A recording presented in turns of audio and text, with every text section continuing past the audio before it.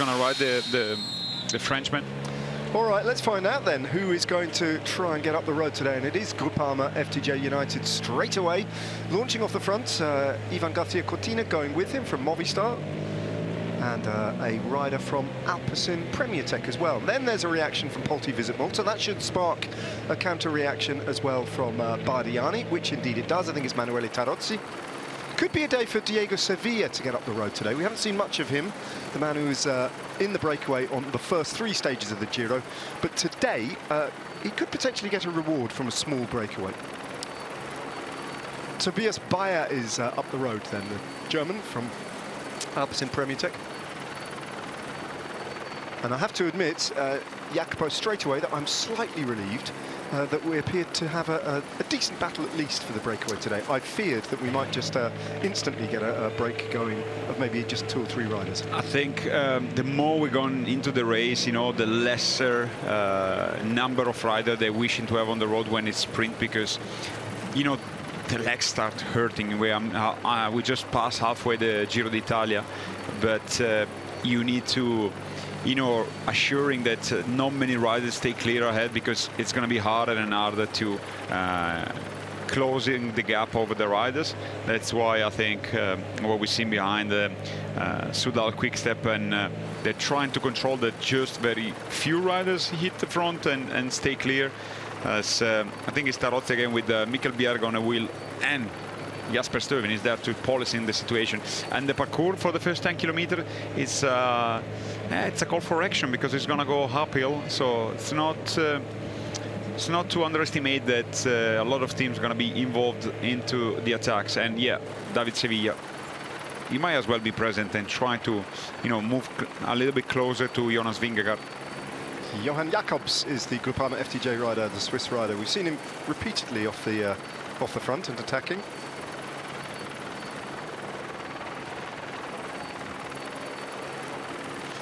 You know, X, they haven't got a sprinter to look after today. So. Not anymore, not anymore. Darren Rafferty as well. I mean, I think today we might expect some strong riders in the move, you know, not just being there for the mere presence. So that's why the sprinting teams, the teams such Soudal Quick-Step, Unibet, Rose Rockets and Little Truck, they need to be very cautious. They need to be very present up front, because you need to filter the situation in a good manner. Can you explain perhaps to people who have never done what you do and raced a bike professionally, what you mean by filtering? So basically what you have to do as a team is to be up there in numbers, because first of all you're showing your intention to control the race, kind of like sending a signal to the riders who want to go on the attack, like stop trying because we're going to shut this down later on, so you better just not trying. And they also another message, like quite not even subtle, like it's very clear, like, you know, if you're going to be more than 4 riders going to shut this down. So if you're the 5th rider that want to go in there and you're already at the front showing that you want to control the race, is kind of a way to force them, or, you know, just suggesting them not to do, because you want to control the race, you want to control the day, so you better stop doing this, because we won't let you go clear at the front. And there is also, I think, very pragmatic sense of filtering. You just say at the front and you just try to block the road, as Mikkel Bjerg is not going to be a rider that is going to allow to move clear of the peloton. No. Marcus Hulgaard goes after, picks the wheel of Mikkel Bjerg. Jonas Rutsch in the red of Lotto Intermarché latches onto that 3-rider group. But there's a reaction from the front of the peloton to Mikkel Bjerg's acceleration, as Johan Jacobs continues to hold a few seconds lead over the rest. As they go inland from Imperia, the road is rising all the time. Little uncategorized climb that they get up and over. It's the perfect launch pad for a breakaway to establish itself. Yeah, Colle Giovi was approached in the only different Milan-Sanremo in recent times, when Wout van Aert won. It was the COVID edition in a way, and in summer, like Ligurian Coast, was crowded with people and it was very hard to organize, so they had to change the parcours, and it was approached in the other way. But I think, like today, all the teams have distracted to maximum 4 riders in the breakaway, you know, because even if it's not like big names, it's hard to shut down a gap of 5 riders because the energy start to be little, and you don't want to be in the position of not being able to close the gap over the breakaway. Well, at the moment it's just 2. Johan Jacobs could be joined fairly soon by Mirko Maestri of Polti Visit Malta. But as they pass through this little village, the big teams have moved to the front and they have blocked the road. So Bardiani, for example, who would try and get after Polti Visit Malta, I think they've been on the back foot in that duel between the 2 Italian pro teams. Polti Visit Malta have definitely stolen the headlines, and Bardiani haven't quite had the success that their big rivals have had. As another series of attacks just goes on the left-hand side of the bunch.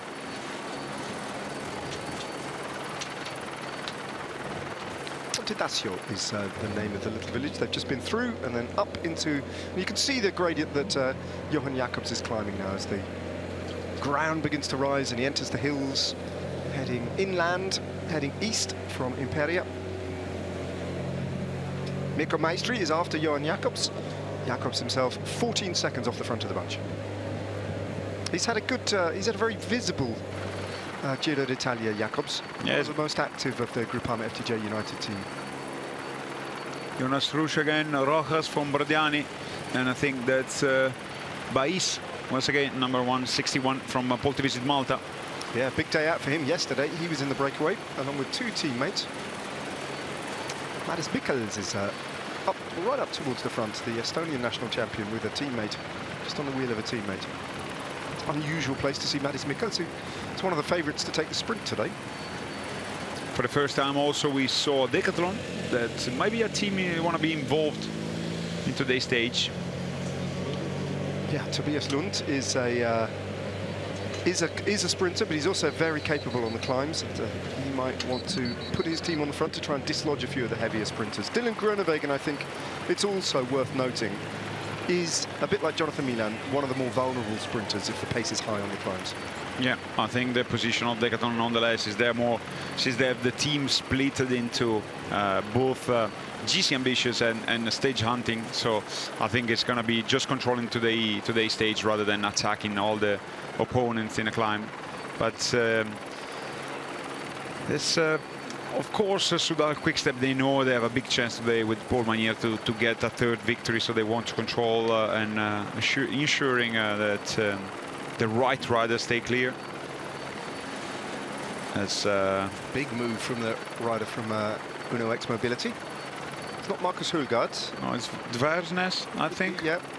Maybe number 5 of the team. Yeah. Fredrik Dvarsnes. To 15 for the Norwegian rider. So that's 3 riders off the front. Mirko Maestri is across to Maestri very quickly. Maestri's been battling to get up the road and join Johan Jacobs. So we've got 3 good riders off the front now. Maestri's got to try and get on the wheel of the Norwegian here, who's coming fast. Yeah. So, soon they're going to be rejoining Jacobs at the front. To be seen if the peloton has settled down. This is a moment where they can possibly, you know, blocking the road. Not here, definitely, because the road is too big, too wide. That is at the background. I think somebody else was on the attack, if I'm not mistaken. Let's wait and see. Yeah. It's Alpecin, I think, closing down a gap over Pinarello Q36 and Movistar, I think, is again Cortina. Yes, it is. That's Gonzalez. Johan Prees Petersen as well, the time trialist. No, it's actually, no, it's not Gonzalez, it's Donovan. Good climber. Yeah. Mark Donovan.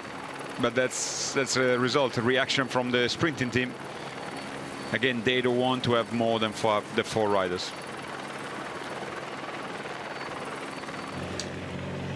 This is the second group on the road, Dvarsnes and Maestri.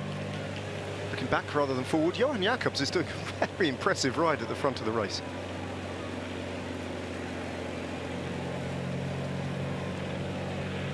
There's that group, though. It's no longer a group. That's the... Well, yeah, it is a group of about 10 or 12 riders. Just a little bit of a gap to the main peloton. And that 3rd group on the road is being driven on by Ivan Garcia Cortina of Movistar. So much more aggressive starts, I think, than I'd anticipated, than might have been anticipated by some of these teams. This is the 3rd group on the road now. Garofoli, one of 2 riders from Soudal quick step. The other one being Dries van Gestel.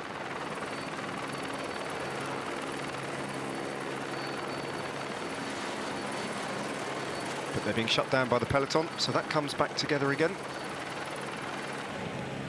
Leaving just these two, and then Johan Jacobs off the front of the peloton. 3-man breakaways, what the team wants. To slowing down again, but I saw another attack, I think, from UAE Team Emirates. I don't think we're going to see Jonathan Narvaez involved into the attacks once again today, but it might surprise us. Chiusavecchia. I think he's just such a patient rider, isn't he, Jonathan Narvaez? And he's so economical, which sounds crazy given how explosive he's been, but he is economical. He'll just be sitting towards the back, I think, reading the race. Quite relaxed at the moment, but if it does start to look like a day where he could, as he did yesterday, smuggle himself into the group, I don't think he'd hesitate. Yeah, later on it's going to be a very gentle downhill drag for roughly 30 kilometers before reaching again the coastline. Some more attacks coming. It was a very possibly a very punchy one. Chris Harper sits at the back, so does Van Gestel.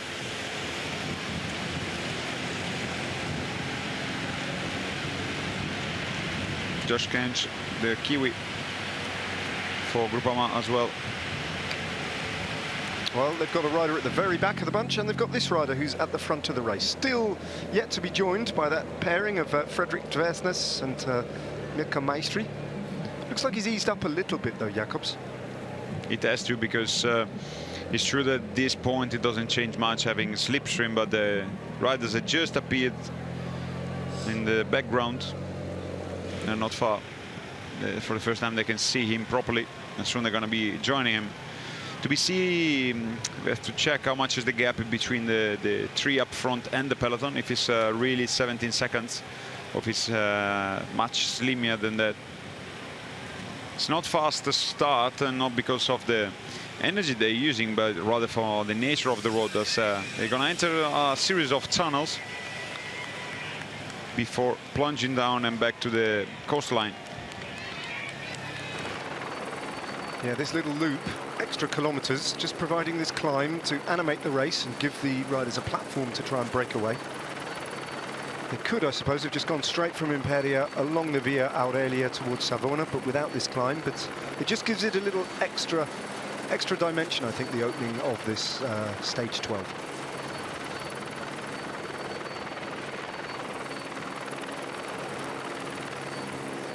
The whitewashed walls of this lovely little church gleaming in this early afternoon sunshine.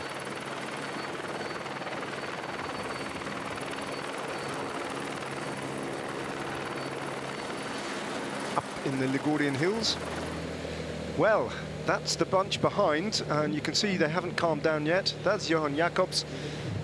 We've got this group coming across with, I think it's Maestri and Dversnes have been caught. Groupama FDJ have got another rider off the front, and so too have Polti Visit Malta. I think it's Cavagna, then it's Mifsud and Tarozzi. They've joined in the front of the race as well. Yeah, it's Cavagna indeed. Andrea Mifsud, the Franco-Maltese rider. They're only 8 seconds off a bunch, which is, that's nothing.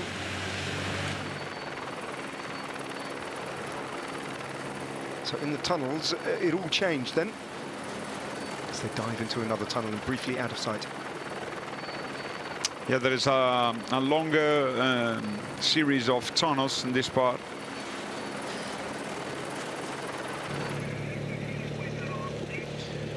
Oh, this could be it. Yeah, still is Bocas on the front, the Bardiani rider. It's a big group, huh? He's got a teammate up the road in Manuele Tarozzi, the very rider they would have hoped, I think, to get in the breakaway today. So 2 riders from Groupama FDJ, 2 from Polti Visit Malta once again, 1 rider from Bardiani, and Una X Mobility have got one of their strongest riders at the front as well, Frederik Dversnes. It's at the upper end of what the teams would want to face to control today, isn't this? In terms of size and power, this group. Yeah, with Remy Cavagna. That's why the peloton is trying actually to shut this down. I think it's Movistar again on the move, followed by Picnic Postanel, EF Education, Alpecin, and another EF, I think the Cepeda. but it was this won't go in favor of the breakaway because will spark a reaction from the peloton. Chris Hamilton is trying again from Picnic Postenel. He's been so aggressive and so unlucky, really, in terms of, well, I don't know if it's bad luck or slightly bad judgment, but he hasn't managed to pick the right move. Ben Turner is also just latched onto that group behind. Here the climb picks up a little bit more than it was before as the peloton really stretched out.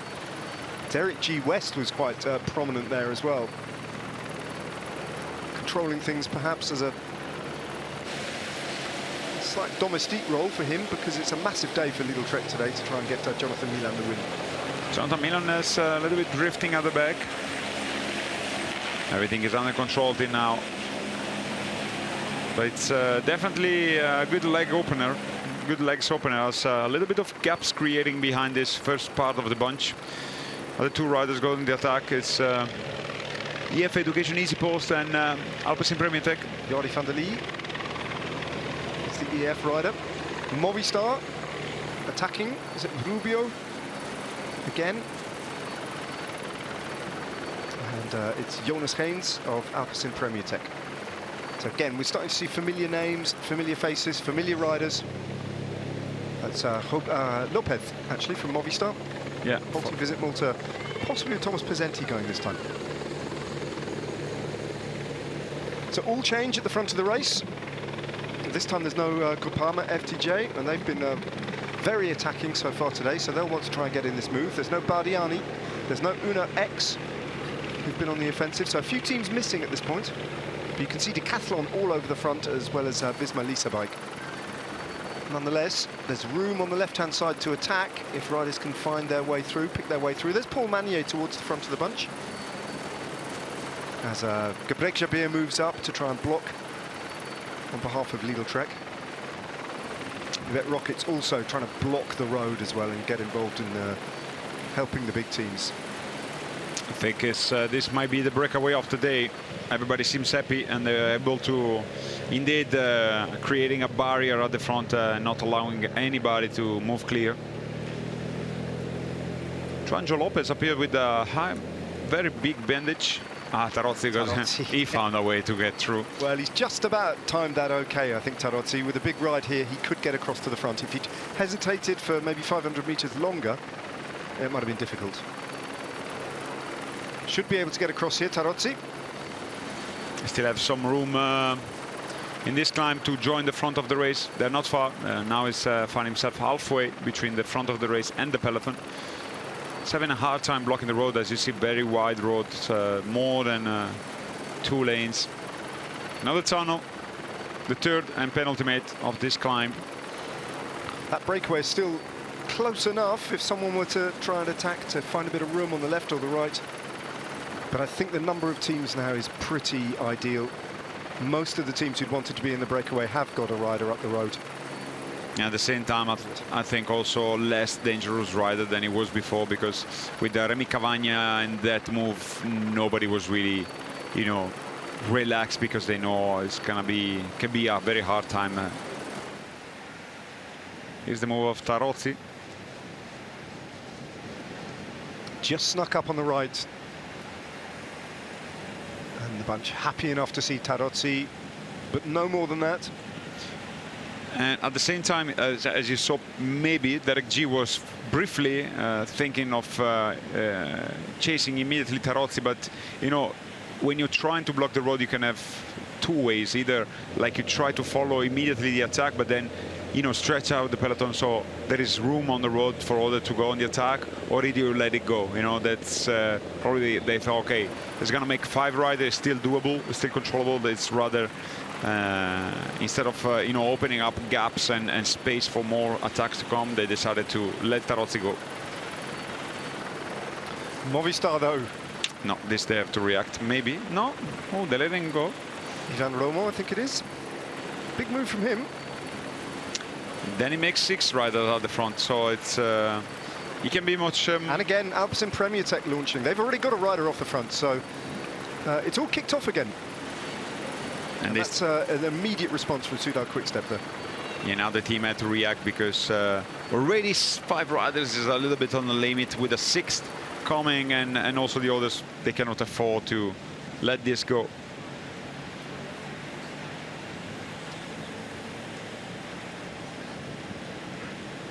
Still not sure who that Polti Visit Malta rider is. Actually, I think it might be Alessandro Tonelli, possibly. It looked a little bit like Bais. I would be curious. It is Bais again. That's Bais again, boy. After yesterday. Yeah. Jonas Haynes, the big figure from Alpecin Premier Tech. Last time, just before they went into the tunnel, as we look at these slow motion replays, we saw a teammate of his trying to attack off the front, but being marked by Soudal Quickstep. But look at the front end of the peloton. And we've got the pink jersey on the move. Eulalio. Right at the front of the race, when you least expect him, Afonso Eulalio does something unexpected. I think he's trying to give order to this moment, you know, just calling the for jersey. Yeah, yep. Just calling them to, okay, stop the hostilities. Long tunnel now. We have to wait a few seconds here before we're gonna see again the riders. Soon they're gonna be downhill, heading down to the coastline once again. Surprisingly active though, isn't it, Jacopo? That did look like it was going to be the break of the day, and then Movistar changed the script. While having a rider up front, but I think they want to place them, you know, as much as possible at the front. You know, if you have numbers, not just on one team, if you have a big numbers of riders, then you have a chance to, you know, hold off the peloton in such a stage. Otherwise, it's going to be very difficult. That's the other side of the road. Soon they're going to be appearing in there. That's the beauty of Liguria. We were on the coastline just about 10 kilometers ago. Yes. And now it looks like an alpine scenario. Absolutely deep in these mountains, and those distant snow-capped peaks as well are huge mountains right up at the very north of the enormous Apennine mountain range that runs the entire length of the Italian peninsula. Peters out a little bit here into the valley of Piemonte. And then it's you just cross the Po River Valley, and the Alps rear up as well. As we look down to see what shape the race is in when it emerges from the tunnel. It's anyone's guess. It's a long tunnel. Everything could have changed in the darkness.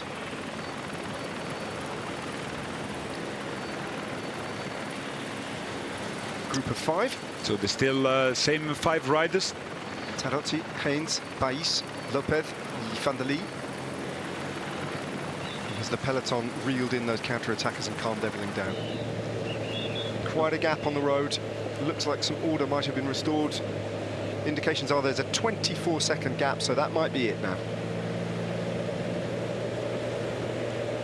Yeah, nobody's appearing from the tunnel. So there might be the attackers, the counter-attacks were caught. Yeah, it's a whole peloton appearing now. Spread open on the road. They cut back the counter-attacks, and they're going to slow down, allowing this move to move clear. Well, it took about 15 kilometers today to establish the breakaway, but I think we've got it now. Off they go. Spectacular shot that is, as they shoot off on this high motorway bridge, just cutting across the cavernous valley that opens up before them as they come out the other side of this uncategorized climb.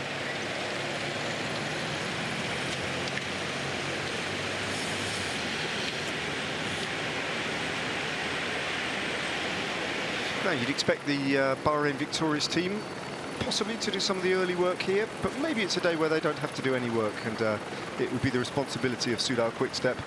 Unibet Rose Rockets maybe, and Lidl Trek significantly, I think, to take control of this race from the very start. Yeah, I think those are going to be the 3 teams. They're going to be pretty much involved into the chase, as they features the favorites of today's stage. There is another favorite, is Tobias Lund Andersen from Decathlon CMA CGM, but it's hard to believe they're going to use riders, because they have a rider in the GC, and it's now 4th, is Felix Karl, the Austrian. So I don't think they're going to use energy today in such a stage, but nonetheless, they quite present at the front with Stone emitted there. They just want to assure that nobody else goes on the move. Now they're going to allow the breakaway to move clearer ahead of the peloton, so nobody's you know, close enough from the peloton to just go on the attack once again.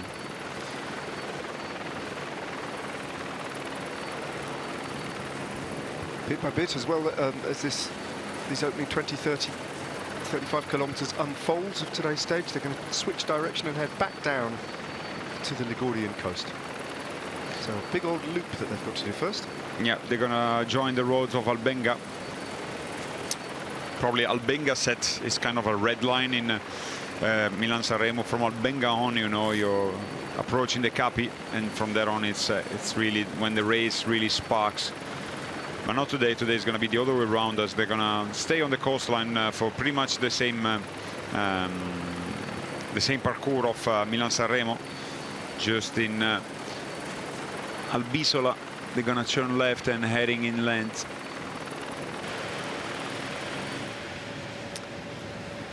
Well, Mattia Bais, who's placed himself in the breakaway today, is the only rider here who initially will be interested in King of the Mountains points.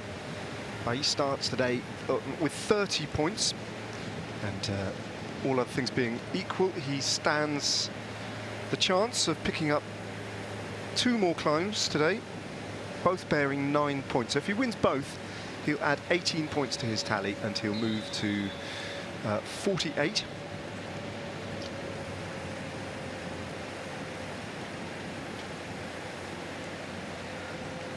And that would place him level in 3rd place with Felix Gall. There was no sign of action from Sevilla. She was protagonist in the KOM at the beginning, but it feels like Bais is more their focus now. Yeah. And he is a much better climber, Mattia Bais, than Diego Sevilla. Jonathan Milan here on your screen. He'll be pleased that it's calmed down. Yeah, it was not that easy for the peloton, of course, as the roads was picking up quite consistently. So it's a very demanding start, but now from now on it's going to be much more favorable.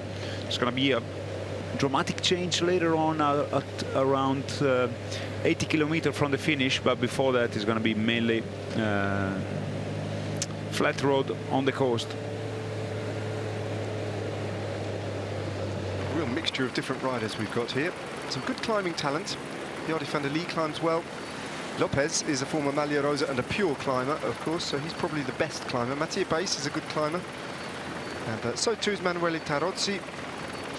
Jonas Haynes is a big ruler, though, and very much in terms of weight at a disadvantage on the 2 climbs to come, deep into today's parcours. We've got 100 kilometers to go in this stage until we get over the 2nd climb, the Brick Beton climb. Yeah, they're not overly steep, the climb, so even powerful riders such Haynes, they might as well have a role in there. As another puncture for Net Company Ineos. It's the 3rd one since the start, Jack Haig. So it might as well that some splinters from glass were on the ground. Yeah, but it's curious, it's only affected the Net Company Ineos riders. Because they raced together, that's why.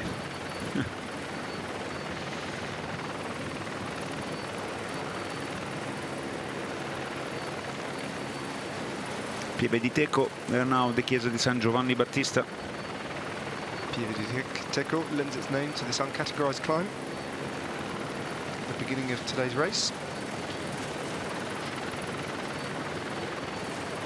It was quite a climb, wasn't it? But just when I compare the climb on the profile that they've just been up and over, comparing it to the 2 climbs still to come, they do look on their profile much harder and much longer than the climb they've just been over. So slightly concerning signs for Jonathan Milan that when the race was on, he didn't look particularly comfortable. He was never at any point off the back and really in trouble, but he wasn't particularly well placed.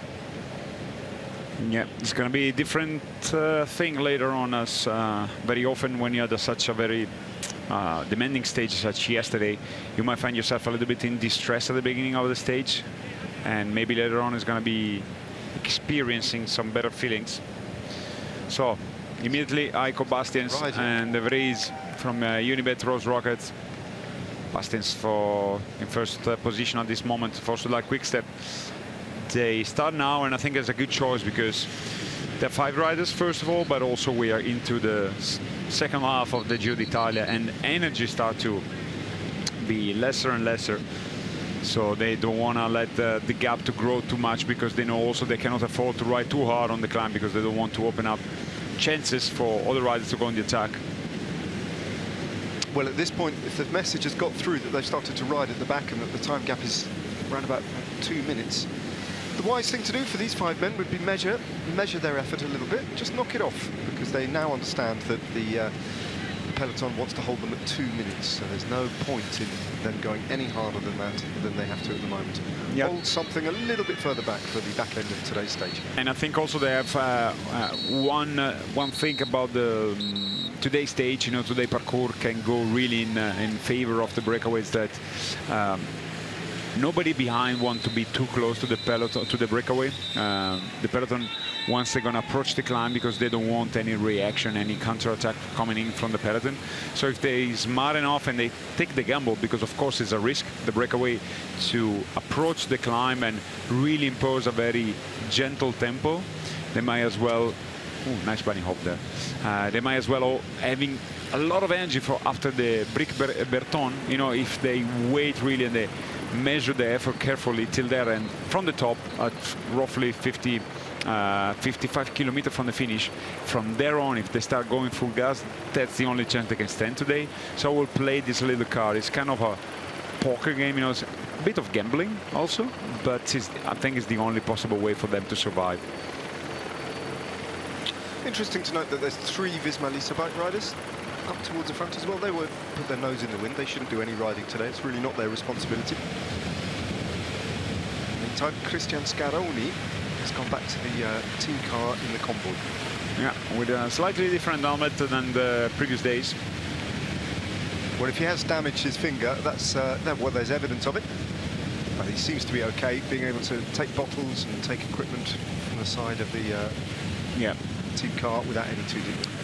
Probably, stress. yeah, probably had some cut on the finger, because he just looked like some from bandages and not any rigid material, you know, so it's not broken. Yeah. Very unfortunate day yesterday for XDS Astana. They lost Ballerini due to a crash early part of the race, and also they lost all the chances of winning a stage with Scaroni, who looked, if you think on the paper, I think he would have been, you know, the only possible winner other than Jonathan Narvaez in yesterday's stage. He looked very strong in the climb, indeed, the Italian. He must be frustrated, Christian Scaroni. That graphic told a real story, didn't he? The only rider in this whole peloton to have finished in the top 10 4 times already. The legs are good. The cards just haven't fallen for him yet. The right combination of riders in the right breakaway at the right moment. And today was a day where he didn't even try. No, it's going to be a rest day for him. Tomorrow might be a day for that can suit him very well. To be seen how it's going to unfold, but let's stay on today as Gebers Gabi at the very end of the peloton. It seems like an indication that Lidl Trek, for the moment at least, they're not collaborating in the chase. They haven't got the resources of the other 2 teams who are doing the work on the front, Unibet Rose Rockets and Soudal Quickstep, because Lidl Trek, of course, have got effectively 2 teams in their squad. They've got a team for Jonathan Milan and a team for Derek G. And Emmanuel Gebrekjebier, right at the back, has to work for both outfits. His job is split in half, because he needs to work both in the mountain stages and the flat ones.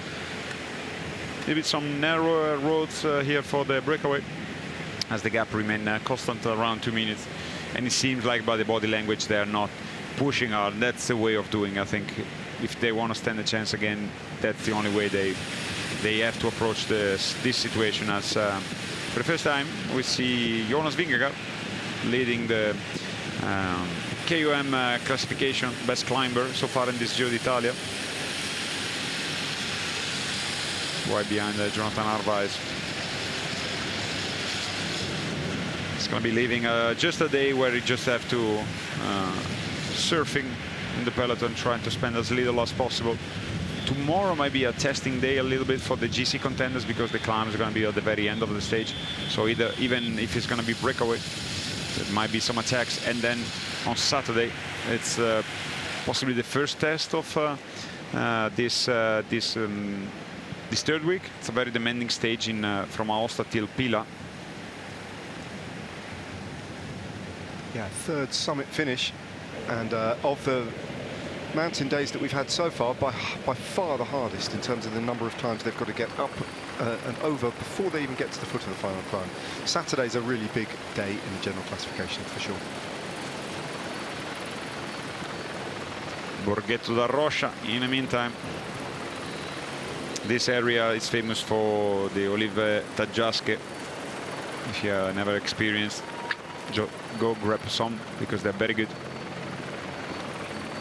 So, is it a lighter color olive oil in Liguria than in other parts of Italy? No, actually the taggiasche are a little bit darker. Oh, are they? And I got they're a that bit wrong. Yeah, and they're a bit slimmer also, not very rounded, but much more like a oval and long, but usually smaller and almost not black, but definitely like a very dark green. A little bit of support there on the road for Filippo Ganna, who races to his hometown tomorrow. He has his eyes on tomorrow's stage. I mean, yeah, that would be quite something, wouldn't it, if Filippo Ganna pulls off a victory tomorrow? I wouldn't be surprised, as the peloton is gaining a little bit of ground over the peloton, over the breakaway. 144. That's an indication that what we saw, that they weren't pushing very hard on the pedal, the breakaway.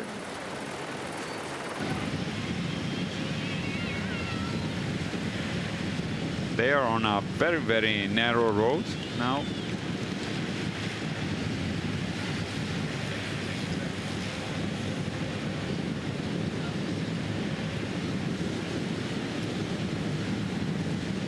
Good to see Manuele Tarozzi back where he belongs, off the front in a breakaway on a pretty long day as well, 175 kilometers of racing. This break formed, what, after about 10 kilometers of attacking? And Manuele Tarozzi leads the intermediate sprints classification by 8 points to Mattia Bais, who's also in this breakaway. So we could see a battle between them. Tarozzi also leads the Red Bull kilometer overall standings. Of the riders in the breakaway, nobody else will probably be interested in those points, although they might be interested in the cash prize. Oh, look, there you go, Jacopo. Once again, we've got a rider with the blue and the red dossard numbers. So he looks cool. Enric Mas winning the Red Bull kilometer and also getting the public vote as the most attacking rider yesterday.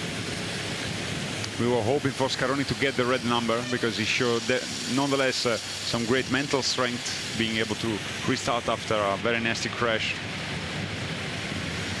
Also, Enric Mas, he had a very good race yesterday. He was on the attack with first with Lennart Van Ettelt in the hunt of rejoining the front of the race.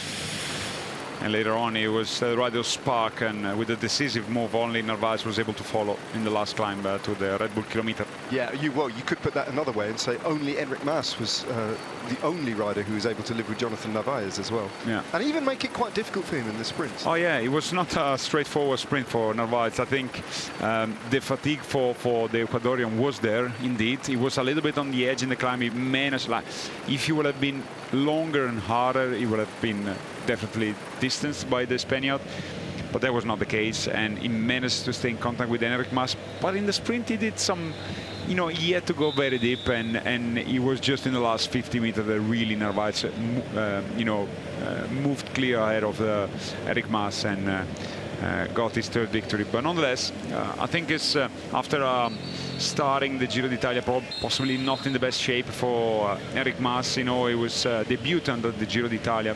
I think he has found extra motivation, new motivation to go on the hunt for a stage victory. He fell out of general classification contention instantly, didn't he? As soon as we had the first uphill finish, he was gone, which was his initial ambition, but it seems to have sparked new life into him, and a good ride from him yesterday.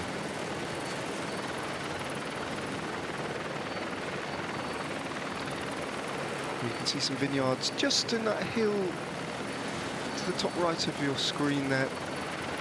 Pigato wine. Liguria. Again, well, I just revealed my ignorance about Ligurian olive oil, so hesitantly, I'll say to you, Jacopo, that Liguria is famous for white wine. Is that correct? White wines, yeah. There are also some production of red wines, but definitely with the white, with the Vermentino and as well as Pigato. They have much more production of it. It's, of course, the influence of the sea breeze and often offers like a little bit salty wine, which goes perfectly well together with local dishes. And one very famous dish, you will not believe that it's not featuring any fish, but rather rabbit, coniglio alla ligure, specialty from all the region. We cross from Liguria eventually into the region of Piemonte and the province of Alessandria later on today, which is another, Alessandria itself is another waypoint in Milan-San Remo in the opening quarter of the race. Yeah, and finish line today is, despite the name Novi Ligure, it's a city that's under the province of Alessandria and as well the region of Piemonte. It was in the past part of the Republic of Genova, and he was just known as Novi. And once he entered the Regno di Sardegna when the beginning of the early years of what then it would become the Regno d'Italia, you know, the actual Italy, they moved to Piemonte, and then when they changed the name into Novi Ligure, just as a recall for the heritage and the strong connection with the Ligurian coast and the city of Genova. Giulio Pellittari's just been off the back of the peloton. He's just moving back in to take his place further up. 125, still going down. I think they're taking very, very easy at the front, and that's the way of doing for them. Bastions and De Vries are just riding at a tempo that they feel they can sustain.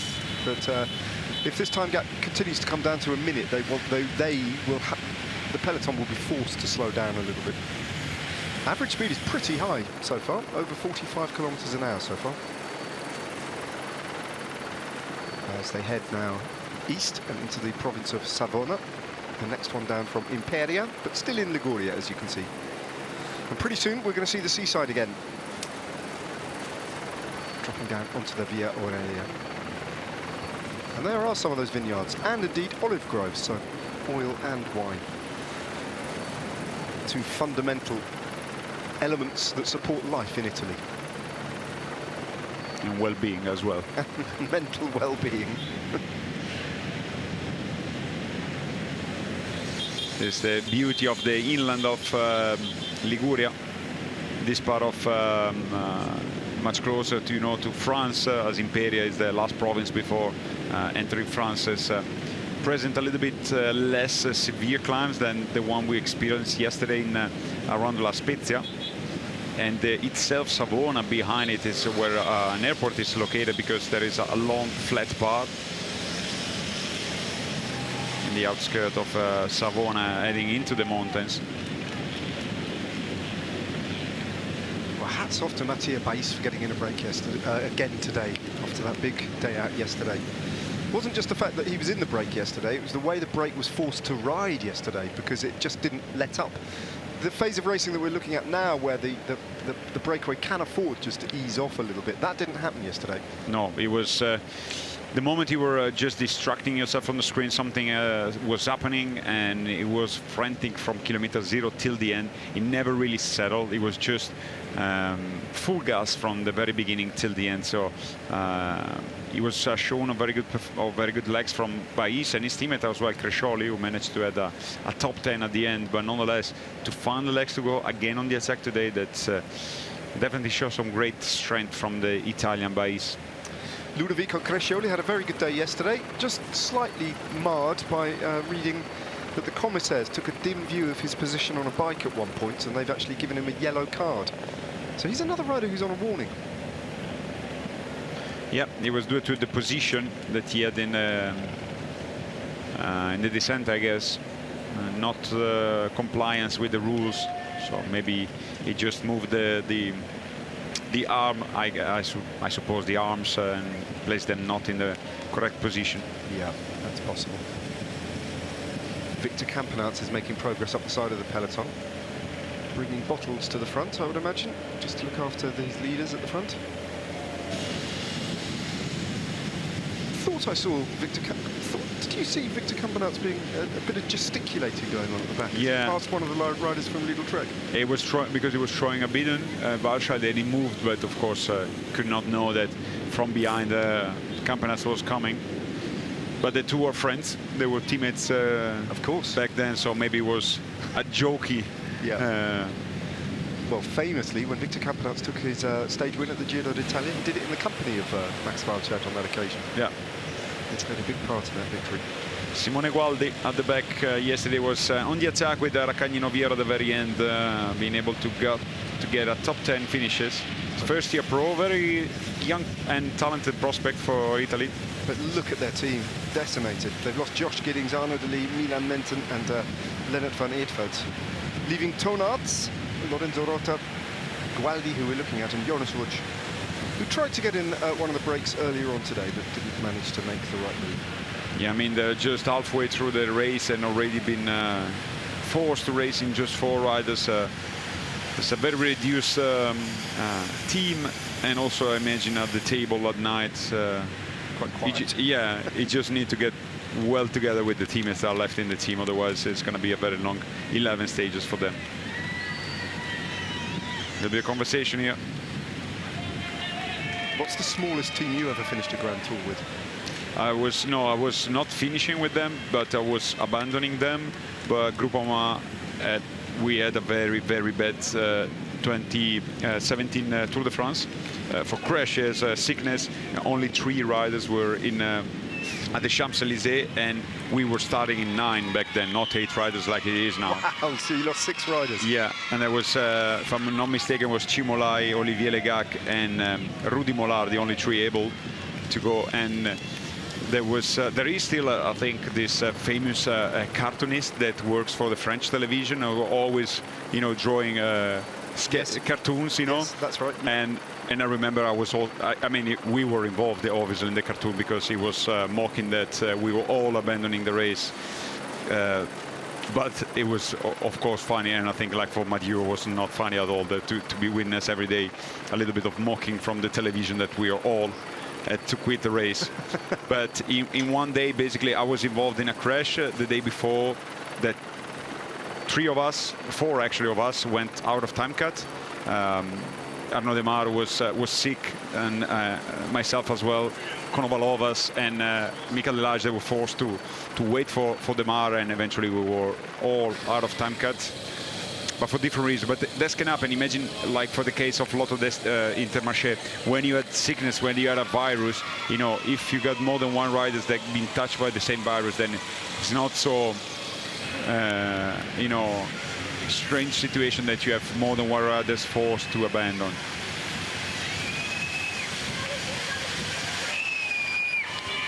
Yeah. 3, that might be record-breaking territory for Jacopo. I seem to remember, I was just looking at the 2008 Tour de France when Barlow World, if you remember them, they finished with 4 riders, including Chris Froome on that occasion. I'm gonna check because I think there is an even better record with Oscar Gatto from Gerolsteiner. I mean, he ended his career at Bora Hansgrohe, but in his first years he was racing for Gerolsteiner, and I think at the Giro d'Italia, the first Giro d'Italia, he was the only rider at the finish. Wow! But I'm gonna double check that if it's correct, because I think. Imagine that. Imagine being on the bus, all on your own.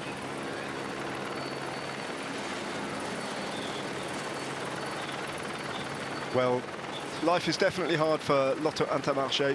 It's not just the fact that they've lost 4 riders, they've lost 2 leaders as well, in Arnaud Delis and Lennart van Eetveld, the 2 Belgians, their sprinter and their GC rider. So they are really a bit like UAE Team Emirates, though the remaining 4 riders can take their opportunities as and when they please now, because they've got no leaders to ride for.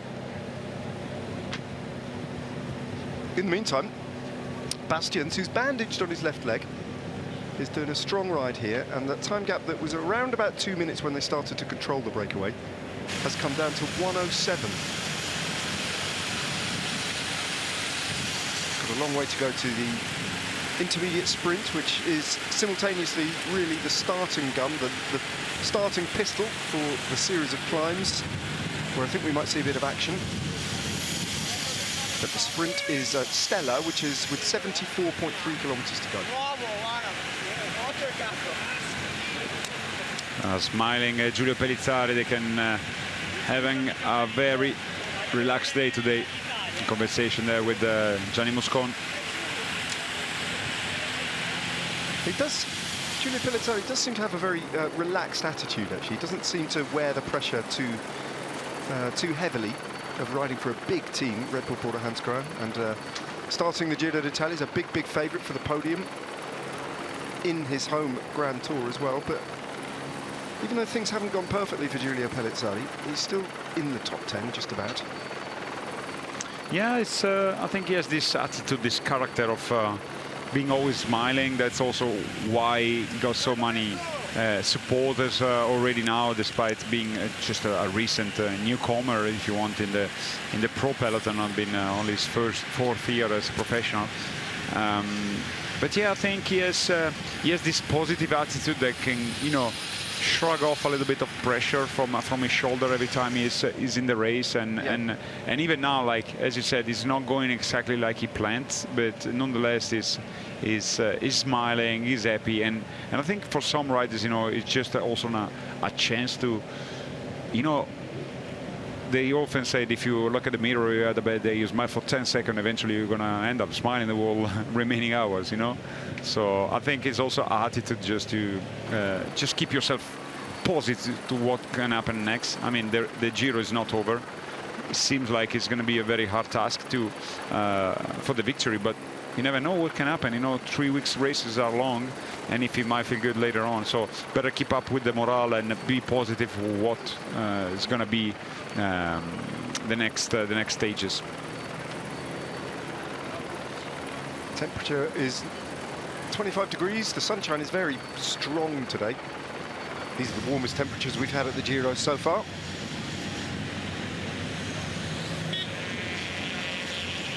Quite comfortably, actually. Even when we were down south in Italy, that first day of racing into Cosenza, that was quite warm. But after that, the weather changed, and through Basilicata and Campania and Abruzzo, in particular Abruzzo, it got worse and worse and worse, and wetter and colder.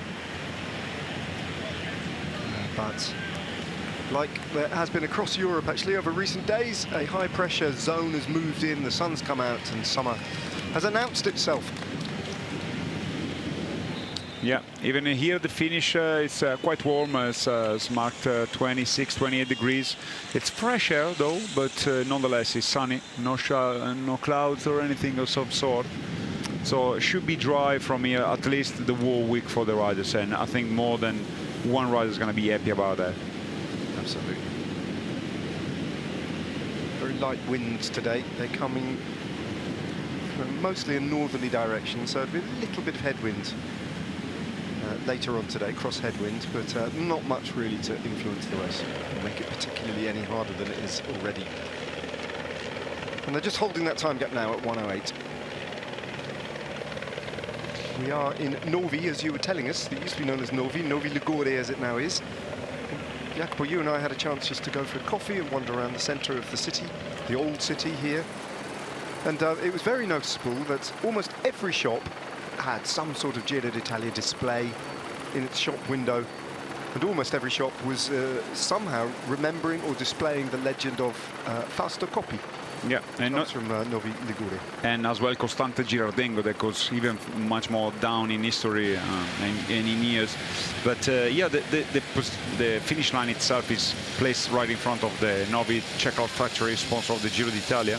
But nonetheless, the city, you know, has been featuring, you know, imagine growing up in a city that every year features the passage of the rider during Milan-San Remo. You know, I mean, it's like your entire identity as a village, as a city, is also crafted and shaped by this occasion that, you know, the third weekend of March you're gonna have Milan-San Remo. So imagine like how much passion, even if you're not technically a cycling lover, you know what cycling is all about. We saw also some photos of the just mentioned Milan-San Remo, you know, on display, you know, just amateur photos, was not professional photos. So I think it's a city that knows what cycling is all about. Very often it's the Giro d'Italia crosses this town. We had an exact same finish line here in 2019, but again, Milan-San Remo every year. So in the love for cycling, it was there. It could be possible to touch this love from the people.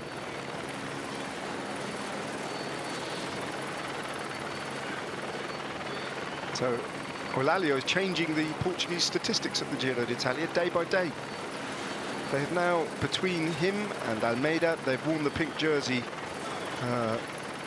so many times that they are the country that's worn it the most without actually ever winning the Giro d'Italia. As much as he is optimistic and classy and strong and positive and surprising, I don't think we're going to see Afonso Eulalio actually win the Giro this year. Stranger things have happened, but not many. The very fact that he's still in pink in the second block of racing is nothing short of incredible. He's had 2 summit finishes, Cat 1 summit finishes, and a 42-kilometre flat individual time trial in order to defend those 6 minutes that he was given in the Potenza stage. Yeah, definitely. There was the most impressive display of shape by and strength by Eulalio, being able to possibly doing the best time trial so far in his career. So he managed himself to stay in contention, and he's doing something quite remarkable. I mean, he was able to get the jersey from Ciccone in the stage of Potenza with, you know, an early breakaway, a very good breakaway because it was happening in the climbs, but nonetheless you would not expect him to last so long in the jersey.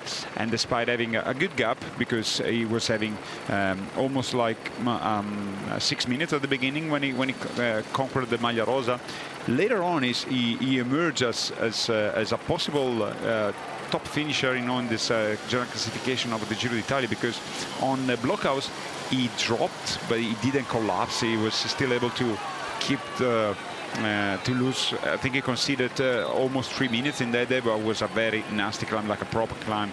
So even tomorrow in Verbania, I think he's going to be able to survive the climb within the peloton. So till Pila is going to be still in pink. I think if you will have asked him, like before the Giro start, like will you see yourself in the pink in Maglia Rosa and having all those days wearing it, he would be thinking that impossible. I think he's discovered things about himself along the way, as we have discovered plenty about Afonso Eulalio. And here's a man who's featured in many breakaways at the Giro d'Italia down the years, Heesleem Reza, the Dutchman. The Picnic Postanel Raisin have had a modest Giro d'Italia to this point. Casper van Ouden, their sprinter, has another chance to perform today at the finish line. We have lost a lot of sprinters. Caden Groves has gone home, Arnaud de Lee has gone home, Erland Blickner was outside of the time limit yesterday. There's 3 big sprinters who are no longer with us in this peloton. So in that sense, the task has got a little bit easier for Casper van Ouden, but Picnic Postanel definitely need to reverse their fortunes. Just signs, I think, that Warren Barguil was riding himself into better form yesterday. Quite competitive at times in that breakaway on the hilly stage, but ultimately faded a little bit as the finishing line grew near. And today's another day where they haven't got a rider in the breakaway, but they are all in for Casper van Ouden today. Albenga is where we're heading to on the Ligurian coast. Get into Albenga and then turn left, heading south-east and down towards Savona. They get to Savona with 86.3 kilometres or thereabouts remaining, and after that there's only around about 10 kilometres until the intermediate sprint at Stella. But it's at Savona where they start to head inland as they exit the city. But it's Albenga first.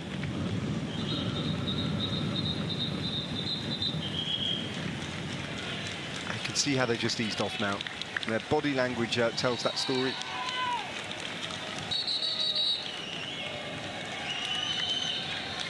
Everybody stopping work. Still a working day, of course, today. Applauding the breakaway, encouraging them. It's just about as big a breakaway as the peloton would have allowed for today, and it's a pretty strong one at that. It's got a former Maglia Rosa of the Giro d'Italia in it, in Juan Pedro Lopez. Used to be, of course, a rider for Trek Segafredo when he wore the Maglia Rosa that he took in Sicily, after finishing second behind Leonard Kemner on a stage at 2 Etna. And wore it for a good few days, Juan Pedro Lopez. But this year, switching teams, riding for Movistar. The famous bridge with the red arch on Albenga over the river. Again, that's another little key moment, a little touchstone of the progression of the race from Milan, or rather its moving start to San Remo and the Via Roma.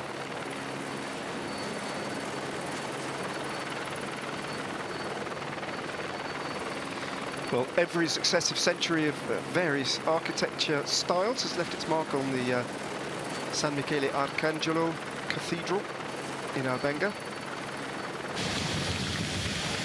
From Romanesque to Gothic to Renaissance.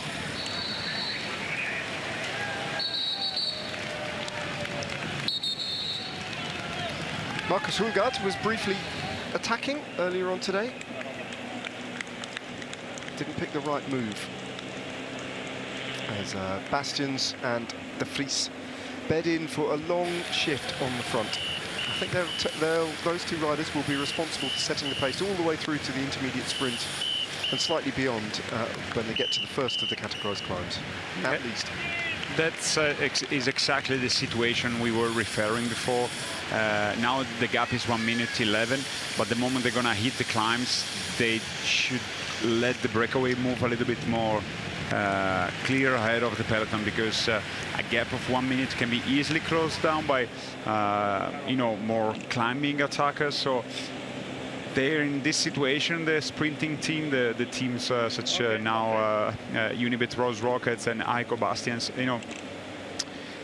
they need to control the breakaway, but they don't want to be too close in the climb, because if they goes on the attack, they can put their own leaders, Paul Magnier and Dylan Groenewegen, in danger, for the sprint. So I think it's very important that they choose, a right tempo that can give more room to the breakaway, because otherwise will spark some more attacks, and then the race became very uncontrollable, and for us, good to watch, but not what they want.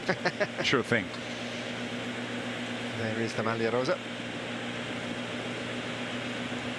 Still smiling. And why not? He's actually lost his bandage now that he's been riding with after that crash in the Potenza stage with Igor Arrieta. Still a stage that it brings a smile to my face every time I think about that stage. Is it okay to say it was funny? It was at times funny, wasn't it? It was. I mean, pure drama. Yeah, I don't know if the riders will agree that it's funny. That's the right term. But let's say that none of them got seriously injured or any big problem. But it was drama from what happened in the last 20K was something unique.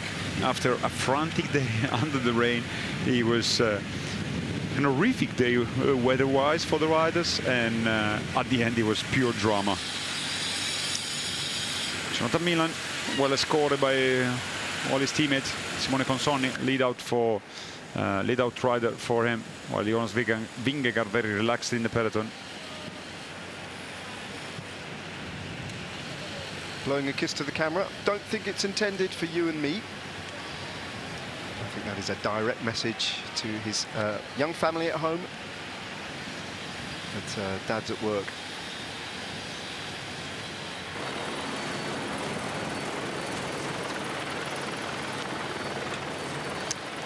It is in the city of Albenga.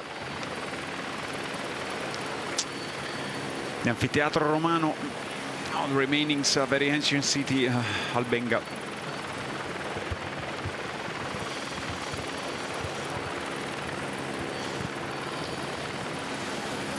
You can just about make out the outline of the old amphitheatre buried underground there.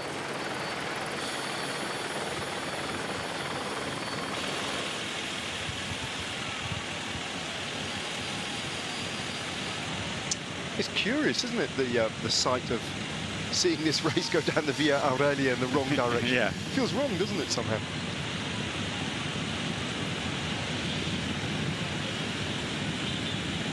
And later on, once they're gonna hit the city of Savona, even more, because now there are some houses in between them and the sea. But later on, they're gonna be even more close, really, at the harbor of Savona. Yeah. So it's gonna be even more strange. Yeah. But as you pointed out, the weather makes it up for that, because you never witness a Sanremo with such a shining sun, because yeah, simply is not the right moment of the year for that. So it's a curious mixture of both very familiar and very unfamiliar that we're looking at.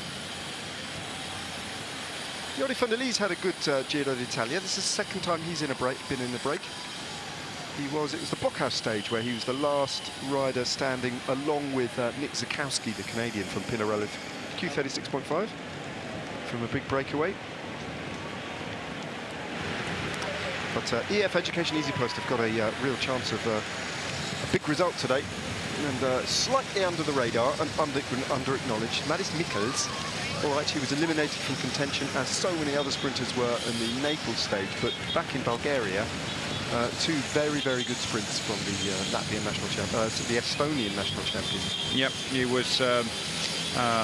He didn't start the Giro d'Italia as one of the top rider for the sprints. I mean, we know he's fast, but in this season so far he wasn't providing performance that would made us thinking that he could be up there among the best. But so far he had very successful sprints. I mean, he got 2 times 4th and 5th, but with good sprints. I mean, with a good presence and good timing. So more to come from the Estonian rider, still very young. As we just saw, Simone Consonni at the back getting some refueling, and for the first day, actually, since the beginning of the Giro, a lot of ice socks. The riders are placing behind their neck, you know, on the back. So it's meaning that the day is very warm indeed.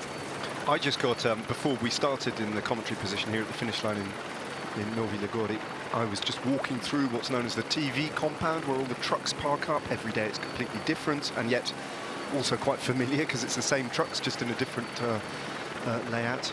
But because it's so hot and sunny, I got a kind of sudden sense of confusion and flashback to the Tour de France. It felt like July, and it felt like France all of a sudden. Yeah, especially we are not.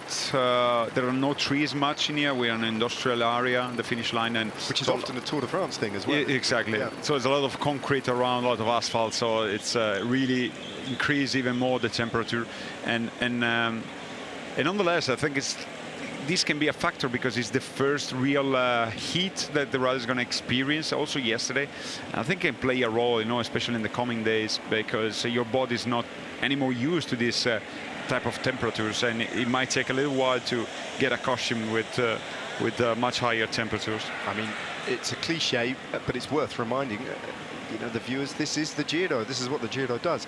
Compare and contrast these temperatures and these sites to the top of Blockhouse, where the riders were literally shivering, waiting for the podium to begin. Yeah, yesterday we were sharing the hotel with the people in charge of preparing the Red Bull kilometer, and so we asked like how was the previous days, and we talked about Potenza stage, and they were at top of the climb. It said it was 5 degrees and raining. So imagine the riders in that occasion, what they had to endure after being under the water, under the rain the whole day, and witnessing also a 5 degrees temperature. So that's real the indication that it was cold in the beginning of the Giro d'Italia. It was definitely very cold, very wet as well. And now finally the kind of more summer temperature has arrived, but it can have an impact on how your body feels. Yeah, it's such at dinner last night, it was such a grand Tour experience, wasn't it, to meet and talk to 5 people from the team who put out the barriers and the branding and the arch of the Red Bull kilometer. That's their job every day. A team of 5 people travelling around, needing hotel rooms, needing dinner, needing petrol to get round. Just for that, you know, that little bit of detail on the Giro d'Italia every single day, it just puts into perspective this scale of what you have to put into place to make a Grand Tour happen. Yeah, it's quite amazing, isn't it, really? Yeah, it was, as you remember, it was a big shock for me the first time I joined the commentary. The other side of the barriers. Seeing how big it is, and so very often when you're a rider, you know, it's just like maybe you're complaining a little bit, or you get a little bit grumpy because the finish line was not looking like you have liked or something like this, and then at the end you also see, okay, the amount of people, trucks, everything that has to be put in place in order to have just a live image of what they were doing, you know, to see the race on the TV. It just requires so much logistics. So it gives you a little bit of perspective on everything else in the Giro d'Italia. Well, the very fact that right above this this breakaway group in the peloton, there is an aeroplane flying at altitude, flying in little circles and following the race. I think it can only be airborne for around about 6 hours maximum. But without that aeroplane at altitude, you wouldn't get these high-definition, crystal-clear images that you're seeing right on your screens right now. And this very aeroplane was part of a how do you say, conspiracy theory during COVID time, because it was indicated to be, you know, because obviously if you look on flight pattern. Yeah, if you look on flight radar, so it was indicated as spreading the virus across Italy. I mean, it's almost like looking at the clouds, you know, you can see whatever you want in there. João Lopez.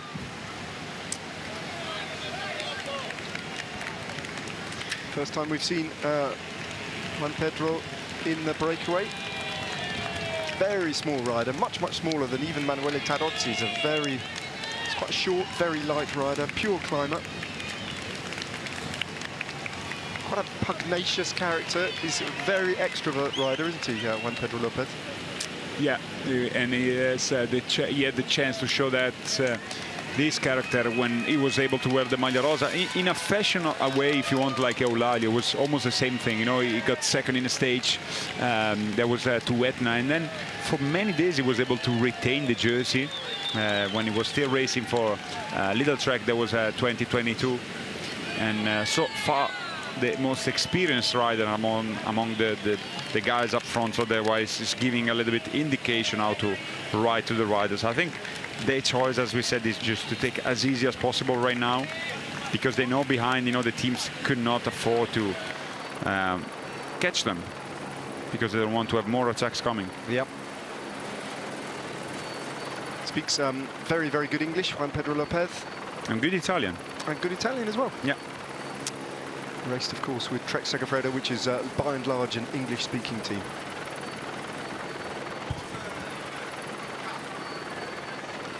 Giant bronze dome. Sitting atop this 17th century round Rotunda church. I'm sure the marble, the decorative marble hiding inside that Baroque interior would have been almost certainly hewn from these Ligurian Apennine cliff faces that look down to the Tyrrhenian Sea. We saw that plenty of that yesterday on the parcours as the race went along the Ligurian coast to the east and south of here, and we saw those great big slabs of marble from the quarries that had been cut from these rocks.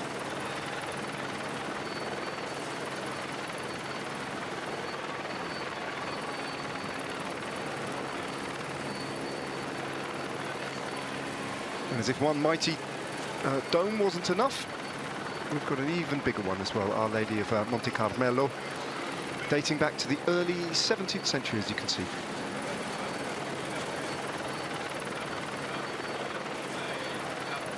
Undergoing a little bit of renovation work, clearly, on the roof.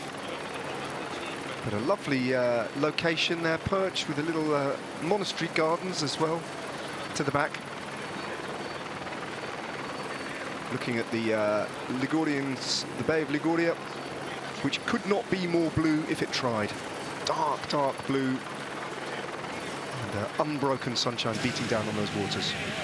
There's a very relaxed group of 5 riders now, bedding in for the long haul. They've just eased right up. Tarozzi, again, he's a very positive figure on the bike.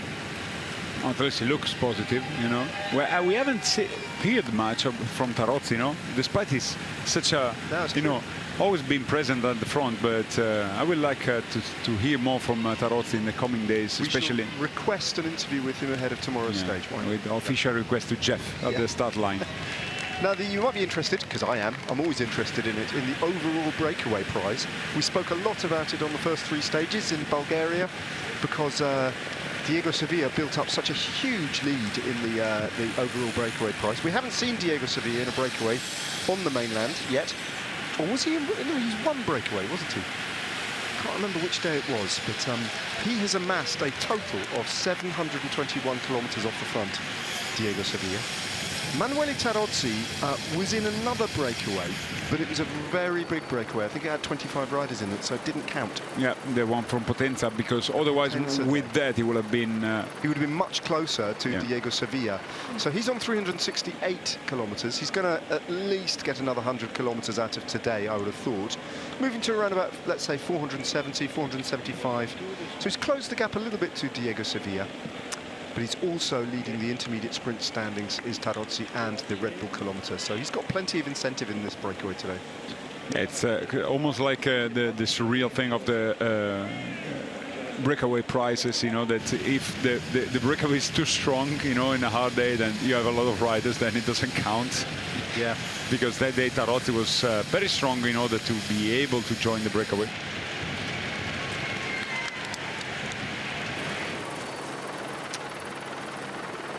You could tell just as the camera picked up Haynes talking to Tarozzi and Juan Pedro Lopez in conversation with Yardi van der Lee. You could see how the breakaway just eased up a little bit, and the time gap has actually come down to less than a minute.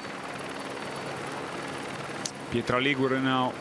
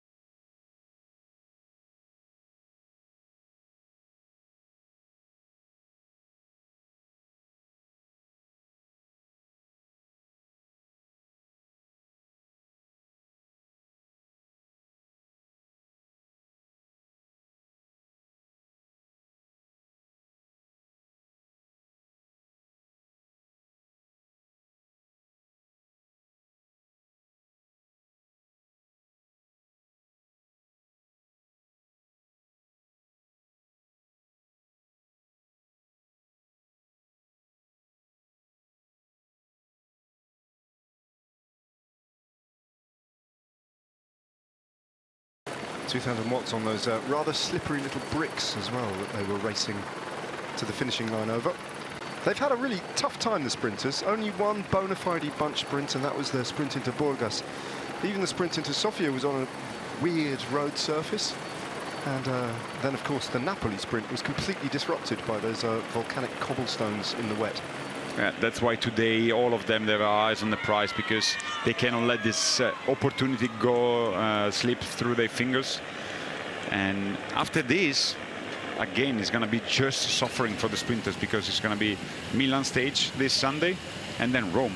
So it's not a very sprinters-friendly Giro d'Italia this year. Only just a handful of sprints for much heavier riders. But that's sometimes, that's the situation sometimes with Grand Tours, that you have 1 year. It depends. I think it's depends. You have some years where, the Giro is harder, the Vuelta is harder, or the Tour. It just depends. It's all the interest of the organization to create a balanced parcours that can suit a big variety of riders, of course. But in this Giro d'Italia, very few chances for the sprinters.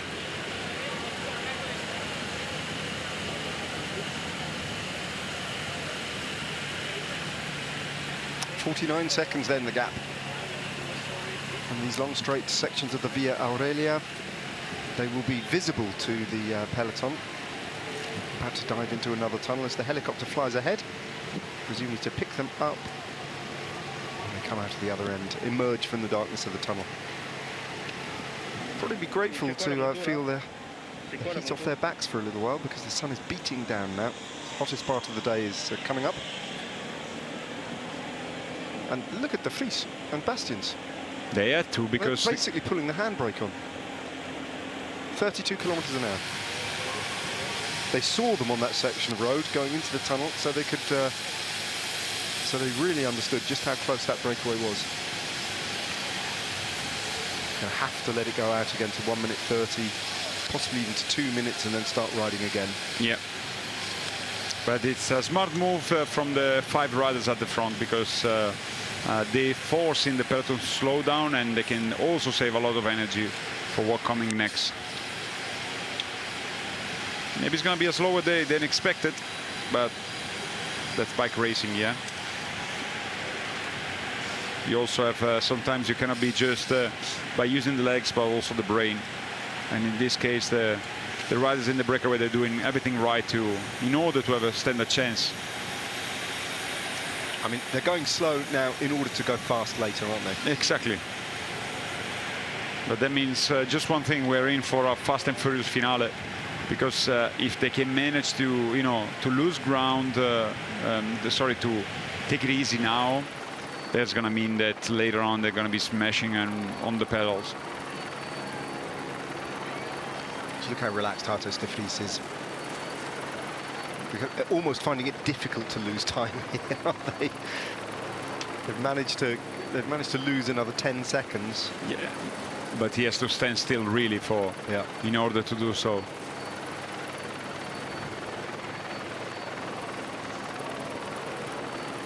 Well, the thoughts does go back a little bit, in my mind at least, to the Treviso stage of the Giro d'Italia a couple of years ago, on a stage won by Dries de Bont, where we had a very similar situation. Different kind of parcours. I think the wind played a big part on that day, but there was a similar standoff in the middle of the day's racing there, where I think, again, 5 riders, Gaburo, Magnus Kortz, Dries de Bont, Edouard Raffini, maybe just 4 actually, where they did slow up completely, and that we had a very similar stalemate. I was there on that very stage, and then there was the Cadel Poggio at the very end. Was one of the hardest stage. I think only 30 riders were in the peloton at the finish line. He was more into the race because he was already the 8th stage, but nonetheless, even the very same year, if you remember, there was the stage that at the end De Mare won. That was ending up in Cuneo with the really late catch. Yeah. And it was similar because it was starting in Sanremo, so not far from from Imperia. And one big climb. Exactly. Yep. And then you know, we had to just do a tempo that was good for Demar and for us, the sprinter, because we want to have a full group. And in there, you know, the breakaway was really hammering hard, but we couldn't do nothing else than just losing ground. And the catch was made at the very end. Yeah, I do remember that. That was exciting. That was hard.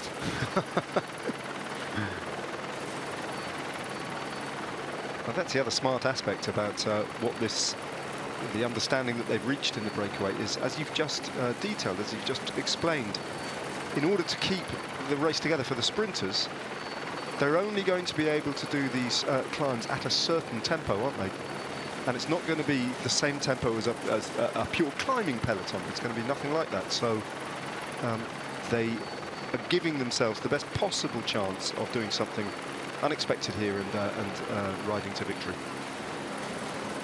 Going to exploit the fact that those climbs need to be paced in order to keep the sprinters on the wheel. Still below the minute as Zambanini heading back for some fueling. Tim Alsman third in general standings, having left a very good and strong result in time trial the other day in Camaiore.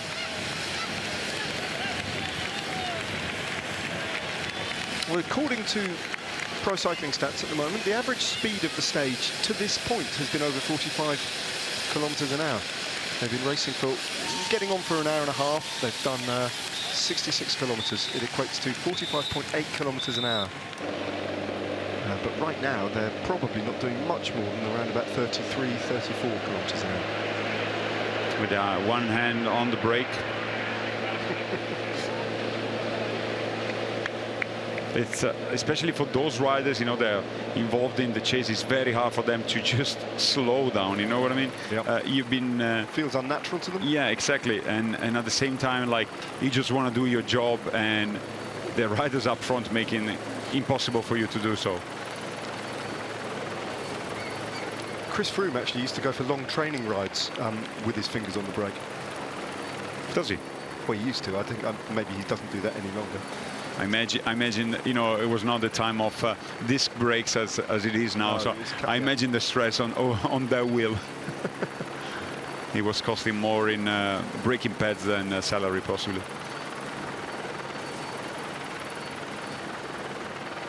So this standoff continues between the breakaway and the peloton. 108.2k to go. We've got 22 kilometers until they get to Savona. After that, it's not long before they hit the intermediate sprint at Stella, but it's at Savona where they leave the coast. So 22k from now. At this speed, that might take them around about 40 minutes.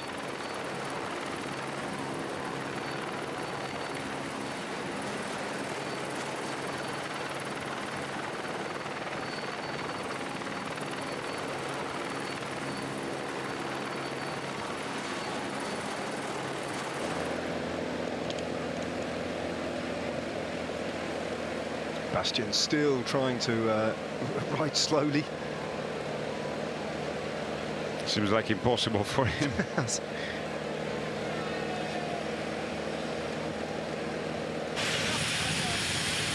at the back, yesterday's stage winner with the man he beat. Possibly discussing that finale, where the two of them came to the finish line together.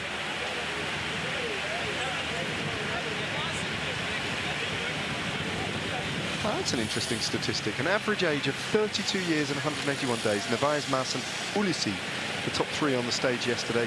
It's the second oldest stage podium of the last decade. Behind Rome 2023 with Cavendish, Kirsch and Filippo Fiorelli, that averaged just 2 days, or 9 days older. I remember that stage finish. That was an extraordinary event.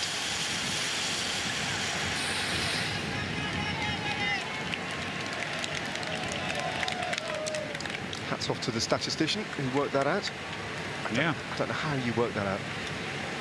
I think with AI you might do it. Maybe. If you have an idea what you wanna, That's true. what the stats you're looking for, you know.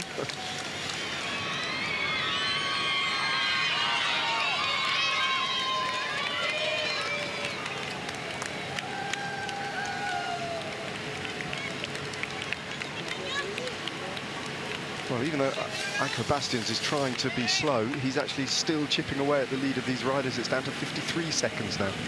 The sky's the limit, how slow you can ride. But this will continue until Savona, I would have thought. This dynamic that set in the race, this decision. And it did look like it was masterminded by Lopez. He was the first to talk to Jordi van der Lee, and those two seemed to hatch the plan that was then disseminated around this group. Jonas Kane, newly signed to Alpecin Premier Tech, experiencing his first Grand Tour here at the Giro d'Italia. Came from the Flanders Baloise team.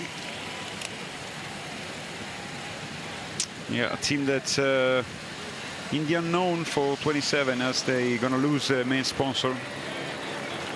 So still to be seen if they're going to be able to be part of the peloton next year. Belgian racing is unimaginable without that team, isn't it? Yeah. Absolutely sits at the heart of the Belgian, well, the Flemish cycling story. It's a sign of the time. We lost already a team in a way last year with the merge of Lotto Intermarché. There were two separate teams. Bingol, another presence always for the Belgian racers, has shut down the activity. Arkia, which is not from Belgium but not far off, being from Bretagne.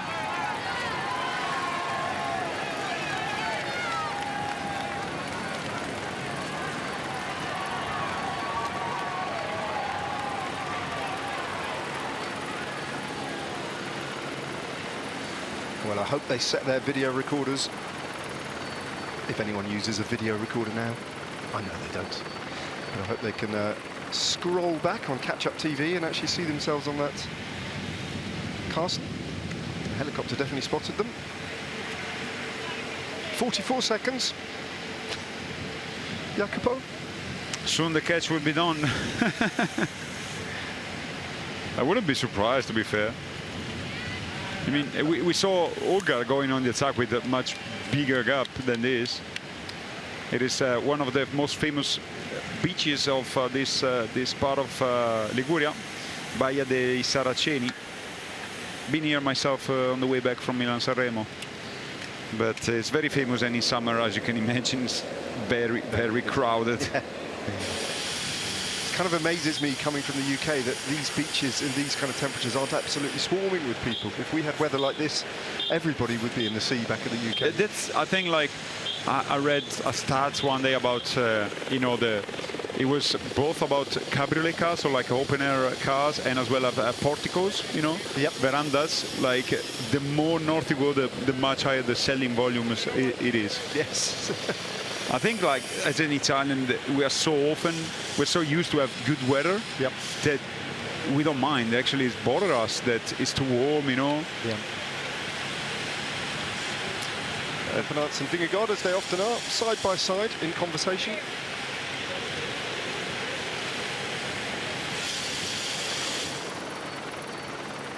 You can actually see how modestly they're riding, at which pace they're. Sometimes you see a shot like that along the coast, and it's just breathtaking how fast they're cutting through the landscape. But this just looks like a ride, because at the moment that's all it is.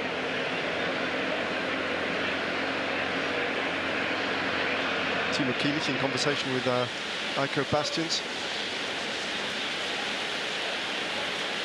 I mean, this is what they, to use the word, detraining, isn't it? This isn't even an effort. And we've got a counter-attack. So off that pace, this was always the risk. Suddenly, we've got 1, 2, 3, 4, 5, 6 riders deciding to rip up the rule book and actually try and make this into a race. Fabio van den Bosch and Jasper Stuyven, they're policing the situation for Soudal Quick-Step.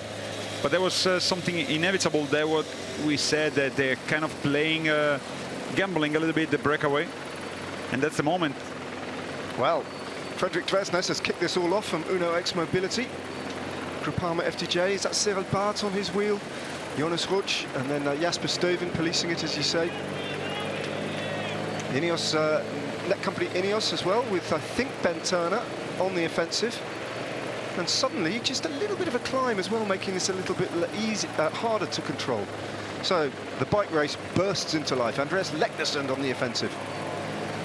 It's one of the most famous shots of Milan-Sanremo. On the other side, on the other way this time. And the race is on again, 26 seconds. I think they know they're going to be caught very soon at the front. Strange to not seeing this, man. Mikkel Bjerg part of this, can I call it late attack? I don't know. Yeah, middle attack. Middle attack, yeah. The middle chapter. But they're there. Just after this tunnel is where the riders from the early breakaway are placed.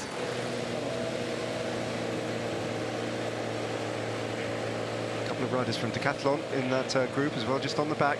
Lidl Trek with 2 riders in a 3-rider group trying to get across to this group of counter-attackers. Fabio van der Bosch is pushing away the motorbike as it might have been too close. I think it's also Lukas Kubic on the wheel, the duo from Lidl Trek. So all the sprinters teams have sent riders up to police these moves. And that's a weird situation because they don't want this to happen. As you see now, it's Visma Leasebike actually controlling the situation. If a big group is merging at the front, I wonder who's going to control, because you have all the teams of the sprinters except one, except Decathlon, CMA, CGM. No, they are actually. Yeah, they are. Yeah, they are. So they have 2 riders as well. Yep. Definitely two of the rockets. There is Kubic at the back. 2 Netcompany Ineos riders. Situation in big evolution, of course. There was something we were fearing in a way, or kind of hoping at the same time. I think we were hoping for it, Jacopo. There's a big gap opening up, as we said. Who's going to control at the back? Well, it's the yellow jerseys at the moment of Visma Leasebike on the front, and Derek G as well. I spotted it. Might even be G riding on the front. I know he's just slotted back a little bit further, but G is on partly domestic duties at the moment. You can see him. Nobody's really controlling it. This might be as well like a very interesting attack that can go to till the line, because nobody is really controlling in the peloton. Well, they have instigated this now, this chaos. Tarozzi, Lopez, the rest of them, Yardi, Van der Lee, Haynes and Mathieu Baes. They're about to be joined by at least 1 group coming across to them. We're going to have maybe 15 riders off the front. And then it's another group of 6-7 riders right behind them, not far off. If they can manage, because if I would be this group, I will wait for the group behind, because a couple of riders from Lidl Trek are present. If they can manage to have also this team, you know, part of, might as well like a very good move. Fabio van der Bosch just surfing the wheels at the moment. Not committed to riding on the front, the rider from Soudal Quickstep. It's Max Warschel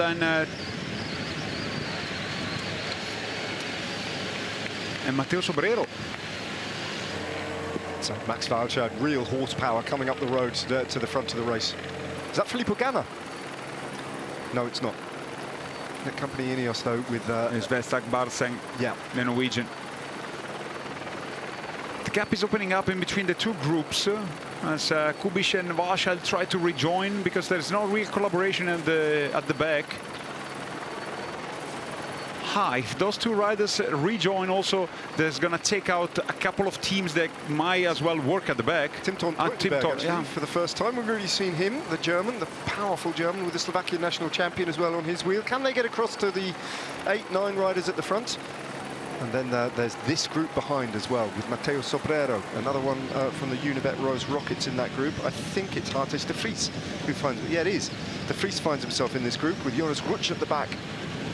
Struggling just to hold the wheel of that group. Oh, lots is happening here. And to be seen if Fabio van der Bosch would be collaborating on just disrupting the rhythm of the group at the front. I think he's rolling through now. We'll get our answer, or we won't. I think it's Pedersen. I was checking who was the rider for Decathlon CMA CGM presented, and it's indeed Pedersen. And is that Johan Jacobs again from Groupama FTJ? Yeah. I think it might be. So this is the front of the bunch, and it's NSN who take control now. Yeah, because they have Ethan Vernon still in the race, so they missed the move, and they are forced to chase. Right. Race is on. Just them at the moment. Are they going to get much support? Just 1 rider from NSN. 39 seconds to the front of the race, where they're getting themselves together now. That second group with Tim Thom Teutenberg and Kubic, not quite there, but they're about to get on, I think. Tarozzi for the original breakaway. And then this 6-rider group would add still more firepower to this sudden second breakaway of the day. Totally engineered by the 5 riders at the front. who now find themselves, rather than in a small group, in a mini peloton that has a real chance of going to the line. I'll be very curious to see how the three teams are gonna ride today. So if Soudal Quickstep, Unibet, Rose Rockets, and Decathlon CMA CGM, what are they gonna do? Are they gonna ride at the front? Because if they start to doing so, that might be also an indication that the team is giving them free chances and green light to go and maybe try to, you know, reshuffle and go for their own chances rather than wait for the sprint. Oliver Naesen is one of the decathlon riders. He's just there with Matteo Sobrero. Once again, we see Jasper Stuyven in a breakaway. He was in the break yesterday, Jasper Stuyven. With Fabio van den Bosque, they've got two good cards to play here. Soudal Quickstep, they might well start riding, but team tactics and instructions are going to be quite hard now for the riders to improvise and to figure out. So it might be that there's a little bit of disharmony as these groups come together for now. Yeah, it's also very big, the 18 riders, so it's not sure that they're gonna have a lot of harmony and even collaboration, as you see now already. It's not like everybody wants to work hard for this, but it's up to Team NSN to shut this down. You see Decathlon CMA CGM, they're not really collaborating. They're gonna move themselves at the back for the moment.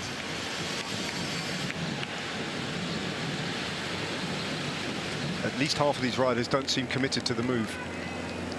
It could be a very good move, but it doesn't look like there is collaboration. There the peloton appear at the back of the screen. No, there is no collaboration. There's too many sprinters teams at the front. Well, that doesn't mean that some of these riders can't form the next breakaway. They've just got to get rid of the dead weight in this move, haven't they? And then go again. Tarozzi with an acceleration. But it's a rider from Groupama FDJ United who launches on the left-hand side of the road, tries to get clear.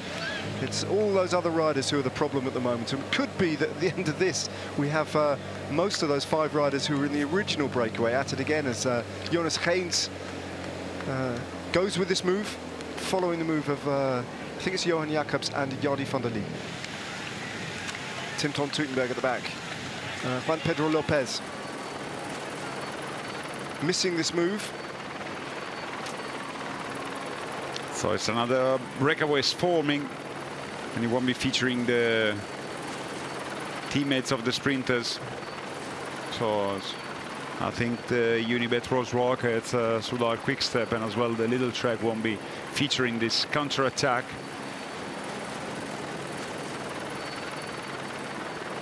Geens and Van der Lee from the original break. And is it Jonas Rutsch? I think it might be coming.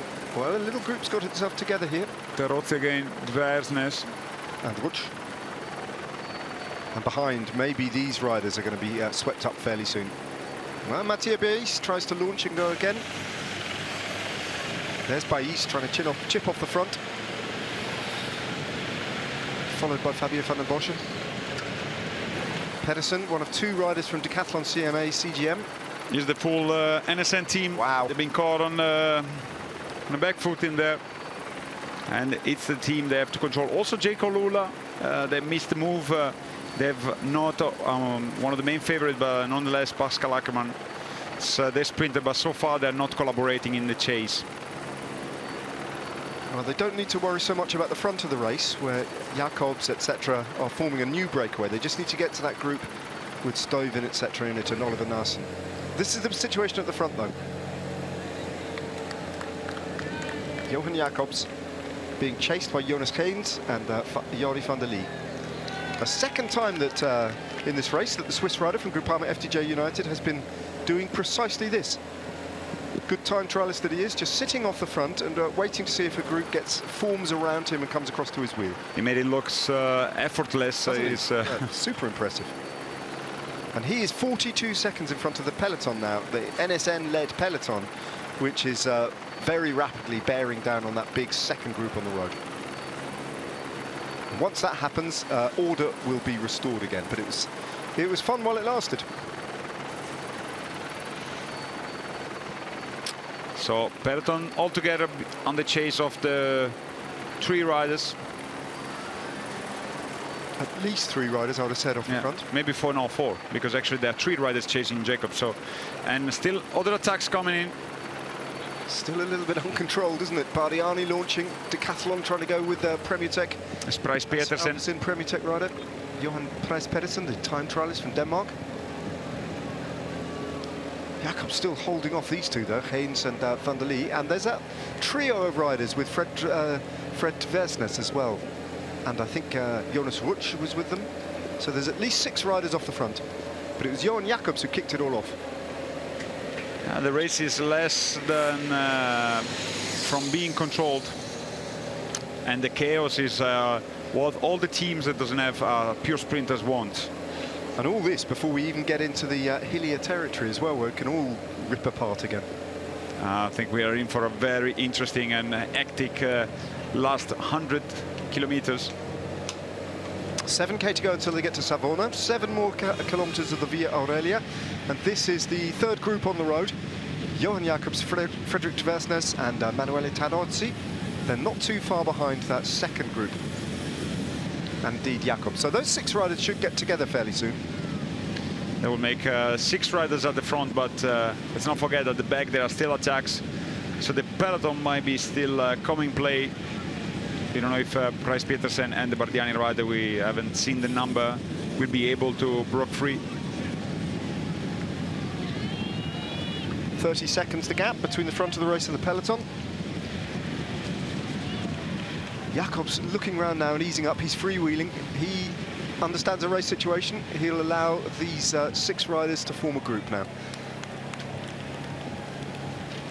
It's the only way that he can do it, just easing off, because every time he's hitting the front and just setting his own tempo, nobody seems like being able to just follow the Swiss rider. So 6 men are about to forming at the front. 6-man breakaway. Starozzi, Van der Lee, Haynes, Rutsch, Versnes and Jacobs at the front.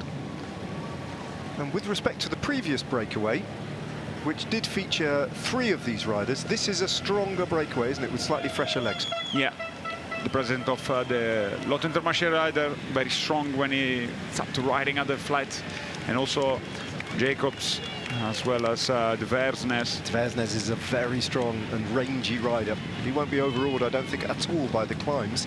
In fact, he might well be a danger on the climbs. Yeah, not long ago, last year, was able to win a stage at the Tirreno, thanks to an early breakaway, where nobody was able to see him at the finish line. So that is the constitution of the new breakaway. Haynes, Tarozzi, Van der Lee, all of those 3 in the first break, but joined by 3 new riders. Rutsch, the German. And meanwhile, this is the peloton. And was that an attack going up on the left-hand side of the road? It was another attack coming, so it's not Polti. yet settled. I think another Movistar, I see a white jersey, might be either Movistar or UAE team. And a 3rd rider on the road also, but more attacks coming. This is chaos, isn't it? 91.8 kilometers from the finish line. This is a whole different situation from kilometer 0 on a 175 kilometer stage. Okay. 2 up attack from Polti. Mirko Maestri and Mattia Bais again, I think. Yeah, and Fabio Van der Bosch is there to police in the situation as well. Unibet Rose Rockets at the background with Max Farshald and Jay Colul as well. Price Petersen as well in there for Apus in Premier Tech, Lukas Kubic, and then the whole block of Visma Lease bike.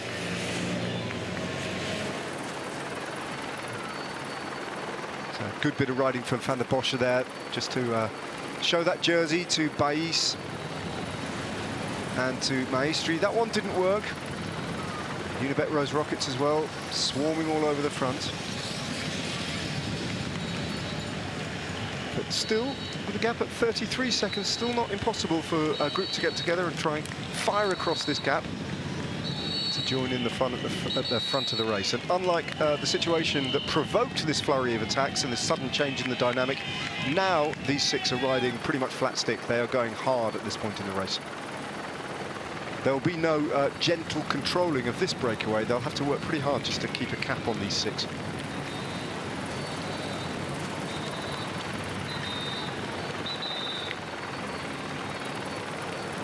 Edging into the outskirts of Savona already. Only about 4K to the centre. And has this calmed down now? A number of Uno X Mobility riders on the front. They'll be hoping that this break. So they're moving to the front with Andreas Leppersen, the Norwegian national champ. As the road narrows here, and this is where they can literally block it. Everybody's having to squeeze through these roadworks. And that might be the end for any team or any rider to try and counter-attack.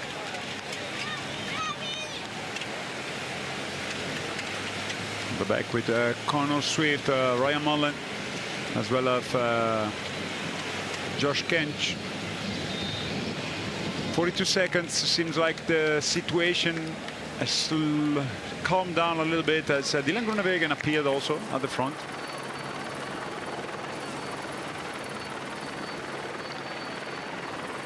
A fair indication of what's to come. And an interesting detail in all of this, Jacopo, is that Movistar had Juan Pedro Lopez in the first break. They don't have a rider in the second breakaway.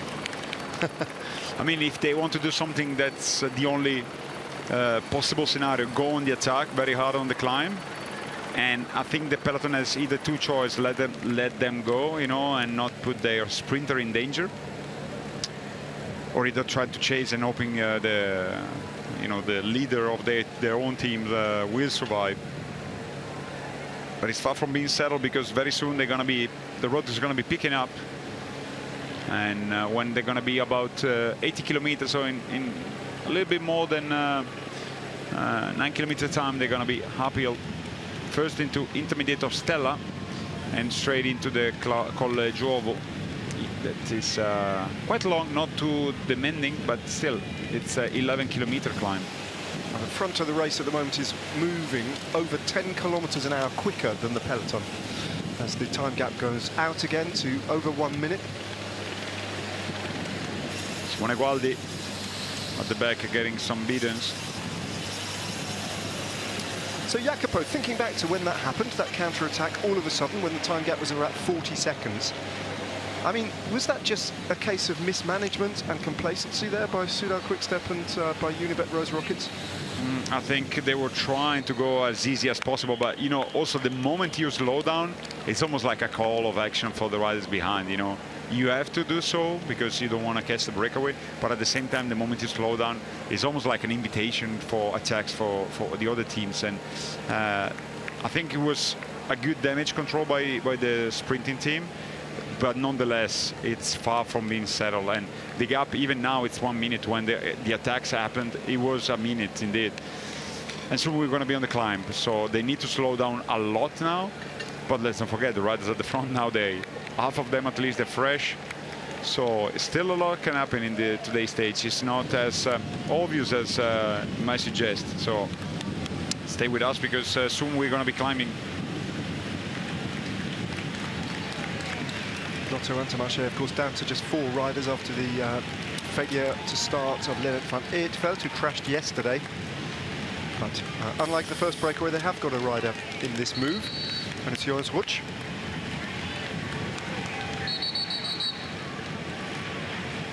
It's a terrific opportunity for Frederik Tversnes, this strong rider, Uno X Mobility rider. And they're all going to share the work at this point, and they're riding hard. As we saw last time, we had the data on our screen, pushing, well, you've got it there, pushing over 45, 46, 47 kilometers an hour. This is a totally different proposition all of a sudden to the previous breakaway. None of these riders are at all any kind of a threat in the general classification, just to reiterate that, to stress that.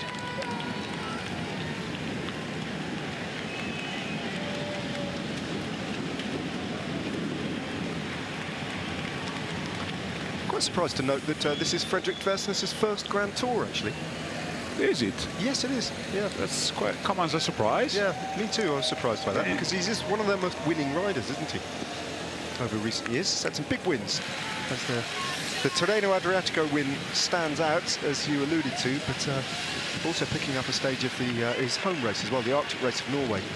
I'm sure you've done that race, Jacopo. Those stages are hard, aren't they? Yeah. Not easy, because that doesn't feature many flat parts, obviously. Sort of rolling terrain, generally speaking, aren't they? In difficult conditions. So Vesnes is a real danger, I think, in this breakaway. In with a real chance. They've got their best rider, one of their best riders in the move, have Uno X Mobility. Fortezza del Priamare in Savona. Clearly a military castle and a fortification. As you're alluding to as well, built by the city of Genoa, the city republic of Genoa in the 16th century. Big powerhouse on the Ligurian Sea.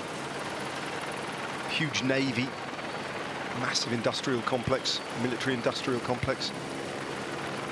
And a huge fort here built in Savona.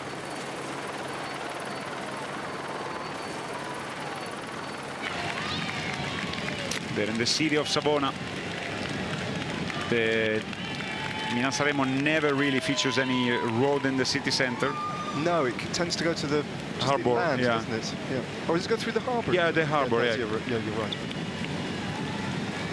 But this time it's just different because now they're going to be going inland pretty soon. Turning away from the sea and effectively turning left-handed and into those hills that you can see in the distance. Hardly hills, they're the Apennine Mountains.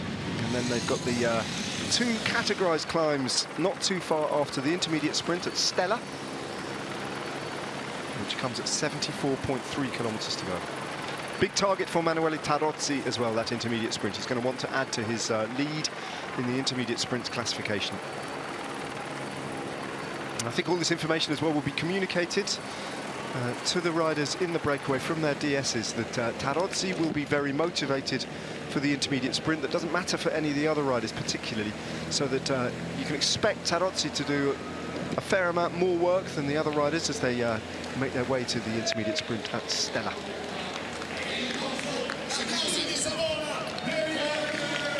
As you could clearly hear from the background voices, the cheering of Savona for the riders.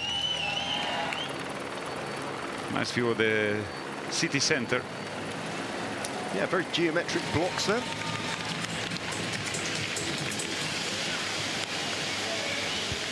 Big crowds enjoying this Ligurian sunshine. Everybody watching in television as well. Suddenly watching a very different race from the one that they thought they were going to be following all the way to the finish line of stage 12. It's got a whole lot more interesting with respect to what was happening before. Also, just by the fact that they just went on a breakaway, so for them it's just going to be a race of 100 kilometers rather than 175. So it's already different, you know, like the energy they can use and spend is much more than what it was before. For three of the riders, at least, three have already got those kilometers in their legs. Not that they raced them particularly hard. I mean, it was hard to get in the break, but after that, very quickly they eased off. That was always their plan.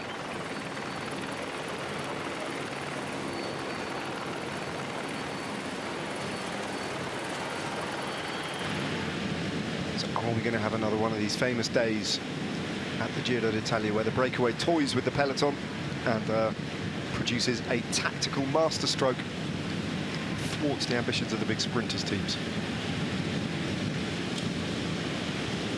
The man sitting alongside me, or rather standing alongside me, Jacopo Guarnieri, you probably hated days like this, didn't you, Jacopo, where your job was to deliver your sprinter to 200 metres to go, and this kind of chaos was the last thing that you wanted. Yeah.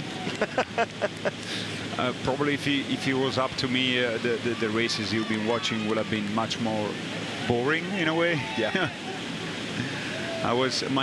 It was funny. I went right before the Giro d'Italia. I went for there was a book presentation from the Marchi, you know, and the Marchi was always on the outside. He's now actually also in this very race working on the motorbike, but nonetheless. And while I was in the public, and the journalist was talking about how exciting was the Marchi thanks to the race, and then we went all together to have just a beer together, and I kind of you know, I was teasing him, saying like, yeah, you making the race interesting, I was trying to make it boring, chasing you down every time. Because De Marchi would have been 100%. He would have been like, sniffed this opportunity. If he was still racing, he would be one of these 6 riders.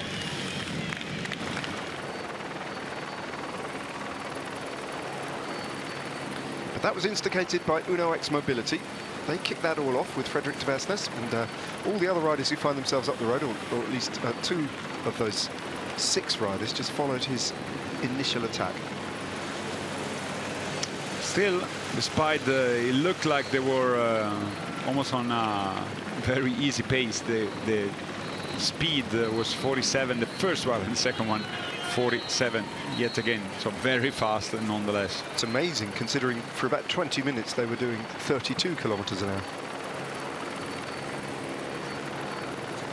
As you see, Colle Giovo soon is going to be starting.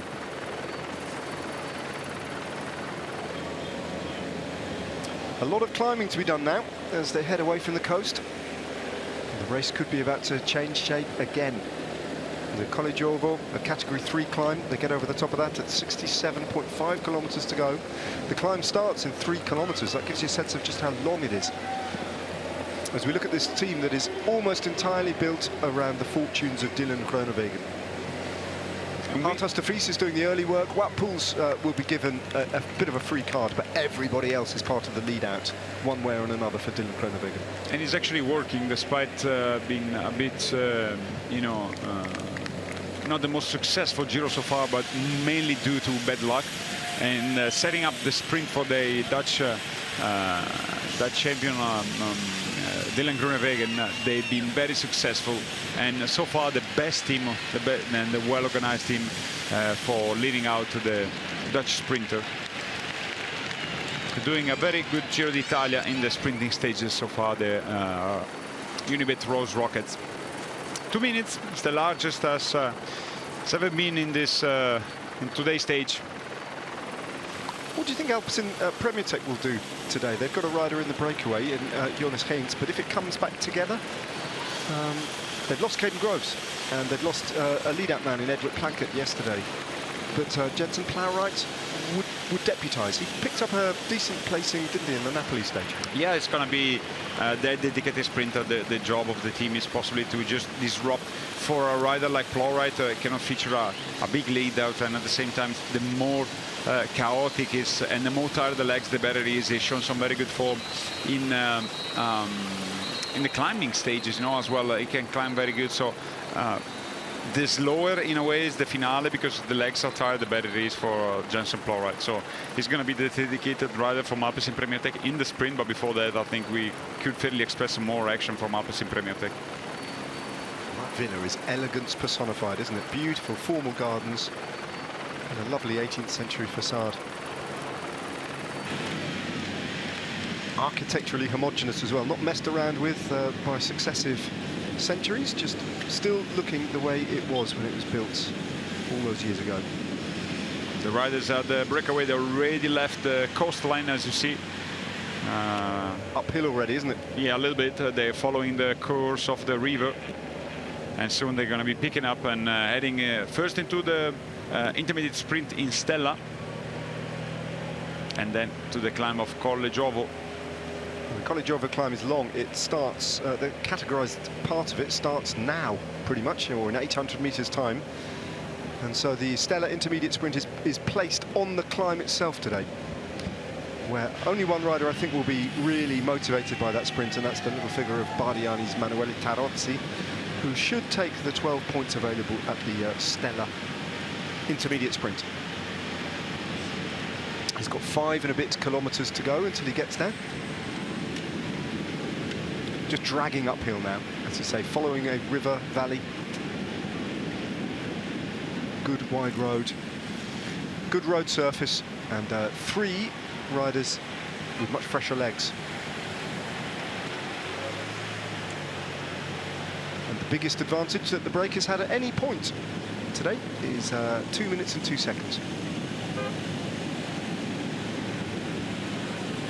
Team cars have been pulled into the gap, as you can see. Yeah. Tarozzi leading the way, the Veresnes, Rush, Jacobs at the back, Van der Lee, and Gaines. There's strong riders here for what they have to do, and holding off the peloton is not an impossible task for them, as I think now, if I would beat them, I would try to manage a little bit the effort and just go full gas on the Brick Berton later on the second climb of the day. So just you throttle it back just a little bit here to save something for the next climb? Because still is still a long way, you know, it could have a lot of organization behind now, but later on. And definitely stay together at this point. They absolutely need all 6 riders to work together. They just have deep into this race. They just have to force the peloton to ride enough hard, you know, that they stay all together, but not yet full gas, you know, just put their sprinter a little bit on the edge near. I think we need to watch out for those white jerseys with the blue M on them as well, Movistar. You can see Ivan Garcia Cortina bringing that train with Enric Mas on his wheel a little bit closer to the front of the race. I would be scared if I would be in the peloton right now, because they're showing themselves, aren't they? Yeah, and I think Cortina is just escorting the Enric Mas for later on. I don't think they're going to launch on attack. Just going to do a massive tempo in here. At least what we expect. They're going to Milese it again, aren't they? It's going to be a new verb, destroying shredding in the peloton on the climb. He just did a devastating job on stage 4, didn't he, Lauren? And he showed some great form also in the next days. So I wouldn't be surprised if he would be lazy the peloton once again. And Mas's presence there is interesting, because on stage 4 he was still in the general classification, so he couldn't be part of that effort, wasn't part of that effort. Now, especially after his second place yesterday, he can do a turn on the front. Yeah, and you know for sure that if Enric Mas takes the lead, it's going to be suffering for the sprinters.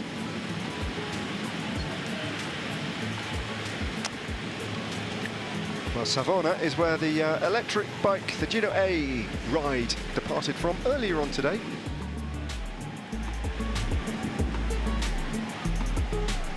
Up into the hills and over the hills and down to the finish line here in Novi Ligure, outside the chocolate factory, which bears the name Novi, the long-standing sponsor of the Giro d'Italia.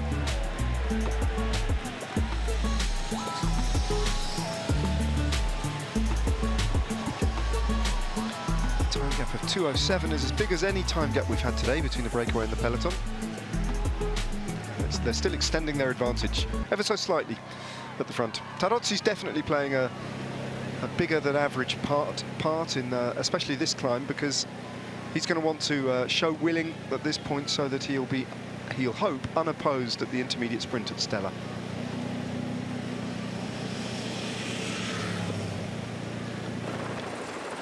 And Movistar taking the lead of the race. This Malisa bike is just there to ensuring that they're in good position. Now the climb itself is not yet too hard, but later on it's going to present some more severe percentage starting off after the intermediate of Stella. So watch out for the Spanish team, as they want to make the race as hard as possible, because with Aular they can stand a chance if just they get rid of the much more curious sprinters. Jonas Vingegaard shuffling up on the outside of the Movistar train. There's Paul Magnier. Maglia Rosa as well, just repositioning himself in the understanding that Movistar's tactics seem to be being signalled quite loudly. And that'll be absolutely the last thing that Jonathan Milan and Dylan Groenewegen want to hear at this point. And already they're starting to ride hard. A long, long way from the top of the Brick Berton. When that's at 52 kilometres, that's 24 kilometres potentially, mostly of climbing, in which to do the damage here. Yeah, and as soon as the slopes are going to be picking up, it's going to be another story. There is the leader, Aular, seated in 5th position, and they're still missing Oliveira in here. They're still missing Ryder and Juanpe Lopez as well. So with those firepower, they can really change the shape of this race. And here you see already it's completely different slopes as the one the peloton is. Well, it could devastate their chances of this breakaway as well if Movistar see this tactic through with sufficient vigour and numbers. Watch this time gap start to come down now. It was 2:08, it's now down to just over 2 minutes now, very quickly, under pressure from the first rider from Movistar, who's going to do a long turn on the front, Ivan Garcia Cortina. And another rider I think to look out for in this peloton, to see if he repositions himself, is Jonathan Narvaez. Remember when they did this on stage 4, the Cosenza stage, it was for Aular, but in the end, they couldn't get rid of Jonathan Narvaez, and he stole victory from Aular. Can he do it again, Narvaez? Has he got the legs? Has he got anything left to give? Is he interested in this? Because Movistar have clearly signalled their intention now. They want to drop every single sprinter, and they've got 20 kilometres of climbing in which to do it. Already the peloton is really stretched out, but the speed is an indication that they're yet to hit the hardest slope of the climb to Colle Giovo. But soon they're going to be there. Here's where he starts picking up. Jonathan Milan appears at the back of the peloton, trying to repositioning himself. Nico Denz at the far back of the peloton. Jonathan Narvaez, maybe he's not feeling the best legs, but he might as well reposition himself later on. It's a long way for Jonathan Narvaez to get from where he is, like fourth from the back there, to on the wheel of Luis Aular. But watch out for the Ecuadorian, see if he moves. The time gap's coming down, 1:52. Tarozzi has a different finish line in his mind from all the other riders who are thinking about the stage victory. Of course, Tarozzi is as well, but if he can get to that sprint at Stella, which he will do, then he'll be picking up 12 further points in the intermediate sprints classification. And here is some proper climb, but as you see, the speed is not at all like the one in the peloton, because it's much more severe percentage. So that means one thing, is going to be very hard for everybody involved at the back to stay just in contact with the peloton. It's a proper climb, the Colle Giovo. It's not an easy one. Dresner's looking very solid and composed. So too is Johan Jacobs. Very stylish riders, both of them. Jonas Haynes has picked another hard day for a big Belgian rouleur to get himself in the breakaway, but most days at the Giro d'Italia are a bit like this. You can't complete the Giro d'Italia if you can't climb. So a day of suffering now for Haynes, as Jacobs sets the pace on the front. 600 metres to go for Tarozzi to pick up those 12 points. Peloton has gained 20 seconds roughly over the breakaway, just in a 3-4 kilometer time. And still taking time.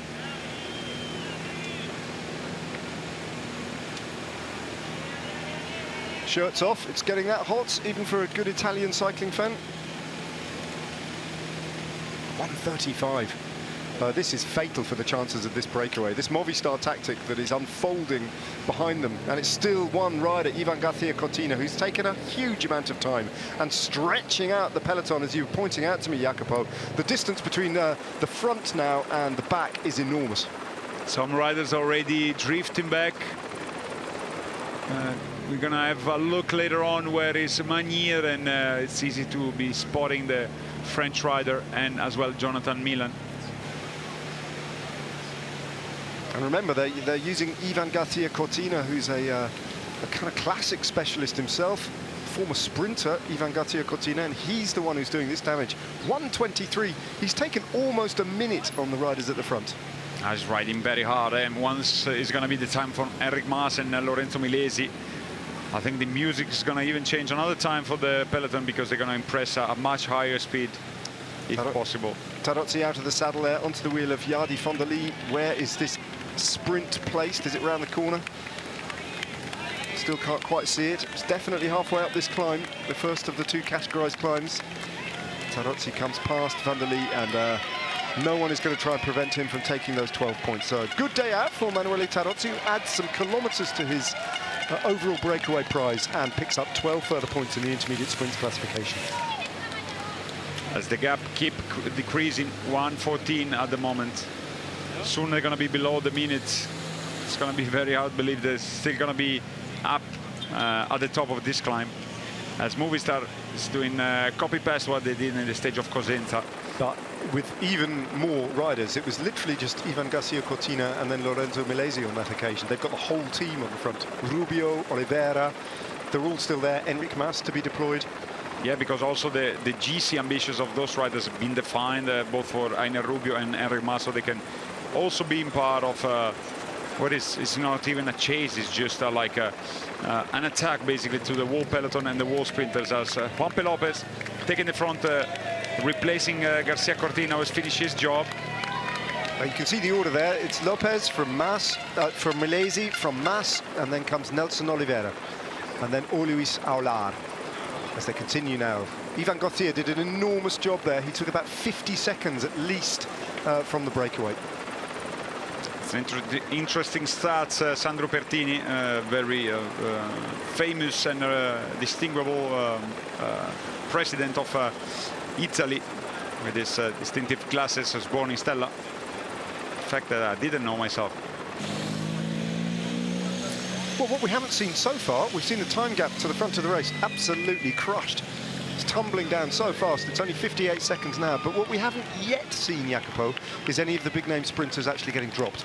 Yeah, it's maybe not here where this is going to happen, but later on the Bric Berton is a much harder 6-kilometer climb of 6%. So I think that might be the place where we're going to see more of these riders getting distanced, but they're not featuring. Ah, here we are. Well, it's starting. The damage is starting already. Tobias Lund Andersen is one of the first to go. As well, Jensen Plowright with him. 2 fast men down already. And is that Ethan Vernon a little bit further up the road ahead of them? I'm surprised that Tobias Lund Andersen is one of the first riders to be dropped. His climbing legs are normally very good for a sprinter, but you can safely eliminate him from the finish unless a big group gets together and somehow rescues the situation for the sprinters over the last 52 kilometers at today's stage. As well as Garcia Cortina's been dropped after Don De Job and Fabian Lehnert. But they're doing some damages, and even if they won't be able to drop the likes of Milan and Magnier, they're going to have ultimately the job also to just make their life much harder. Enric Mas is the next rider to take over. Juan Pedro Lopez did that initial damage, and now it's Enric Mas who picks it up on the front on his wheel. Lorenzo Milesi prepared to do another massive shift, and then Nelson Oliveira. So 3 riders still to go. Paul Magnier is still in a very good position, so does Pascal Ackermann. We haven't seen Jonathan Milan yet, or at least we haven't spotted him. Ethan Vernon is there as well. I think I saw Jonathan Milan just slipping a little bit towards the back on the left-hand side of the bunch. This man will be feeling relatively comfortable at this point, Jonas Vingegaard. This is all about getting rid of the sprinters. And it's Enric Mas, after his heroics yesterday in that sprint à deux with Jonathan Narvaez, in a very different role, very different function on this climb, and he might be just bedding in to do a long climb here. Filippo Ganna be distanced as well at the very back end of the peloton. Big day for him potentially tomorrow. Maybe he's conserving a bit of energy, but ideally wouldn't be dropped at this point. Enric Mas just drops back and Milesi takes over. Mas isn't finished yet, I don't think. Aina Rubio is still there, so no sign of Nelson Oliveira actually. But it's Lorenzo Milesi. Now, if he can repeat what he did on stage 4, then this could be a game changer. What he can do, Milesi, is go at his tempo for a very long time, as he proved on stage 4. And there's Magnier, well placed. Yeah, he's climbing very well. It's alongside Damiano Caruso and Jack Haig. Giulio Pellizzari right in front of him. Also, Pascal Ackermann also is climbing very good, German rider, German sprinter. Yep, just in front of Paul Magnier. We look back to see what sort of damage is being done at the back. Dylan Groenewegen distanced as well. And now where the damages start to be done. And still 4 kilometers till the top of Colle Giovo. So Jensen Plowright dropped, Dylan Groenewegen dropped, and Tobias Lund Andersen significantly dropped. That leaves, as you say, Ackermann, and it leaves Paul Magnier of the real marquee sprinters, and it leaves Madis Mikkels, who's still there as well. We haven't seen him in difficulty yet. And Jonathan Milan, definitely. And Jonathan Milan is still part of the peloton, but we haven't really spotted him, so we don't know which position he's placed himself now. These are good slopes for Milesi, aren't they? They're relatively shallow gradients. Big figure of Lorenzo Milesi can get a good tempo going and really hold it now. Yeah, it's a very powerful rider, so this type of climb, they suit him very well. 30 seconds now. When the Movistar started riding, they had 2 minutes and 8 seconds. All that remains for this group of 6 riders now is 29 seconds, and a marauding Lorenzo Milesi bringing the peloton across to them. 3.6 kilometers of this categorized climb remain. It's the only brief moment of flat in this climb is going to soon be picking up once again. In the meantime, Emanuele Tarozzi has appeared in the top 5 of the points competition as well. He's moved up to 4th place on 60 points. It's only 16 points behind Jonathan Milan. All those points being gained, obviously, at the intermediate sprints.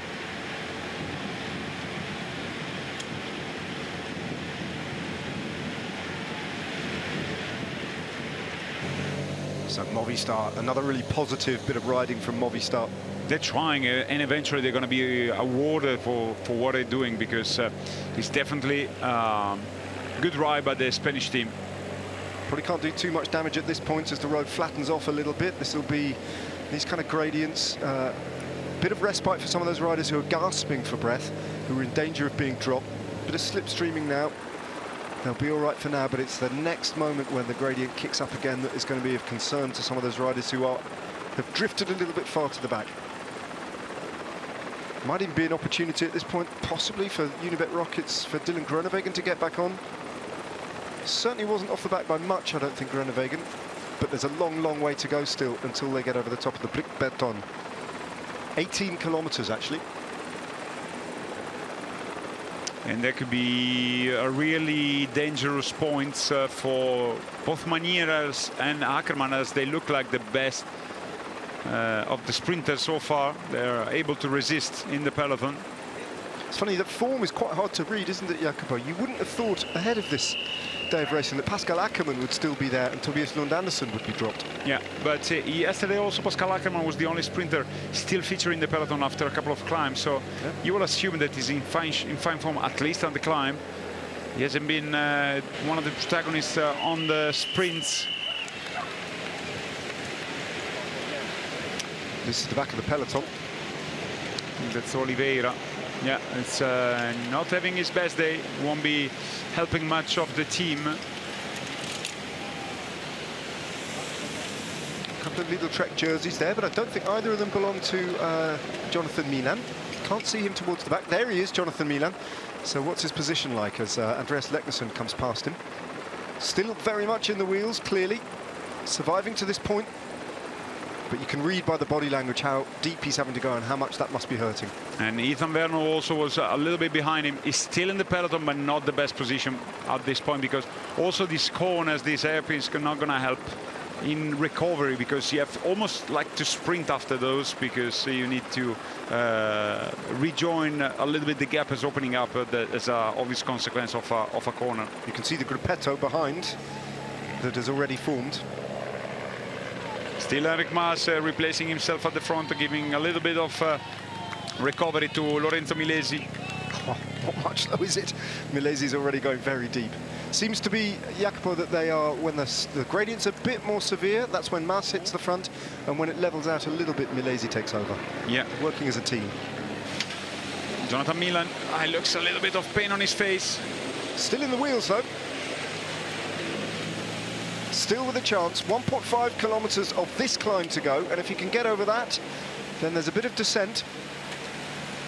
And there's a fair few riders behind it. The lead-up man, Simone Consoni, was right at the back.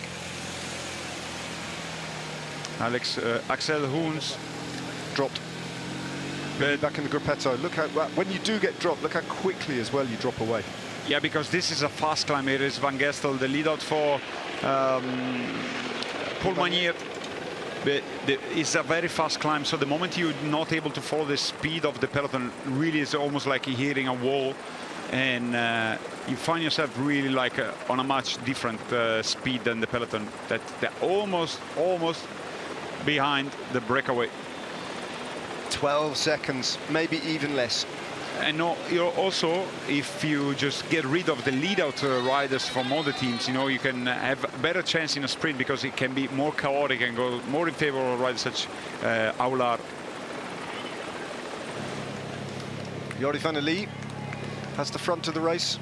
Jonas Reins, not the only rider, including Johan Jacobs, looking around to see the Movistar jerseys coming fast across, and Jordi van der Lee attacks the breakaway and goes clear. He's got 900 meters to hang on and hold on to an advantage over the chase, and then there's a bit of descending. Movistar still with Rubio, still with Milesi, who slots in onto the wheel of Mas. Mas takes over, and then Aular. I think they're going to hope to keep Oliveira in the mix, because it can be very important later on, because it's true you can do a lot of damage in the climb, but still you have to ride and take the whole peloton till the line, and it's still 68 kilometers to go.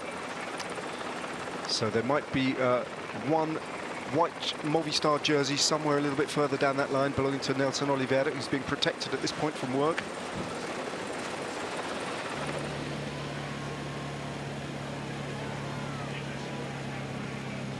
Jordi van der Lee is going to probably pick up the 9 points here for in the King of the Mountains competition.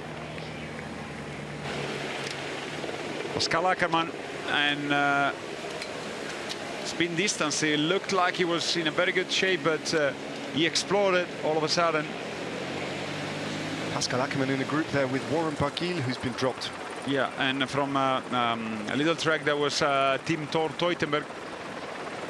Peloton on the wheel of the breakaway, just one rider up front is Van der Lee. Rubio takes over from Movistar at this point on the climb. Enric Mas is still there, so too is Milesi. Rubio's going a bit too hard here. He's just opened up a bit of a gap over his Italian teammate, Lorenzo Milesi. I wonder how much Milesi is suffering today. Doesn't look good there, slips almost behind Aular. If you can get over to the top of this climb and just recover again, maybe you can do another job on the next climb, the Brick Beton. In the meantime, at the front of the race, though, 5 seconds ahead, it's Jordi van der Lee who goes over the top of the climb in first place, the Dutchman.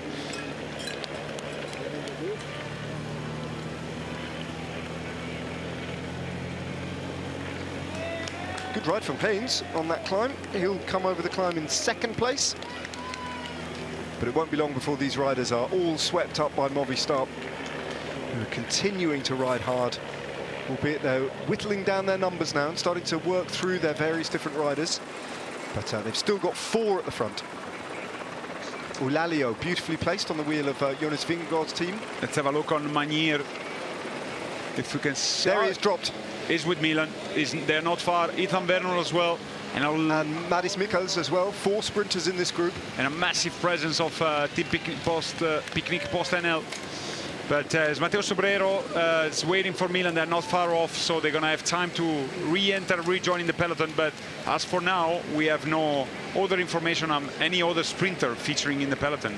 They're not far, but it's still another climb to come. Casper van Oorden is also in this group. That's why that explains the presence of Picnic Post NL with so many riders who are trying to pace this group of sprinters back.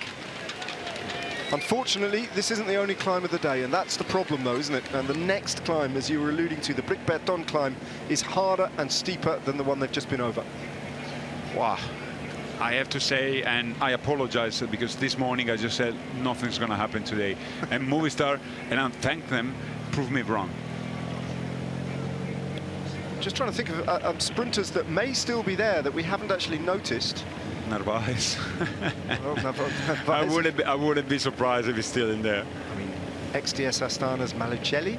Haven't actually seen him dropped, but I'd be very unlikely if he was still there. But there are a few on there. I'm hearing that Malicelli was one of the first to have been dropped. So yeah, one of the lesser capable. There can't be many left. I mean, Ben Turner would be a rider to look out for.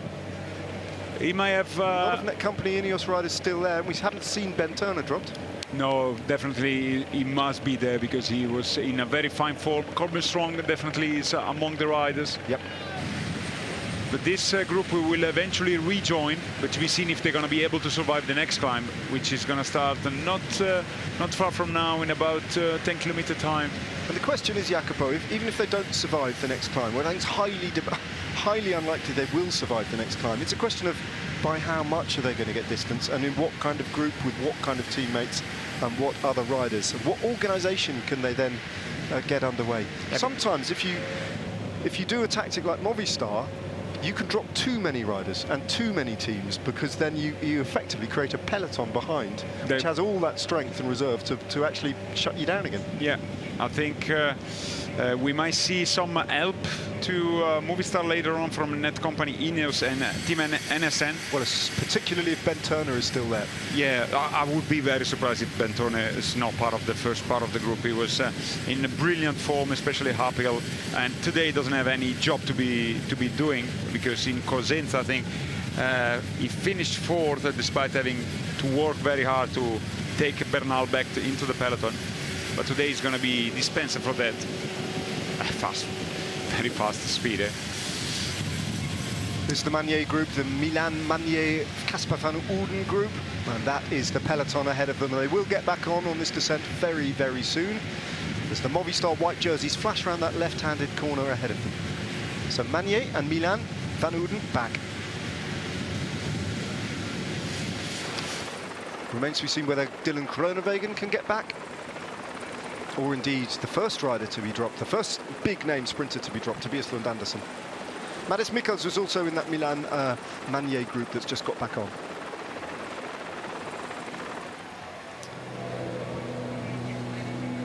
That was the moment that Yardi van der Lee just went it alone, pick up a bottle over the top of the climb. On a day where it was a very good move to get in the break in the first place. He survived that hectic section of the race where it all exploded into life again. He went with a second breakaway, but there was nothing that these riders could do against this tactic, because Movistar attacking the climbs like this would have swept up any breakaway ahead of them. Tobias Lund Andersen, one of the first big-name sprinters dropped, followed by Dylan Groenewegen, surrounded by his Unibet Rockets teammates. Pascal Ackermann following suit as well. And then Jonathan Milan in the company of Mads Mikkels and the Maglia Ciclamino. This man here, Paul Manier, dropped towards the top of the climb, but now back on already on the descent. But pretty soon they're going to be climbing again. So it's going to make even hard for them to replace themselves a little bit at the front in order to, you know, lose a little bit of ground in the first kilometers. So we got an abandon, and it can also shape a little bit the stage, because Javier Romo, teammate of and part of the Movistar team, as to abandon, could have been adding some firepower to the action of the Spanish team. Javier Romo then, more a man for the flat. I don't know how much he might have been able to contribute to the climb, but we saw him attack actually at kilometre 0, but abandoning on the route today. So Movistar down a man. And in terms of the overall climbing standings, well, Ana Rubio has just chipped away a little bit and picked up a few more points, and he moves to 23 points in 5th place. Long line. The peloton is all stretched out. And let's not forget, it's rather to be seen how much legs are there, because if you have tired legs at the end, even if imagine some of the sprinters will survive, he is open also to some attacks coming in, because it's a little bit, I don't want to say lumpy at the end, but nonetheless you can have some attacks coming. And where are those dangerous UAE riders lurking around? Jan Christen, Jonathan Narvaez, Antonio Morgado, Igor Arieta. It's a frightening combination of different possibilities there, isn't it? And for sure those riders will try and attack and disrupt. Arieta is just there. You just mentioned him, the UAE rider. Narvaez, we haven't been informed if he was distanced or if he just managed himself to be, because he was at the far back of the peloton when they started and accelerated. Well, they're about to start climbing the Brick Beton climb. 5.5k at 5.9%. The descent over the top of Brick Beton isn't instant either. There's around about 10 kilometers of rolling plateau before they start properly to descend the Apennines. And there it could be a very big problem if you're dropped and you don't have quite the firepower to close down the gap, because the descent, of course, can, you know, give you some more chances to rejoin the front. But if there is a plateau on top, then you need to push harder. If you got dropped, means like you don't have the best legs. So to be seen how it's going to unfold in the next kilometer. 3.2 kilometers till the bottom of the Brick Beton climb. There we are on the course. We've been through the sprint, the first categorized climb, the Colle Giovo, and approaching now the categorized section of the Brick Beton. But as you can see on the road, they're starting to climb already, albeit this is a pretty shallow gradient. It's just going to get steeper though the closer they get to the foot of the official categorized start of the climb. 2.9k to go. Movistar going to intent on riding this all the way to the finish line on the front, and now they need to do the damage. The Brick Beton is where they have to absolutely shred this peloton and force a very, very small selection for Luis Aular. Keep your eyes out for Jonathan Narvaez. Is he in this group? It's a big peloton still. It'll be a smaller one by the time they get to the top of this next climb. It's got the marquee sprinters of Milan, Mikkels and Manier back in it for now, but for how long? And when the climbing starts to begin, how long can they last? Jonathan Narvaez is there.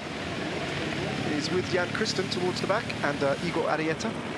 He heard us calling his name.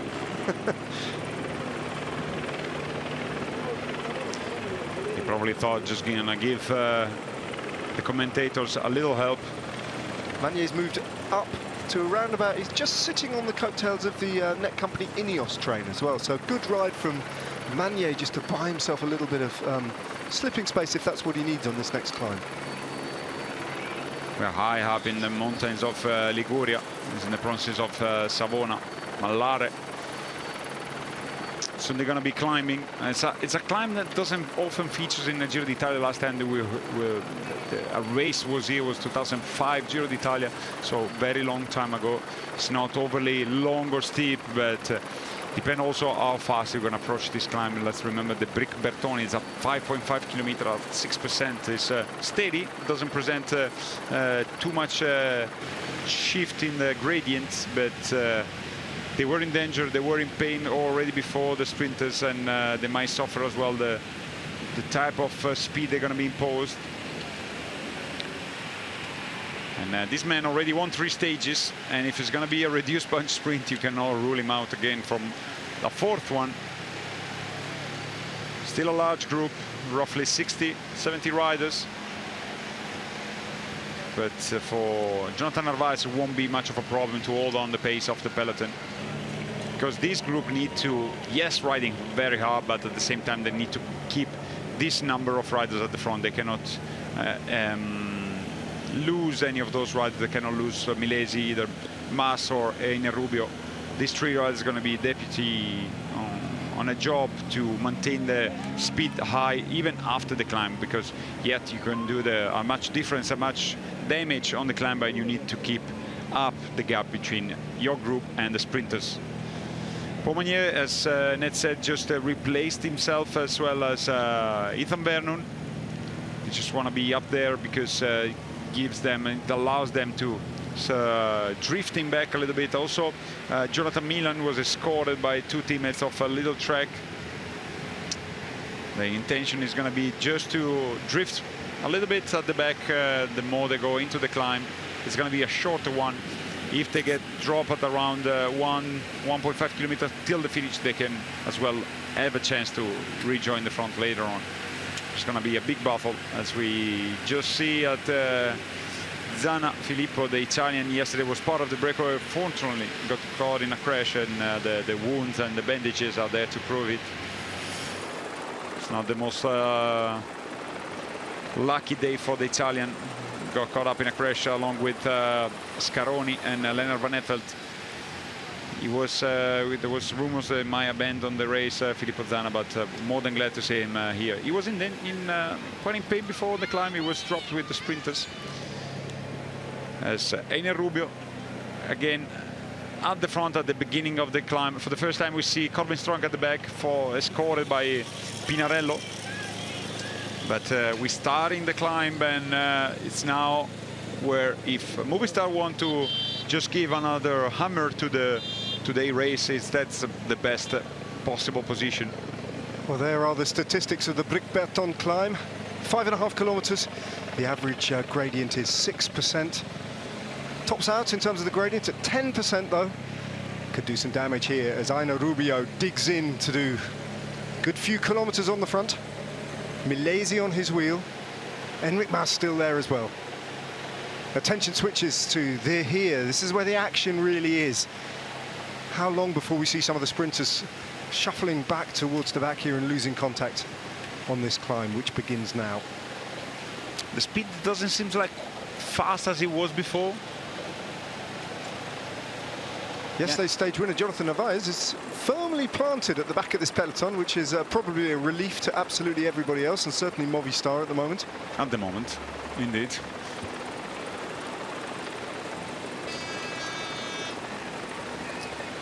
Sunny day, even on the top, is going to be 22 degrees.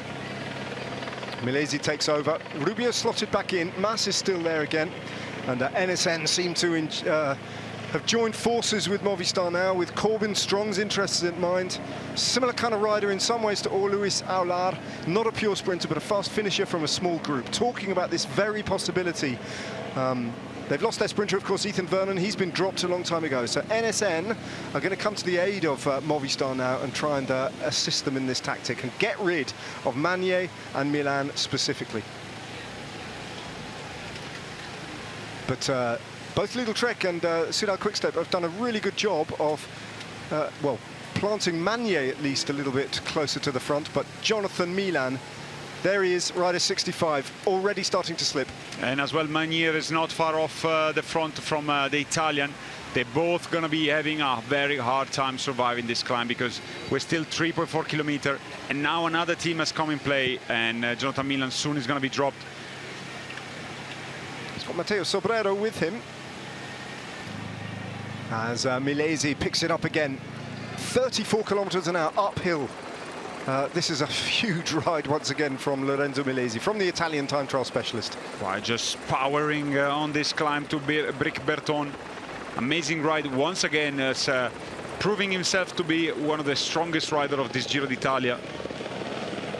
Well, you have to respect Movistar for really taking this race on as well, because this is a massive investment of energy to create this situation that they can hope to get rid of all the fast men and take their chances at the finish in whatever selection of riders remain as Milan digs in. He's only got 4 riders behind him now. Magnier, as you're pointing out to me, Jacopo, is slipping a little bit further in around about 10 places ahead of Jonathan Milan. The Maglia Ciclamino is clearly under pressure himself. It doesn't look good now. Magnier is slipping fast now.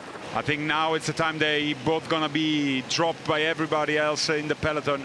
It's where it gets harder for them, you know, 1 kilometer. Shaking the head. You see that Garofoli just had a quick word with him, his young Italian teammate. Can you do it? And Magnier shook his head. He's gone. Garofoli repositioned, left Magnier at that point, and I think the Frenchman is conceding here. Yeah, even more than Milan. I think Milan managed himself to pace himself in this climb, and so far, despite his look like he's just about to hang in there, he's still a part of the peloton, Jonathan Milan. Well, Magnier... Great ride from Milan at this point. And he has... Alongside Diego Ulissi, still getting a benefit of slipstreaming in the wheels. Yeah, and he has Sobrero with him, so the moment he's going to be in difficulty can also benefit from the presence of the Italian. As also Casper Van Houten has been about to be dropped, 2.6 kilometers till the top. Still, a lot can change till the top because another team has arrived here in helping Movistar. And it's Team NSN with Schultz and Pinarello in third wheel. Or maybe already Corbin Strong actually in third wheel. Yeah, I think that is the Kiwi, Corbin Strong. Aina Rubio and Enric Mas. What remains of this climb? Where are those 10% slopes that maybe they really need to start doing the damage? Milan's still there. Zana is going to wait for Magnier, try to escort him.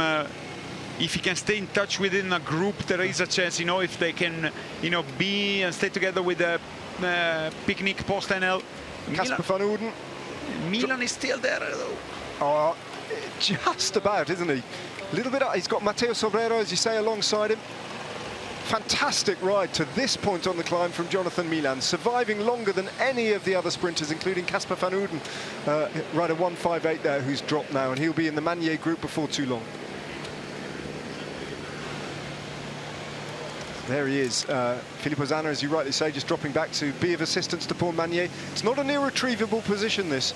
If he can restrict his deficit to, I don't know, 45 seconds, 50 seconds over the top of this climb, still got 2 kilometers to go. It is not over if they can get themselves organised. But then Lidl Trek have got the numbers at the front with Jonathan Milan. If he survives this climb, then everything has blown up in the face of Movistar, etc. If he can survive Jonathan Milan, then he would become the absolute favourite for today's stage. I think Magnier just dig too deep in it. Jonathan Milan is still there with Sobrero. I will use even Ciccone to escort the Italian, you know, because at this point he's becoming the main favourite for today's stage, and as well for the Ciclamino. If he manages to stay in contact, he can reshape completely the point classification. Yep, but how many teammates does he have with him apart from Matteo Sobrero and Giulio Ciccone? Derek G. West will be here as well. Will they really be working on the front to keep the other sprinters away? Who's going to do the work when they get over the top of this climb if Jonathan Milan is still in this group? Sobrero. I think with Sobrero they're going to be forcing the situation just to, you know, to keep Paul Magnier far. Well, Milan, what a ride to this point. 1.4 kilometers of this climb to go, and Movistar's ambition of getting rid of Jonathan Milan, he is proving very, very stubborn. Every other sprinter has been dropped at this point, but Jonathan Milan is still there. Fantastic ride. Can they lift it again? 1.3 kilometers to go. Milan still hanging on. He's one of the last riders in that group. There we are. There's about 3 or 4 riders behind him, but he's still on the wheels. Enric Mas, yesterday's second place finisher. Max Chiandri, the director sportif, the Italian director sportif of Movistar, will be seeing the same images. He'll know that Jonathan Milan is there, and if he can communicate with his riders, he'll be asking now Jacopo for just a little bit more, just that bit harder over the last final kilometre to see if they can put daylight between Milan and the rest. Yeah, also Ethan Vernon is sitting there, and Mads Mikkelsen. Jonathan Milan is just about to get in drop right now. Yeah, good spot. There he is. And finally, in the company of Magnus Sheffield. That just shows you how hard Jonathan Milan has gone there. And Matteo Sobrero, just a bike length or two opens up. And the speed that they're riding at the front, as you've explained, Jacopo, this peloton can get away from Milan very fast now. Oh, it's not yet cracked completely. The peloton is still there, but this is a very nasty last part. I think the heartbeat of the climb is this one at 10%, as Sobrero also having a hard time replacing himself at the front. If he manage, you know, to be just at the side of the peloton, he can really rejoin in them, thanks to the help of Sobrero. But here at the front, they've been informed what's happening behind, and they're gonna give another acceleration. Oh. The agony these climbers are being, these sprinters are having to put their bodies through on this climb is extraordinary. Just to stay in contention, just to give themselves the chance to exhibit their specialist skill set at this fast finish. Ahead of him, Paul Magnier, is the Casper Van Ouden Picnic Postanel group. He's got 2 riders, including Filippo Zana, who've dropped back, and Garofoli, I think, to help him. Jonathan Milan's looking around to see what groups are behind him. Whether or not those sprinters groups will all get together as Movistar's Aina Rubio continues to drill it on the front. Ethan Vernon's beginning to slip there, his head slumped, his shoulders, he's still just about in the wheels, the NSN sprinter, but he's vulnerable now to being dropped as well as Mads Mikkels, as well as with the 2 EF Education Easy Post riders around him. So Vernon and Mikkels are still there, but hanging by a thread. 600 meters of this climb still to go. If they can manage to stay there in here, I think like they both became like a main favorites for this stage. Milan is not far off. It's just at something like 50 meters gap margin from the peloton. Ben Turner, I think, has been dropped as well. Or is that's Connor Swift ahead. So Ben Turner, we think, is still there. So Movistar have nearly achieved their goal, nearly, but they are running out of road, they are running out of climb. There's Jonathan Milan, that's the peloton ahead. What's that time gap? Around about 36 seconds, according to that data on your screen. Magnier's a little bit further back at 54 seconds. These groups could come back together again. Milan, on this descent, it's not over for any of these sprinters at all. They are on the back foot on this climb. That was to be expected, but the time gaps haven't been yet definitive. And Magnier, Milan, Casper Van Ouden, and the rest of them have to ride on. And the hardest thing for them is that at the top is not going to be a pure descent, but it's going to be a lumpy parcours for at least 10 kilometers. That can make a lot of impact on how they're going to be able to ride. So we are on top. We could see who's still part of it. If Ethan Vernon and Mads Mikkels, they survive. Corbin Strong is there, Aular is there, Narvaez is there, and Ben Turner so far. Yep, Turner is safely there. Enric Mas is going to take them over the top of this climb. The Maglia Rosa and Jonas Vingegaard just watching on. They've been relatively comfortable on this climb. Enric Mas, though, trying to set this up for Movistar for a stage win from Uluis Aular. Now, let's have a look at the back of this group, where we noticed Ethan Vernon and Mads Mikkels in a little bit of trouble. I think Mikkels is still there. I haven't seen actually Ethan Vernon. I might be wrong, but if he's not here, that means he's still in the peloton. I think he's in the peloton. Must be. There's the Jonathan Milan group, labouring to the top of this climb. I think Vernon and Mads Mikkels, they managed to stay in touch within the peloton. Jonathan Milan here really standing still. He still have a chance, but it needs to be something extraordinary from Matteo Sobrero. To combination of riders as well. Which kind of combination and with which sort of motivation might come to their rescue. The Manier group isn't far behind, and there's 2 Soudal Quick-Step domestiques here. Casper van Ouden also has 2 riders with him. And those riders, Gijs Leemeres and Frank van den Broek, they'll come to the assistance of all these sprinters as well. They still have a chance because all the 3 sprinters, they feature some teammates. Yep. So they still have chances for Manier, Casper van Ouden and Jonathan Milan to rejoin the peloton, but they need to do it now because it's 1 minute time gap. And if at the front we're going to see NSN team riding hard, that means that Ethan Vernon is part of the group, and they might give a big help to Movistar to keep the sprinters at bay. There are a combination of 5 different domestiques in this group. 2 for Picnic Postanel, 1 for Lidl Trek, that's Matteo Sobrero, who's already riding, and 2 for Soudal Quick-Step, as Manier just willing this agony to end over this plateau, though. 10 kilometers or thereabouts of rolling terrain, up and down, pitching up and down before they can hit the descent proper. And Movistar have to keep the pressure on. How many riders have NSN got? They've got Corbin, Strong and 1 other towards the front. And we think that a little bit further back, Ethan Vernon, their British sprinter, is still there. That's some cornery descent in here before they're gonna go up once more for a little bit less than a kilometer uphill. Yeah, there's 2 little kickers on this plateau, isn't there? At least. So a little bit more descending and then uphill again, and then down and up, and then the proper descent starts after that. Very technical descent in here. As you see, they're gonna go down there. A lot of airpins. So watch that time gap now. It's almost exactly a minute for Milan, Casper van Ouden and the Maglio Ciclamino. Can they make any inroads on this descent? As you say, it is technical and the pressure is on at the front. Netcompany Ineos with their 2 GC leaders of Tiemann Adensman and Egan Bernal. And that is a peloton of around about 50-60 riders. Jasper Stuyven still part of it. I think there is Ethan Vernon and Mathis Mikkels, both featuring in the peloton. Well, terrific performance from both those riders. Yeah. And Mathis Mikkels has got 2 teammates there as well, Jefferson Cepeda and Darren Rafferty. And they might have to come to the front as well to do some work to the benefit of Mathis Mikkels to keep that Manier group away. There'll be no let-up now between here and the finish line, assuming that the battle will go all the way to the line to keep the group of sprinters away from the front of the race. And already EF have sent a rider up towards the front. I think it might be Michael Valgren. So they're massing towards the front, the other teams who are going to assist Movistar with this tactic. Movistar, you have to say, haven't really achieved everything that they wanted to. There are some much faster riders than Luis Aular there. They might as well stopping working on at the front. Yep.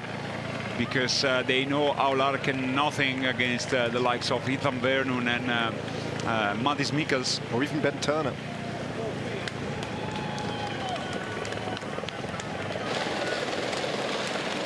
There is the back of the peloton. And there is Ethan Vernon, who you rightly spotted. He's around about 10 places from the back, all on his own at the moment, and still suffering on these little uncategorized climbs, these little bumps in the road, these little kickers that they have to get over. And let's not forget the sprint itself is a very, very demanding one, because it's a gentle drag uphill for the last 3 kilometers. Basically, the road's going to be picking up, and it's not as easy as you would imagine, especially after such a day on the bike. This is the sprinters group at 56 seconds. They've picked up another domestique as well here in Chris Hamilton. So Picnic Postanel have got 4 riders in this group, as far as I can make out, including Casper van Ouden. 3 riders, Gijs Leemeres, Frank van den Broek, who can work at the front if they have to, but at the moment they appear to be all gambling that Matteo Sobrero can bring this back on his own. The GC race, well, today isn't a day for the GC race. They are just almost passengers or witnesses to the race for the stage. The craziness of the stage. Yeah. Less than 50 kilometers to go. So EF started working at the front as well.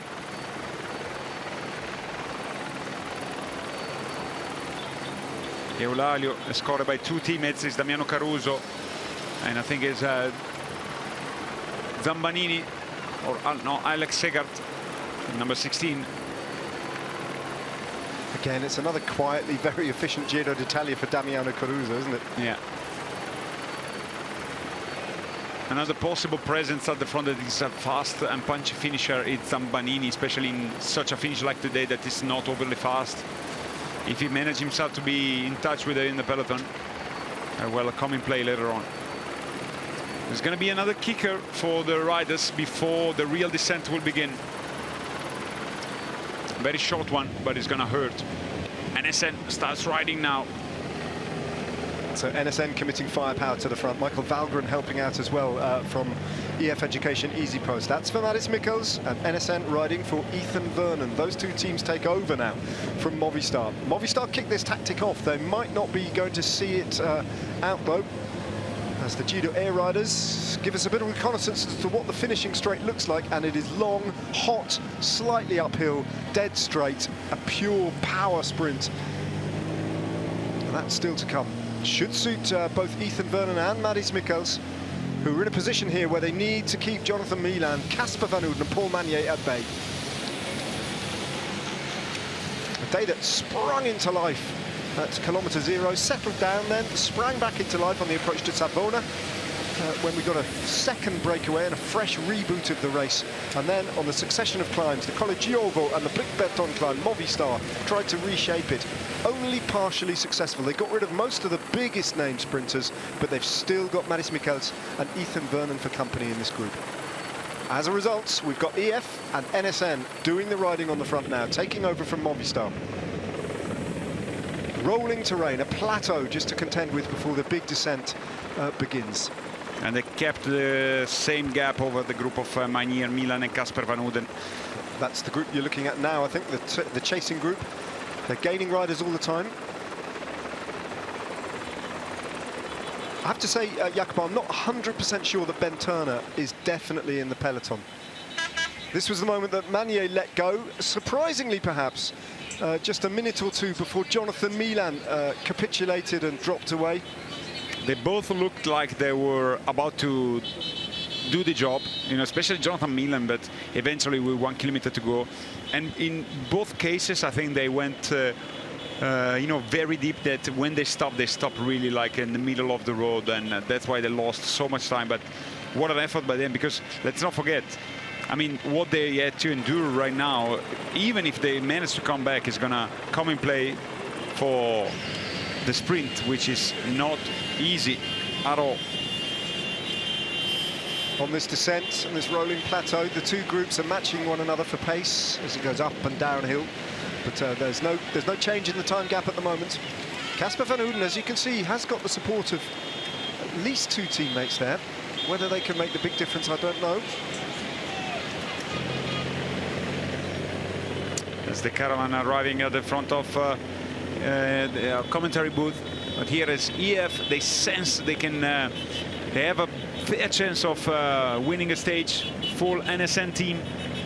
Both sprinters from the teams who are now working, they're not yet rejoined the front of the race. But as expected, for the moment, Movistar, they're questioning like if it's the case of continuing in this. I think there's also no you know, turnaround in here. I mean, they've worked hard, they might as well go all in. As Matis Mikkels is at the very back end of the peloton, escorted by Cepeda. 4 riders from the back is the man with the blue jersey on, Matis Mikkels, and the pink helmet. 5th place on stage 1, if memory serves me correctly, and then 4th on stage 3, I think, or thereabouts. Getting better. Very competitive on both of the pure sprints, the uninterrupted sprints that we've had so far. And the gap is getting bigger, 1:09. And for either Ethan Vernon or Matis Mikkels, this would be a first Grand Tour stage win. A big landmark victory beckoning for both of these young sprinters.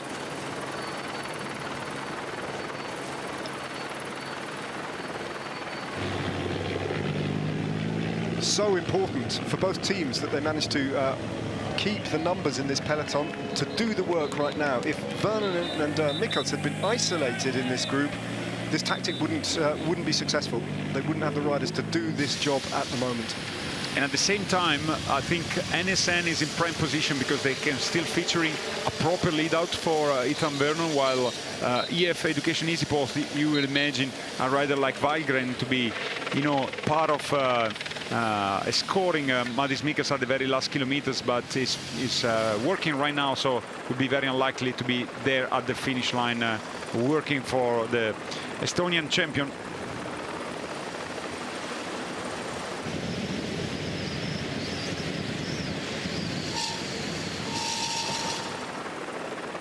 Very tricky cornering here as well for the chasing group. Tarozzi was the last rider from Bardiani closing down. It's really going to be interesting when they get off this long descent and onto the slightly flat. It's not entirely flat at all as they head to the finish line. Sort of gently rolling all the time, but predominantly flat roads. Whether or not this chase group can really get itself organised and have a sort of working party of maybe 6 or 7 riders on the front to really start to do some damage in that time gap. On the moment, though, on the descent, they're not matching the pace of Michael Valgren, who's on the front. Yeah, and still a long way for them, but nonetheless, it's not going to be easy because 1 minute 13 is quite a gap to close down, and at the front I would expect the two teams, NSN and EF Education Easy Post, just going full in with just the target of breaking really the group behind.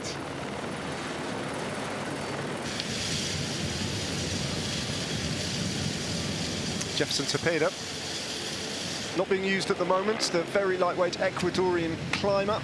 Whether or not he'll have a job to do later, I don't know. I don't think he'll be involved in the lead out, or if he is, very, very early on for Madis Mikkels. He's so much smaller than all of his teammates.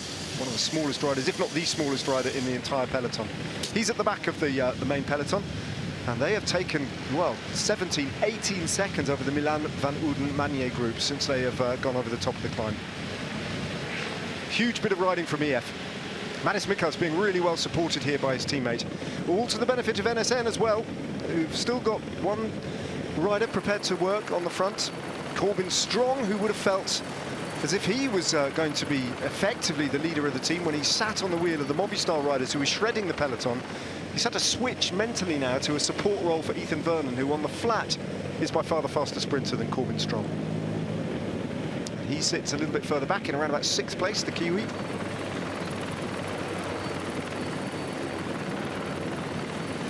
Nick Schultz is the other rider from NSN, the Australian climber. Just sitting on the wheel of Michael Valgren in 2nd place. Gap is crystallized at the moment to 117. The flat that lays ahead of the riders where the finish line is going to be in Novi Ligure, but before 42 kilometer, point 2. 118, 119. It's growing even very slowly, but it's growing.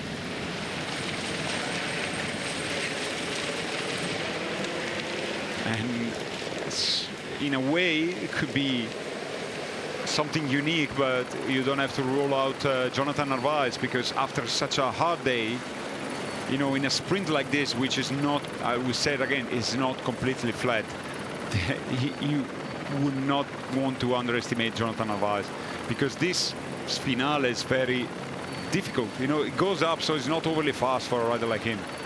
And in the past, when, especially when he was in the Ineos squad, he was, you know, getting himself in the mix in the pure bunch sprint. So I wouldn't be surprised if he's going to be again up there and trying to get quite incredibly 4th victory. There is Ben Turner, yeah, number 98. So he's part of the peloton. Quite an interesting rider towards the back as well, Marcus Hurgaard. From Uno X Mobility. He's fast. Don't think he's as fast on any given day as Vernon or Mikkels, but as you've been explaining, Jacopo, if they get their lead out wrong here, and they haven't got their full lead out trains or anything like either of those riders, if they go early, then it could be chaotic and it could produce a surprise result. Yeah, I think we are in for a very exciting last kilometers. Nothing has decided, nothing has settled, and it was a very exciting day to comment. Well, one thing's for sure, it's going to be very fast from here to the finish line. 40 kilometres to go, that's all. A lot of downhill still to go. In less than an hour, they're going to be here at the finish line in Novi Ligure. Nick Schultz continuing now for NSN to set the pace. Heiner Rubio is still there. Michael Valgren. And again, there's potential for teams and riders who we've barely noticed in this peloton to spring a surprise. This is could be potentially very chaotic in terms of the predicted outcome on today's stage. The rule book has been ripped up. It was Movistar who determined the tactics on the day. They are to credit for the race situation that sees Jonathan Milan at the moment in the company of Paul Magnier and Casper van Uden fighting a rearguard action and losing the battle to get across to the front of the race. They've lost over 30 seconds since they've gone over the top of the climb. These three have just gone a little bit clear.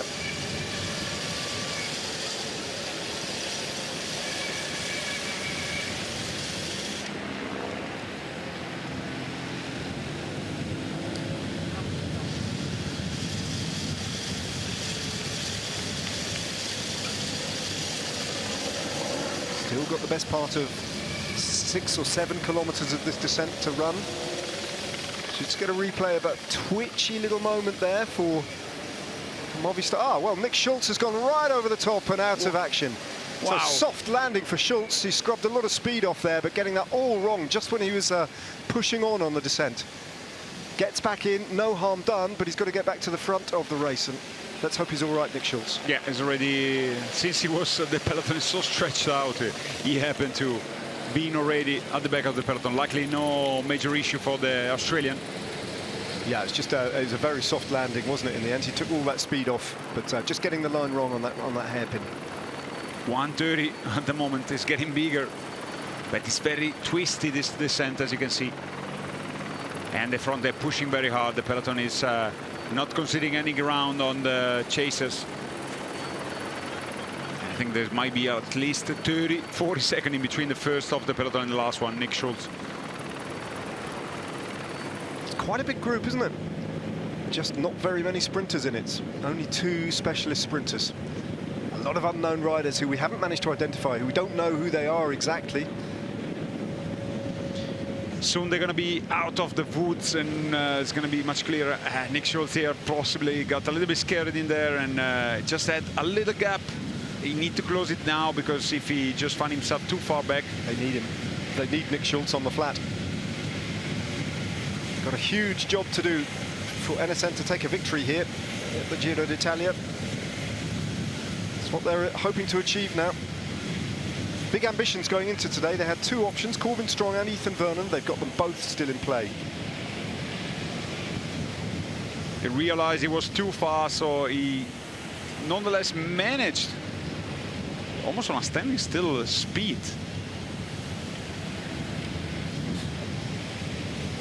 Yeah, averted the very worst of it there, Nick Schultz. Yeah, it could have been much worse than that. A lot worse. So it's rejoined now. He was already part of the peloton. He got distance by a few meters in the descent, but he's now back in there.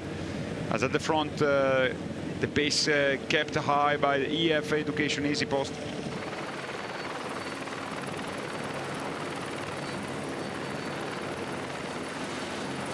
Here the peloton might be very, very stretched out as they slow down a little bit, the Movistar riders, because Aular has been with a few meter gap.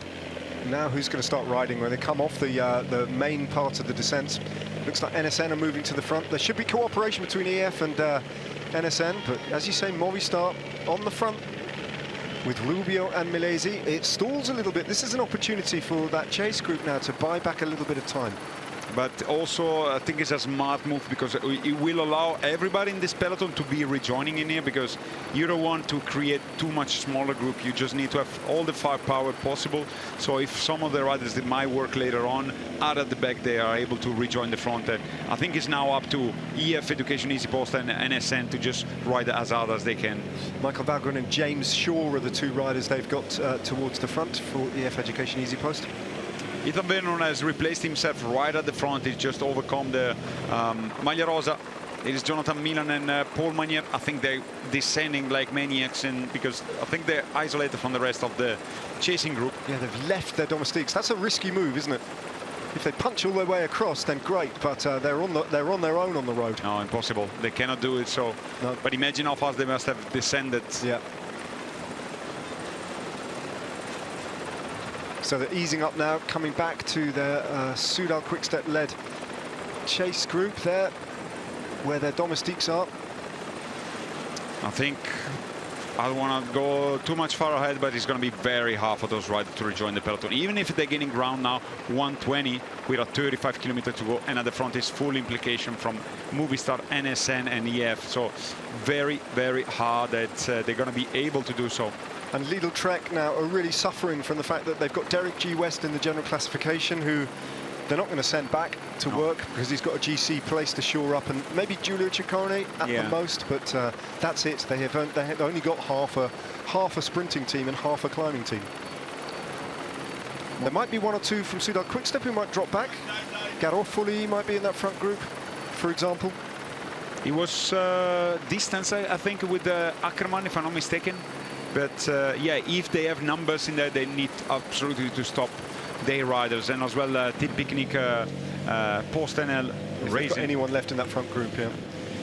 NSN Train fully engaged already. They've got two riders there, but we've still got Nick Schultz at the back. If he can work his way up that line, having survived that fright on the descent, then there are 4 NSN riders in total. 3 then to work for Ethan Vernon with those broad shoulders of his in around about 10th place there in that line of attackers at the front of the main peloton now at 1 minute and 12 seconds as they start to ride again.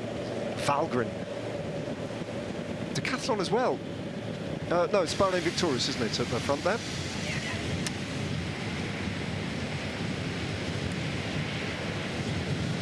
That's an indication of the speed, and I think now they just looked around on each other at the bottom of the descent to see who was still there, but now it's going to be fully committed. Chasing group. Sobrero towards the back. Filippo Magli is the last rider in that group, just along for the ride, really, Filippo Magli.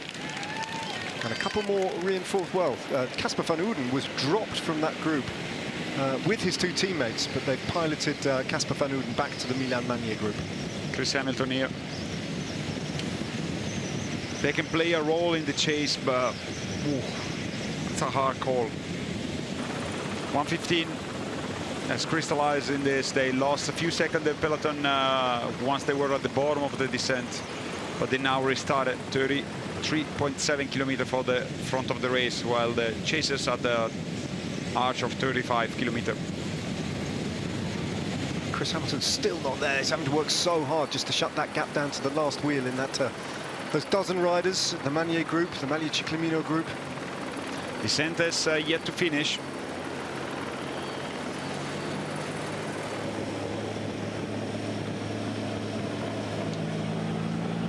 Just shows you how much climbing they had to do today. What was it, 2,200? 200? Yeah. They've done meters. everything basically. All basically just to get over the Apennine Ridge. On the descent that they've been on for a long time now, you can really see how much altitude they've had to lose and how much they gained.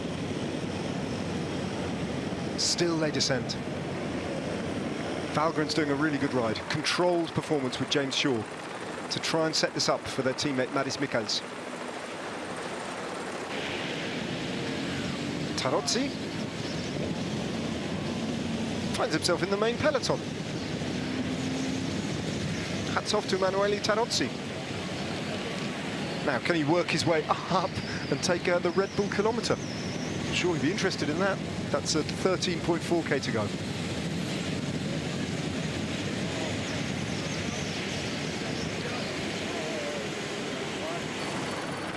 Could be actually quite interesting to see what happens at the Red Bull kilometre, because we've got the GC riders all in this group. Yeah, might be as well. Like 6 seconds for 2 Arendsman.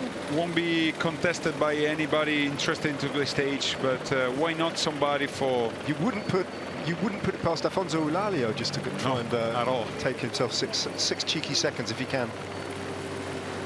It's on a little bit of a climb as well, so it'll suit those riders. Just a slight uphill sprint to the Red Bull kilometre. in around about 18 kilometers time.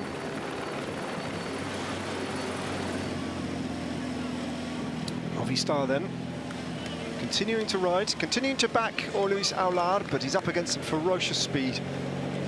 However, this sprint is not going to be a conventional sprint or anything like it. There's going to be very few big lead-outs on a day when you really need a lead-out train, on this long, straight, slightly uphill run into the finish line, where you can chew through the resources. The lead-outs trains can crumble early, and the sprinters can find themselves exposed and having to open up their sprint far too early, only to be swamped on the finish line. There's a lot that can go wrong on the sprint finish today, even when you have a full lead-out train there. But in a reduced group like this, a lot of random permutations come into play.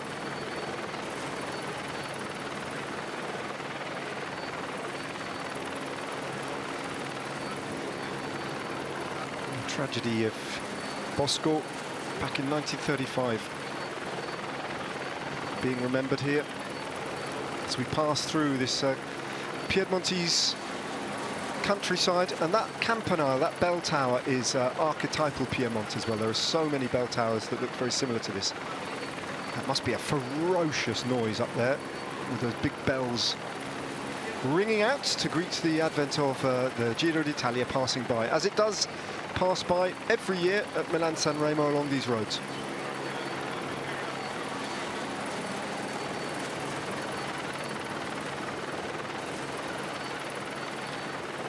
So a race day that looked like it might be a little bit formulaic has proved anything but formulaic, and the attacking spirit of the last few days of racing continues here at the Giro d'Italia as they pass through Molare and enter the last 30 kilometers of stage 12. 1:16, the Magnier group. I think I saw a little track rider just left alone on the road. It might be as well Ciccone that has been letting the peloton go in order to being rejoined by the chasing group and helping Jonathan Milan in the chase. I think he'd have to, wouldn't he, if he was still there, and I'm sure he was still there. It would make a lot of sense, but it might be too late. So how many riders are riding actually at the moment? It seems like 4 or 5 riders. I haven't seen Sobrero anymore, if I'm not mistaken. He's either at the front of this group, could be. James Shaw's doing the riding for EF Education Easy Post at the front. Aina Rubio's still there. Movistar just not backing off from their tactic at all. Still giving Aular every chance here, and showing him the belief that they demonstrated when they started to rip it up on the first climb of the day. So backing Aular in this kind of company. He's a little bit on the back foot, though, in terms of pedigree, because look at Ethan Vernon there, moving his way up onto around about 7th place in that group, still with 2 of his teammates in front of him.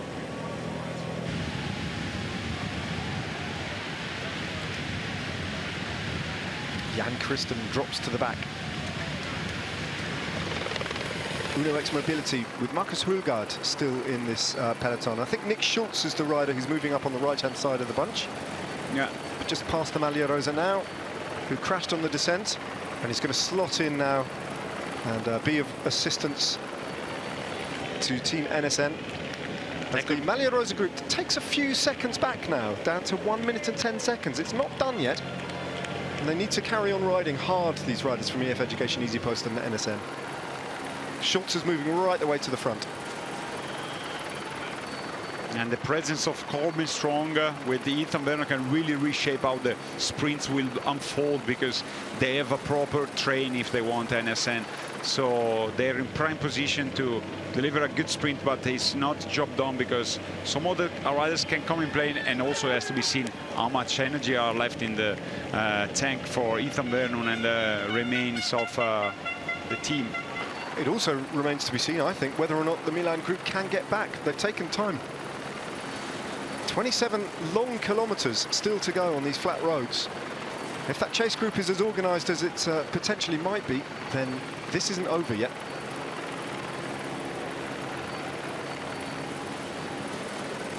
No other teams other than Movistar, EF and NSN are going to come to the assistance of those teams at the moment, and it could be that the closer we get to the finish line, the more it's just down to NSN and EF Education Easy Post.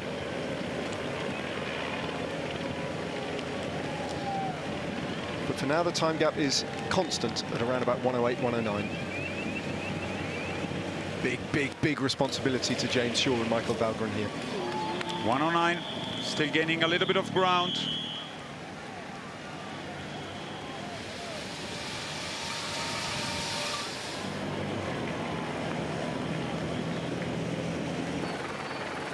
There he is. Hadn't seen him, but Ben Turner has been picked out by the helicopter. It was very hard to know whether Ben Turner was in that selection, so he's right in the mix, I think, Ben Turner, of possible stage winners today. Not a bunch sprinter like Ethan Vernon and Maddis Mikkels, but super fast and very strong. And he's got a team to support him there with a good few teammates. We can dive in a little bit on the finale. It's as quick as you would imagine, just a 900-meter drag uphill. It's not easy as you would imagine, especially after a demanding stage like today. So we are in for a very spectacular finale because you need to calculate the good momentum to go. If you launch your sprint too early, you might be caught up and being short on energy on the finish line. It's not going to be overly fast. Well, Netcompany Ineos are playing a very gambling a little bit that this group, this firepower, these riders, these teams who are doing the work on the front of this peloton are doing enough to hold the Milan group at bay and to keep the race to this selection. They're going to want to keep their troops entirely in the wheels until they have to deploy them in the final kilometres if Ben Turner's going to take the victory. Because Turner, of the sprinters who remain in this group, if we're going to call him a sprinter, is the only rider from Netcompany Ineos who's got the kind of pedigree, including a stage win at the Vuelta last year, beating no less a rider than Jasper Philipsen. So he's done it before at a Grand Tour, Ben Turner, and this is his opportunity to pick it up and do it again at the Giro d'Italia, and we know that his form is good. As we switch our attention now to the Magnier group and the cooperation that is obvious now between Soudal Quickstep and Picnic Postenel. But Jonathan Milan is totally isolated. He's got no teammates there at the moment at all. So 1:06, gaining some second, not at the speed they were hoping. He'll still believe. There's still 25k to go. But where a Lidl Trek, they've fallen apart. Jonathan Milan all on his own, their leader on the day. Matteo Sobrero was there, but he's been dropped. We thought Giulio Ciccone might have been sent back. No sign of him yet. He might make the difference, though, if Ciccone suddenly arrives on the scene. Bidon almost unseating a rider there. Jan Christian just bunny hopping over it. Mountain bike skills in there. Reaction there from Jan Christian. Wait for this Swiss rider, because I wouldn't be surprised if he see the opportunity and the speed will decrease, that he might go as well on the attack. I wouldn't be surprised at all. At the moment, peloton and chasing group, as you can see, they're basically matching each other. The gap is always hanging in there between 109, 112.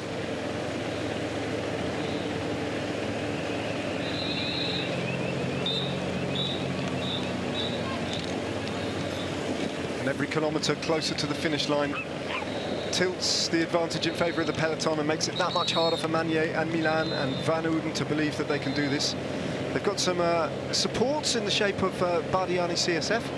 Starozzi giving them a little help.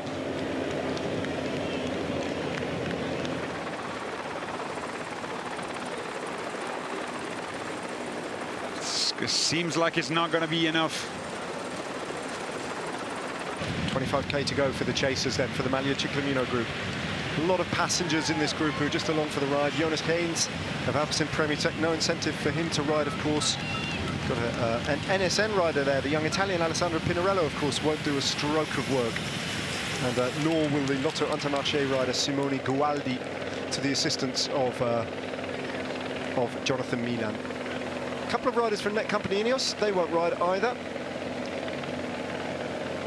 Some of the responsibility to ride has to actually fall on the shoulders, potentially, of the leaders themselves.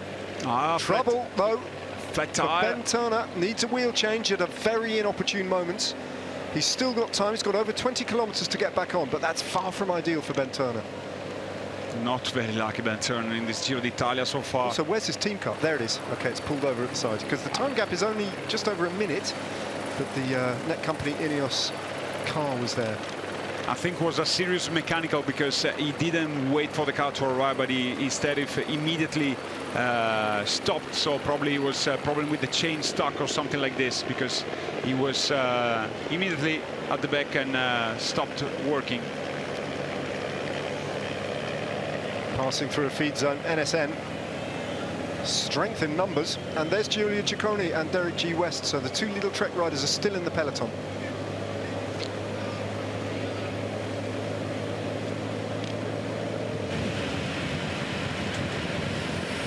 In the chasing group with Magli.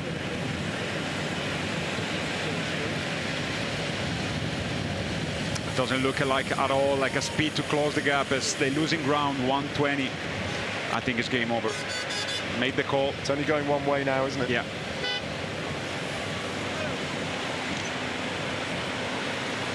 Alessandro Pinorello going back to the NSN car, but the race is going away from this group, and could be a fantastic day for NSN. Could be a breakthrough moment for Ethan Vernon and for this team. Newly liveried, of course, for 2026, changing their image, and over recent seasons as well, incrementally changing their style of racing and changing their approach to racing. Looks like Benturner might be back on. Just caught a glimpse of him at the back of the bunch.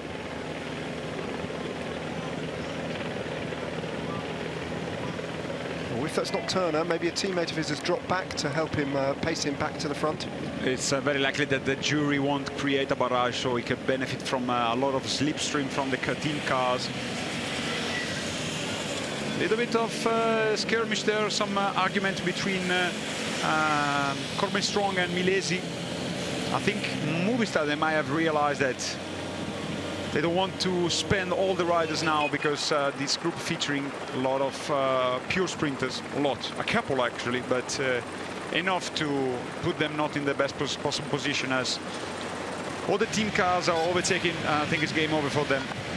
Time gap's right out now to 1:21, and they're using up their resources up front. There aren't too many riders left who can work. So Magnier and Milan close to capitulating on this stage, I think, in the company of Casper van Houten. Benturner isn't yet back in the peloton, but Jack Haig has been sent to the back. He was the rider I just caught a glimpse of, waiting, I think, to pick up Benturner and guide him back to the front of the race, as we look at some of the riders who found their way into this peloton. And watch out on one of the, I would not call it a minor shift in the Giro d'Italia, but Jonathan Narvaez, which is featuring at the front, is only 19 points down on Paul Ciclamino. That's a very good point. And if it does get some points, and today, let's remember, the first gets 50 points and all the remaining, like it's the highest ranking stage for points today. It's gonna be very tight for Magnier, because he won't score any point on today's stage, while Narvaez, he has a lot of chances, because he's third place would land him in the Maglia Ciclamino. He can do a third place. I wouldn't be surprised at all. That is something. Well, here's Ciccone. Now, what do you think about the conversation with the Visma Bike team car? But what do you think about the team orders there for Ciccone not to be sent back to work for Milan? I think now, I mean, now it's too late, but I don't know, because should he not have been sent back earlier? Yeah, they are also defending the position of Derek G, and I think if G had a mechanical, they need to have another rider. These are choices. It's a difficult choice, yeah, like that, isn't it? I think if they saw the gap was coming closer, immediately, maybe they would have stopped Ciccone, because they knew, okay, we just take the risk for a few kilometers to drop Ciccone back before it's gonna help it. But I think since how the race is going, even the presence of Ciccone will haven't changed much on the outcome. Well, I step away from the furious racing just for a moment or two to look at the wonder of Novi Liguri. We actually strolled around here and had a coffee in the company of these lovely buildings a little bit earlier today, before the racing got underway. The birthplace of Fausto Coppi himself, and a cycling museum to celebrate the heritage of this area, and of course the career of one of the greatest riders that Italy will ever produce.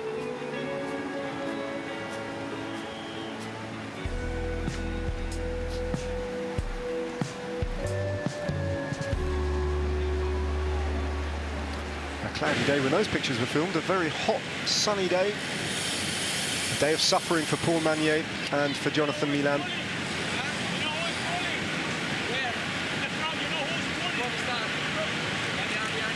So a little conversation here. You know who's pulling, yeah. Was pulling at the front of the peloton. His team, basically, Yeah. Pinarello's team, and EF. 125, just too late for this to happen. They won't be seen the front of the race anymore. The frustration continues for Jonathan Milan now. Deep into this Giro d'Italia, he's not going to be winning today. It's been a real ordeal for him, one way or another. Jonathan Milan had a lot of bad luck in Napoli, like so many other riders did, just getting dumped onto the ground on those shiny cobblestones. Just slightly got things wrong on stage 1 and stage 3, not by much, and the margins weren't by much. Incredibly powerful sprint into Sofia on stage 3, but just beaten by a better man on the day. And ever since then, he's just been thwarted in his ambitions. And in terms of the Maglia Ciclamino that he's been attacking, Paul Magnier has been shadowing him everywhere. So it's been a tough start to the Giro d'Italia for Jonathan Milan. Yeah, and it's not getting any easier for him, as he just have to suffer a few days before another chance for the sprinters, for the pure sprinters at this point in Milano. But today, here's where the race is. At the front, Michael Wagram keeping the pressure high on behind to the groups behind. Jan Hirt, Nick Schultz, and James Shaw. Those are the 4 riders who basically gave this first part of the peloton the chance to go for the victory. And this trio at the back from UAE Team Emirates, Jan Christen, Arrieta, and Narvaez. I mean, what are they going to do? They're cooking something. I wonder if they actually have made this calculation about the Maglia Ciclamino that you have, that 3rd place puts him in the Maglia Ciclamino. Will it even enter their thinking? I mean, he has to sprint. Does he have other choice than sprinting today, Narvaez? The sprint itself is going uphill as... Ben Turner. Yeah. This is Jack Haig with Ben Turner. Doesn't look like there were many cars behind, because you see NSN team car that just overtaken the chasers group is now on the behind there, but there is no car in between this group and the tough chase. Yeah. What a bad luck for the British rider. Let's see if he's how far back is he? He can do it. Should be all right. Yeah. I mean, that's a big effort that he's doing right now, isn't it? And he's going to pay for that a little bit at the end, but they're very nearly in the convoy of cars. Yeah, once they can get a little bit of the slipstream. His problem was that when he had the mechanical problem, there were not many cars behind. Look how hard he's having to work here, Ben Turner. 15 kilometers to sit on the wheels and try and recover a little bit and then launch some sort of a sprint. He's got a decent number of teammates, though, to pilot him through the final kilometers, and that can't be said of too many teams here. And what are these riders about to do? Igor Arrieta drinking, Jonathan Narvaez, who in a reduced group sprint, which is what this is, can be competitive. With no Paul Magnier there, he sits in 2nd place in the points competition and could even be in the jersey at the end of the day. What I could fairly expect from them is Jan Christen going off on the attack at about 5 kilometers to go. There is a little, very, very little kicker, even just like a bridge. If it goes there trying to, scramble the decision, the strategic of the other teams, and leaving not many riders leading, not for pure chances of winning, because I think going off on the attack so far from the finish is a hard job. But, creating some sort of disharmony that can go in favor of less pure sprinters such Jonathan Narvaez. Those are the point standings at the finish line. 50 go to the winner, 35 for 2nd place, 25 to 3rd place. But the first 15 riders over the line all score points. So even if it doesn't happen today, Jonathan Narvaez will almost certainly actually be closing the gap very, very close to Paul Magnier, even if he doesn't take the jersey today, because he's good for a top 10 sprint in almost all circumstances. Totally. What a day, something like we didn't expect it could have been so hard, but I think Movistar, without a real presence at the breakaway, they decided that they want to, create real gaps, and yeah, they open up a huge margin between themselves, their group, and the sprinters group. A lot of people occurred here at the finish line. under heavy sun. Red Bull kilometer about to unfold, to be seen if some of the GC contenders will be getting in there. I think Jonas Vingegaard is the best placed at this point, but also Eulalia not far back. I just think Eulalia has got nothing really to lose, except if he does ignite this, he might just get he might just find himself getting passed by Jonas Vingegaard, or indeed Tijmen Arendsman is there as well. He's not too far. Egan Bernal likes a Red Bull sprint as well. We've seen him sprinting for bonus seconds. Watch out for the Colombian. Ineos, net company Ineos have shown a lot of interest in Red Bull earlier on in this race. 200 meters to go. Eulalia, is he going to move? Also Giantly moves himself in there. Is Eulalia? Yeah, Eulalia, yeah. Eulalia opens up the sprint, and Eulalia is going to nick himself 6 seconds in the general classification. Chapeau, Afonso Eulalia. He moves from 27 seconds down, if he can see it through. Ben O'Connor's going after him. Has he gone a little bit too early? Eulalia, the Magliarosi's going to see it through, and he's going to pick up 6 bonus seconds. Ben O'Connor picks up 4 in second place. That was a smart move by Eulalia. I mean, it can give him a little bit extra room for the next days to come. So Eulalia, Ben O'Connor, and I think third was Giantly, possibly? I think so. Yeah, that was Hindley. So 2 seconds for the Australian as well.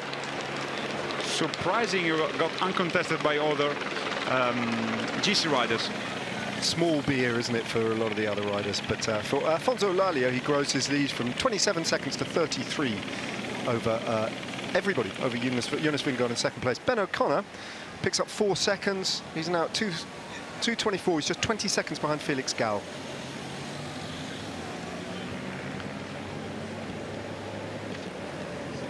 Well, we thought we might see that, and I'm quite glad we did. It's very typical of him, isn't it? Afonso Eulalia. Stage by stage, he seems to be growing in confidence, really, and panache. Yeah, it's a pleasure for the eyes. The young Portuguese has proven to be a tough guy, definitely. 150, so chasing group is gone. So now it's going to be just riding on now, isn't he? Just trolling the peloton. EF Education, so a pink jersey up the road, 2 pink helmets chasing down the Maglia Rosa.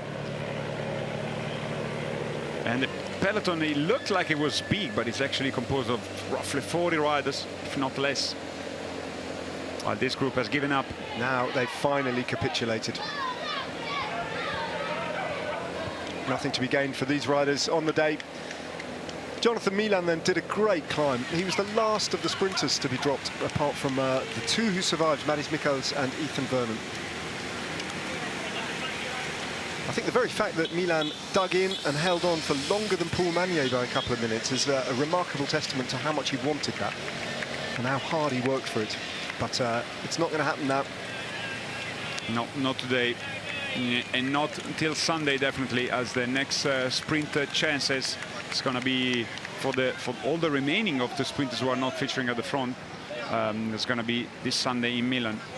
Now, Jacopo, this changes something, doesn't it, for the way that the sprint is going to unfold from the peloton, because they'll know now that the chase group is done and that they're not coming back, so they don't have to go flat stick at this point with 12 kilometers to go. They might just ease up a bit and just gather their strength and their cohesion for the final run-in. Yeah, especially because yeah, we expect a sprint, but you need to earn that, because it's fair to expect some riders going on the attack, because nobody is just going to stay there and not trying to seize the opportunity to get a victory. And so in other words, if they do ease up too much, that opens the door for the likes of Jan Christen to launch a long one. That's like before, you know, when you're the chasing group behind the breakaway. If they speed up too much, they will get too close. If they ease off too much, they open up for attack. So either way, it's going to be very interesting last 10 kilometers as Michael Weigren opened up a little bit of a gap in there. A little bit of a descent over the top of the Red Bull kilometer, which once again was just at the top of a little hill. And it's not absolutely flat until they get into Novi Ligure itself, where the road does flatten out, although it creeps up in the final kilometer at maybe 1–2%. But between there and the city, over the next 5 kilometers, it's up and down rolling terrain. And just now, Ben Turner has happened to be back in the peloton, escorted as well by Svetstad Bardseng. Exactly, the Norwegian rider. What an effort has been enduring. Took him much more. We were at 15 kilometers when we thought like his job done, rejoining the peloton. Yeah, it's been hard for Ben Turner, that chase. Abnormally hard, and it will definitely have cost him for his final sprint. And he's got to get to the close to the front of this group as well. Still quite a big peloton.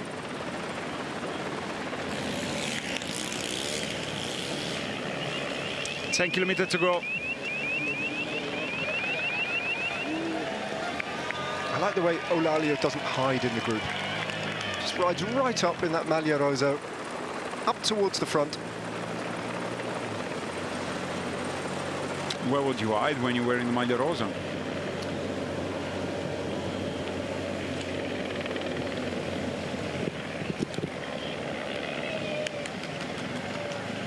Visma Leasebike have been rolling along in that position all day, really, just watching the comings and goings at the front of the race. They haven't done a stroke of work. Visma Leasebike, they've just been witnessing this borderline chaotic stage unfold, as Ben Turner is now in the peloton, but he is the last rider in the line. Let's try to check if we see and recognize some other fast finishers. There is another Bahrain victorious at the back, whether to be seen if it's Alex Segart or Zambanini. If Zambanini, the Italian, is part of the group, it might be as well another possible protagonist for the finale. It looked like Alex Segart, though.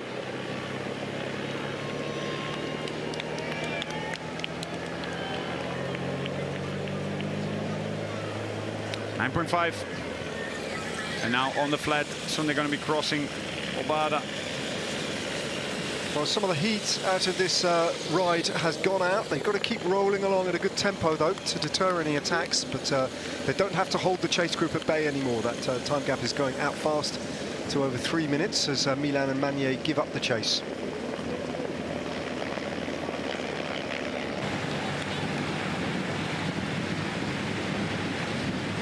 Christen moving up a little bit towards the front. He does like Jan Christen to sit at the back of these groups, and it's a bit of a warning sign, I think, when you see him move off that position right at the back.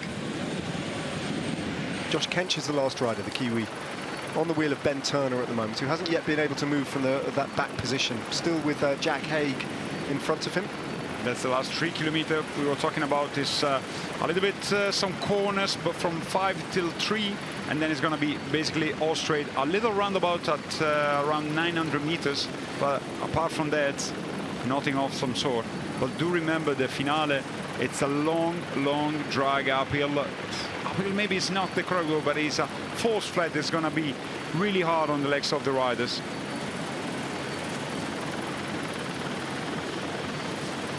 As Jasper Stuyven and managed to be in contention with Van den Bosche as well. Good ride by the two, questioning about why they didn't position themselves before, and as well Jonathan Narvaez appeared. Yeah, Mikel Pierre has got Jonathan Narvaez on his wheel.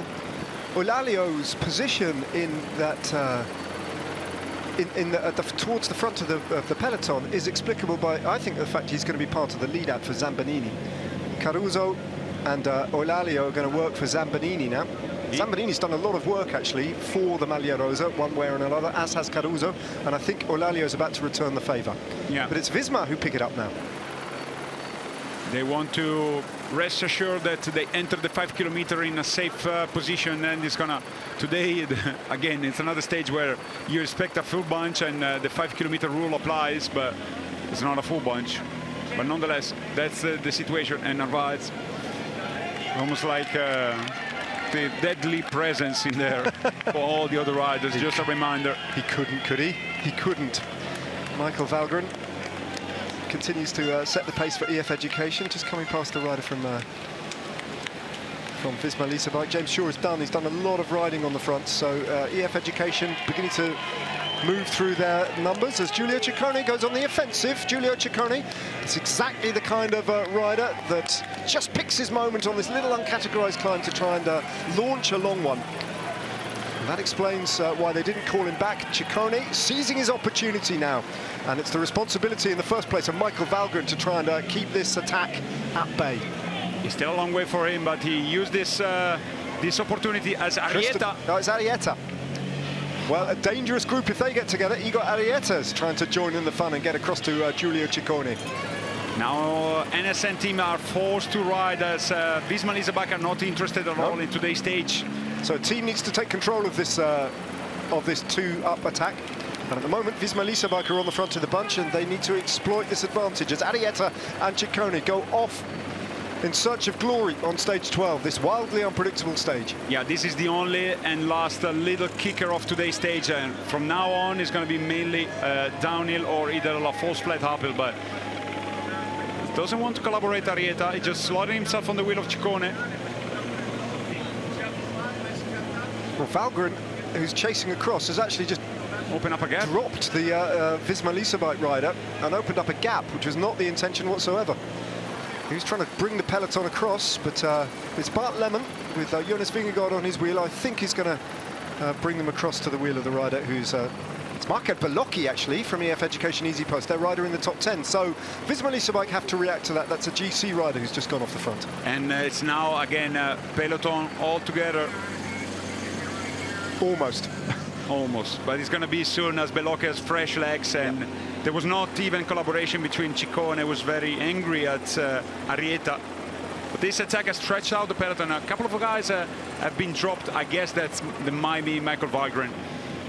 Well, James Shaw was off the back. It might be him. Shake of the head from Arrieta. What's the next surprise that's going to be sprung from this pack? Where is Jan Christen? He might be the next to move. And Narvaez seems like he has picked the wheel of Jasper Stuyven for the moment. He's always at this wheel. You can see now Eulalio, Stuyven, and then Narvaez right behind. Also, Mick van Dijk is part of the group. It's another fast finisher. He's been producing some very good sprint. I think it's going to be the first time we're going to see him involved into the chase of a good result. A young Dutch rider. Fascinatingly composed group of around about 40 riders then coming to the finish line of stage 12 with the stage win between them as Visma Leasebach trying to pilot Jonas Vingegaard through the next 200 meters safely so that any accident or incident as they enter the sprint zone, the so-called sprint zone, won't affect his GC chances.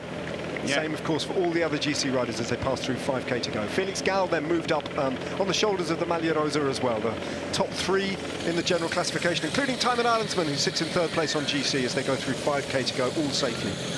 So from now on, whatever is going to happen in case of crashes or mechanicals, they're going to be awarded with the same time as the winner. 2 XDS Astana riders who I don't think we've even mentioned. I think it's Christian Scaroni and Diego Ulissi are still in this selection. Both of whom are quite fast, but they're not in the same league as some of the other fast sprinters. Ethan Vernon and Ben Turner's been dropped. So a big effort, he's paying for it, and that's so unfortunate for Ben Turner because he would have been right in the mix of this stage. He's not out of it yet, but just on that little climb, he's paying for that big ride he had to do to get back into the peloton. He won't be featuring the first position of today's stage. As Campenaerts approaching carefully the descent, 4 kilometers to go, they enter in the city of Novi Ligure. The finish line is placed just at the outskirts of Novi. So Visma Leasebach, they haven't got a sprinter to ride for today. They're just asserting their authority and keeping Jonas Vingegaard safe. Campenaerts lining things out towards the front. Turner back on for now, but can he get anywhere near the front of this race? Because the kilometers are running out. 3.7K to go, and Campenaerts is motoring on the front. The rider from Bahrain Victorious is actually Alex Segard, who might as well go on the attack. He's not a fast finisher, but is definitely in shape as he's been already on the attack in previous days. He's placed himself right behind Egan Bernal. I think he might try something. So Jan Christen, we were expecting something, but he's at the far back of the peloton, so won't be featuring any action. Henrik Naas, one of the masterminds, Alex Segert, just as you predicted, trying to launch a long one. And Bahrain Victoria is trying to rock the boat here and force the sprinters' teams to move to the front now and start chasing. Campenaerts doesn't take the responsibility. It's not his rider to shut down. But Alex Segert now, great time trialist that he is, powerful ruler, punches clear, breaks the elastic. He's got 3K to hold off the chase, which at the moment is nowhere to be seen. He has the legs to do so. It's a fine time trial. He's been 2 times world champion in European champion in the U23 category. Open up a decent gap already Yes, all it takes to do so, he was in fine form, and behind is still Visma Lease bike, but they have no intention of shutting this down. It's up to Team NSN or EF Education Easy Post, otherwise it's going to be too late. I think EF have got almost no riders left, so it's NSN's responsibility. Visma Lease bike are not going to control this. They are letting Segart ride away to victory at the moment. Visma Lease bike, he's got a big, big gap. Where is that NSN train, and has it got the firepower to do anything about this? Net company Ineos won't be riding. Ben Turner's right at the back. So where are the sprinters' trains? They're leaving it very late, 2.2 kilometers to go. I think like NSN team that doesn't have any more riders left to control this, as Alex Segart is about to hit the 2-kilometer mark. Nobody's really working at the back. No, another rider goes off the front. It's Soudal Quickstep now. Yeah, I think Fabio van den Bossche. But very disrupted at the back, and Alex Segart can benefit from this. It's a huge, huge gap the Belgian rider has. Yep, it's Fabio van den Bossche who's gone off in pursuit. So two Belgians at the front of this race, and Movistar launch a rider off the front. It's Milesi, I think, by the looks, the pedal stroke.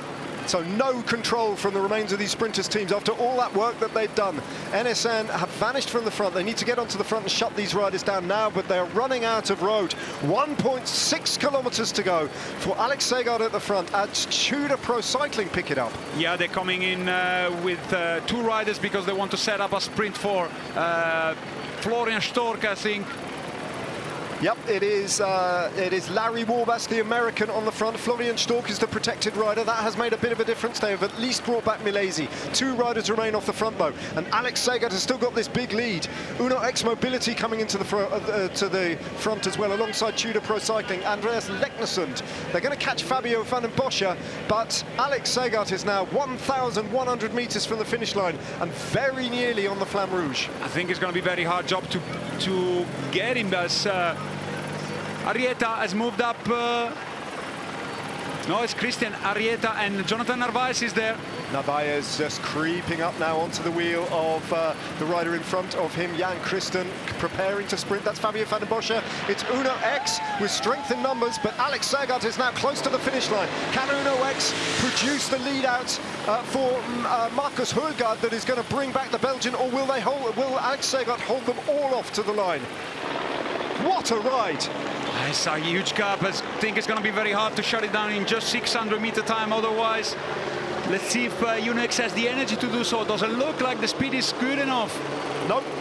Uno X Mobility throwing the kitchen sink of this. It's Johannes Kulset who's going to be sprinting. Alex Segart, though, 400 meters to go. Marcus Højgaard on the front for Uno X Mobility. Ethan Vernon stranded further back down the line. And now they move, and now Vernon tries to open up his sprint on the wheel of his last remaining teammate, but Segart is riding away from them all. Alex Segart, 100 meters remain for Alex Segart to hold off the big sprint behind him, and he's going to do it. Bahrain victorious, take a first stage win at this Giro in unexpected fashion. The Belgian Alex Segart with a brilliant, brilliant performance there as the battle for second place goes to Lotto Untermarché, and it's Toon Aerts who picks up second place. Unbelievable. He chose the perfect momentum to go, and he was seen at the front many days, and he was kind of complaining the other day that nobody was really attacking and using any chances to go on the attack. Today, Alex Segart, first victory in a Grand Tour for the young Belgian rider. And Zambanini was actually part of the peloton as well, and decided to launch the attack of Alex Segart and Eulalia. Day of joy for Bahrain victorious. What a race they're having. They've got the Maglia Rosa, they've got a stage victory now for Alex Segart.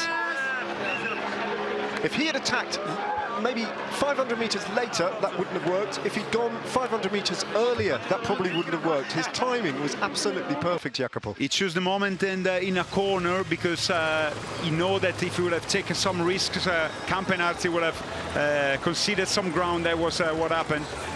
And Alex Segart, he was in fine form, and today the most prestigious victory of his young career. Freshly moved to Bahrain victorious, and they got it right today. He first survived the climb, and it disrupted all the plan that the very few sprinters that they were in the peloton. He's gonna have a replay of his attack. Worked his way up onto the shoulders of his two teammates there and launched. Had to get clear, couldn't afford to take any riders with him. And that's the moment because Campenas already was relaxed on the approach of this corner. And Alex Segar taking a lot of risk in here. Because he exited the corner, he was already much faster than the other Belgian rider, former teammates of his. Victor Campenas always, at the same time, didn't have any interest of controlling this. And there is the finish line. What a sprint by Toon Aert behind. Well, he's put away some big name riders there. Ethan Vernon's opening up his sprint behind alongside Jasper Stuyven. You can see just out of focus, but out of sight as Segar takes the victory. 23 years of age, the man from Rosolare. I think the third position went to Guillermo Silva or Ethan Vernon, to be seen which one of the two. And I wonder where Jonathan Narvaez finished. He was there, he was there. He's in the mix. Alex Segar, though, as you say, newly signed to Bahrain Victorious from the wreck that was the Lotto team last year, a product of the Lotto Destiny development team. And a winner as well. He's won a few races over the last few years, including in Italy, Il Piccolo Lombardia back in 2022 as a junior, and a stage of the Piccolo Giro, the Giro Next Gen. And so far this year, he also won the Grand Prix de Denain, which is a hard man's race as well up in northern France.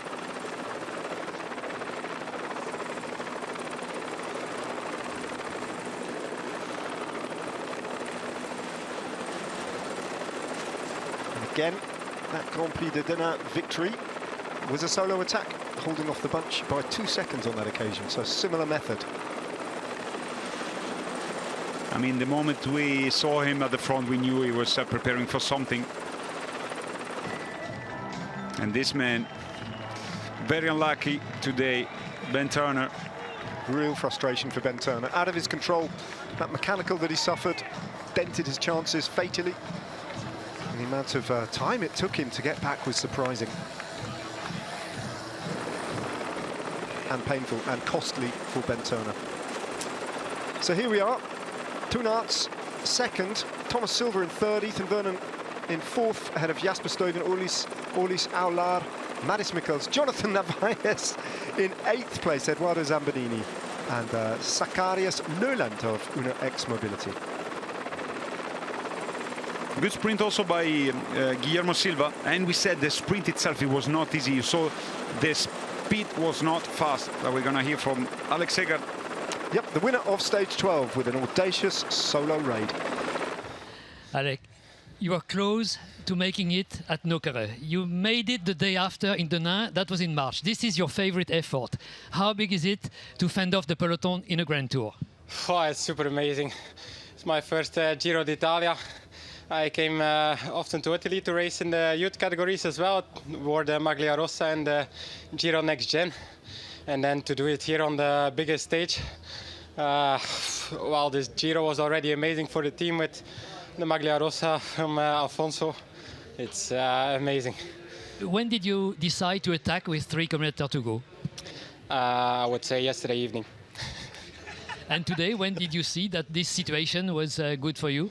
I had it always in mind. Saw this as a good moment on the parcours, and then I was really happy with how the race was going. Hard pace on the climb, and then teammates from the sprinters who were left had to ride hard, and this was my chance to go in the final when they were all on the limit, to push one more effort, and then yeah, for this result you want to give everything.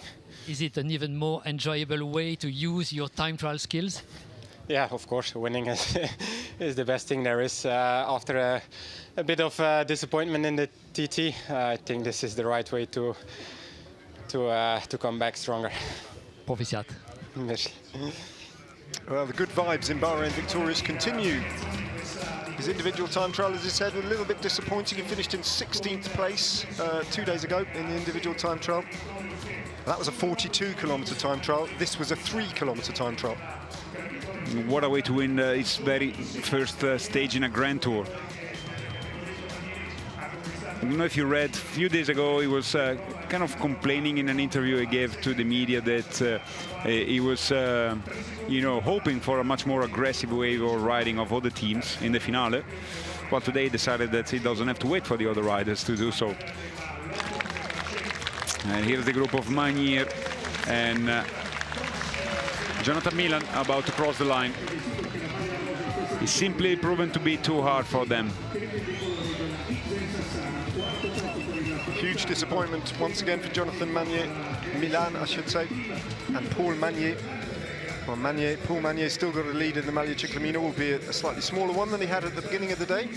It was good for him that Navas just got away with the 8th place, so he didn't lose much point on him, and he's going to be retaining the jersey.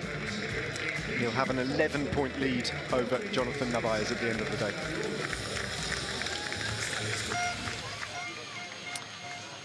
The top 2 in the general classification, separated by 6 further seconds. Afonso Eulalio taking the Red Bull kilometre today and the 6 bonus seconds. Very curious choice of Jonas Vingegaard to warm down on a TT bike, as there won't be any more in this Giro. Here's the recap of the general classification. Nothing changes except for the men in pink that gained 6 seconds on anybody else thanks to Red Bull kilometre. Ben O'Connor and Jai Hindley, the 2 Australians in 5th and 6th, just shored up their position as well by 4 and 2 seconds. O'Connor moves to 10 seconds from Felix Gall on GC.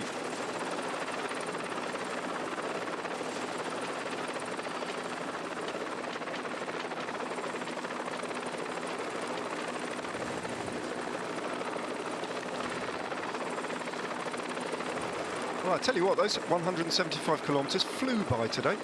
Oh, it was fast, and so many things happened the whole day once again.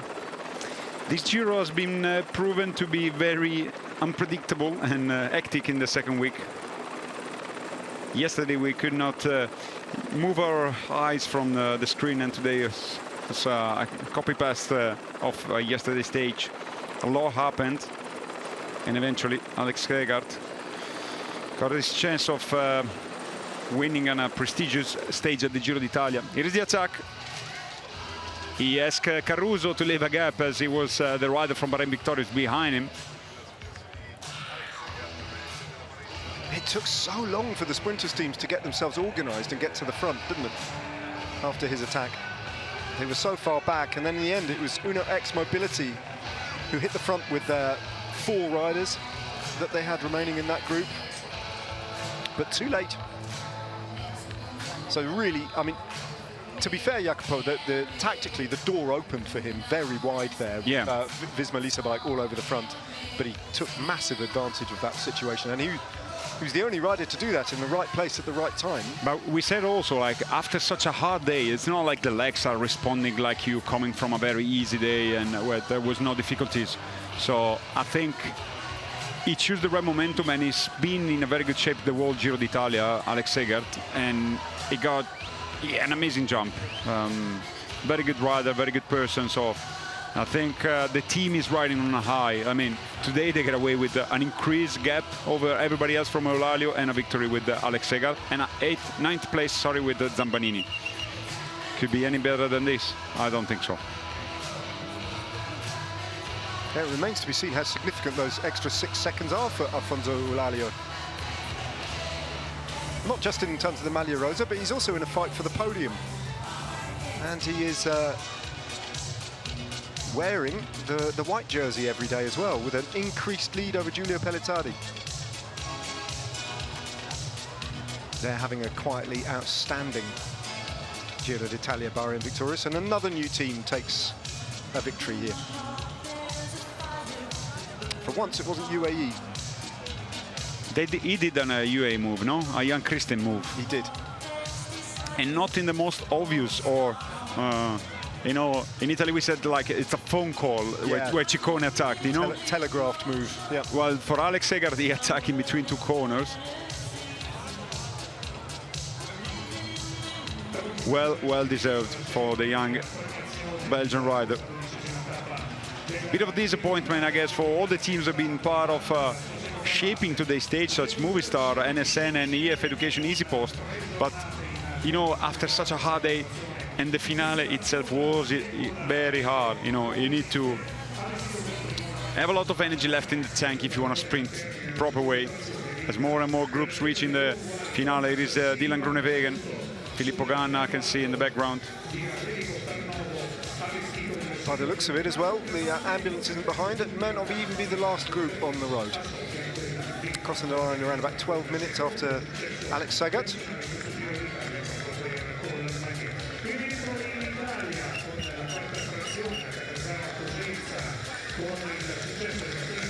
Dylan Groenewegen, not much you can do about that, just has to hold his hands up and go. Beaten on the climb.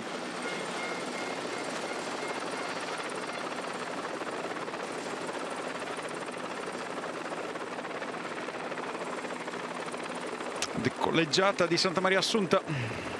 We were right in front of this, right, Ned, this morning when we had our little walk into the village. Finish line is placed a little bit further off. I'd call it a town, Jacopo, rather than... Village means smaller, right? Yeah, well, it's like, what do you have, city, town, village? Yeah, okay. It's a town. Looking at it, that's a town. Thanks to give me all the shades of... That's okay. Tomorrow, that's what the riders have to face, a long, long flat before reaching Verbania, but we'll see more later on as we're waiting for the riders to prepare themselves for the ceremony.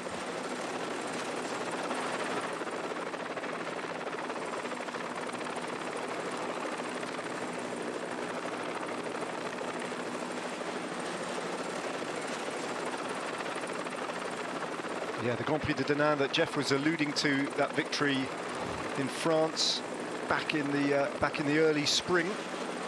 Really hard race that, and again he attacked at the Grand Prix de Denain with about 2 kilometers to go and held off the chase that was won. The sprint for second place was won by a former teammate of his, actually, from Lotto, Milan Menton.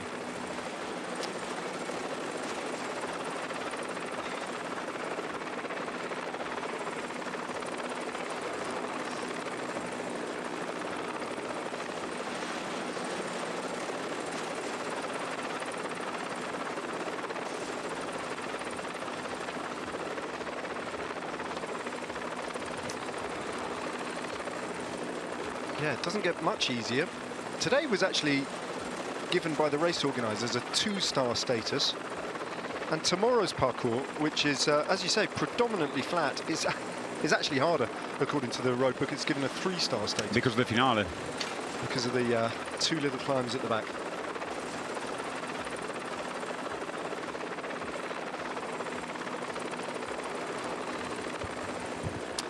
And that is the big chocolate factory, where Novi chocolates and a number of other associated brands are manufactured. And a big sponsor of the Giro d'Italia, and for that reason, that's where the race finishes, and just where it finished in 2019 as well. Well, let's have a little look at this reverse Milan-San Remo that had a big sting in the tail today.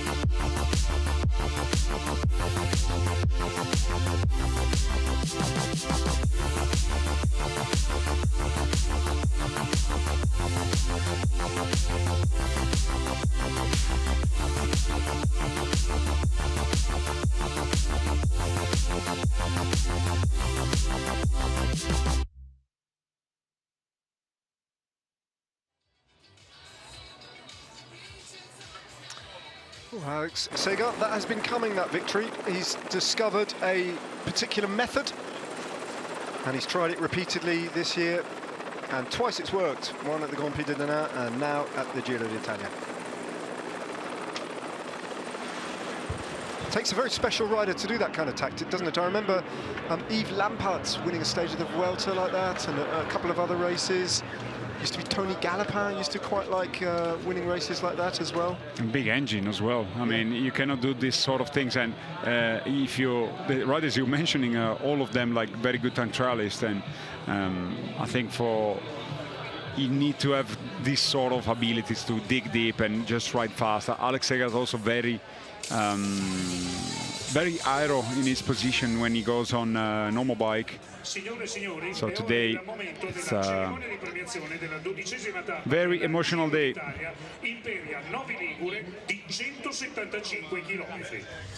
More frustration for the sprinters though. It's piling up. Just 2 proper bunch sprints. We've had 12 stages of the Giro d'Italia.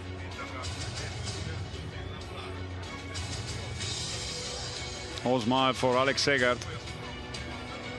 You raced with him, right? As a young rider? Yeah, for 2 years, Lotto Destiny. In his very first year as with a professional. Very calm. Big man, isn't he? Powerful physical build. And this has been very well deserved today. Not only that, but you have to bear in mind, for a rider like Alex Segard, as big as he is, he had to be in that front group. He had to live with the pace that Movistar had set. He's in a fine form, because he's been always producing some very good display of strength in the climbs in recent days of the Giro.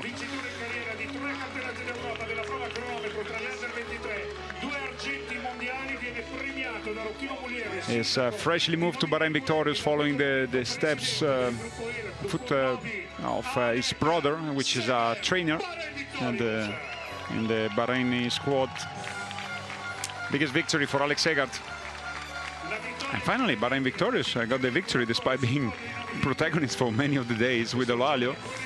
They're going to dominate the podium ceremony today. Ah, yeah.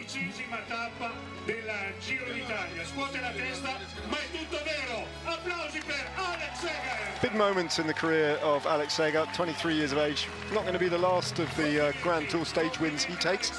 You'd be pretty confident of that. All those under-23 titles that he took in the time trial discipline, 3 times a European champion at under-23 level, twice the world champion.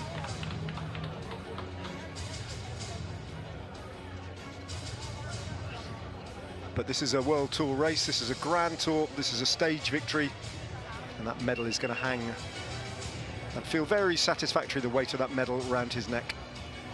Sure, he'll take it off and have a look at it later in his hotel room and reflect with enormous satisfaction on a job well done. Seized his moment, but had to have the strength to see it over the line, and held off the chase by a timed 3 seconds, actually, which is an improvement on his Grand Prix de Denain victory of 2 seconds.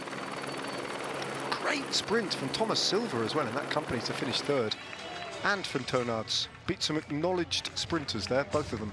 Yeah, and he's going to move up as well in the Ciclamino classification, Thomas Silva. He was up on the front in the classification, not enough to overtake Paul Magnier, but nonetheless. Well, this is the first day in the pink jersey where Alfonso Eulálio has ended the day better off in the general classification than he started it. Not by much, but by a morale-boosting 6 seconds. At the end, he has done what he has to do in that particular moment. I mean, it seemed like the only one really interested into getting those seconds. They were almost for free for him. Why not? So again, 6 seconds over all the remaining riders. And 1,500 euros as well. Don't be so materialistic, Ned. He also gets a cash prize for every day he spends in the Maglia Rosa. I think that is going to be more consistent at the end of the Giro.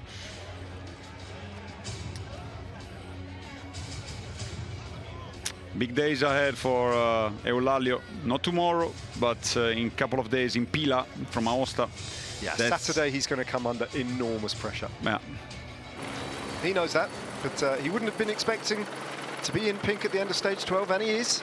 He leads by 33 seconds to Jonas Vingegaard. No change in the order of the top 10, but Eulalia, O'Connor and Hindley all pick up bonus seconds at the Red Bull kilometre.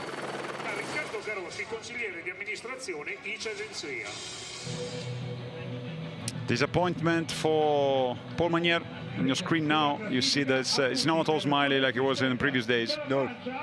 He missed a chance, but thanks to him, also all the other opponents, they were not featuring the front because, except for Ethan Vernon and Madis Mikasevich, at the end, I think they just didn't have the legs to sprint. No one else except Narvaez has moved near the Frenchman.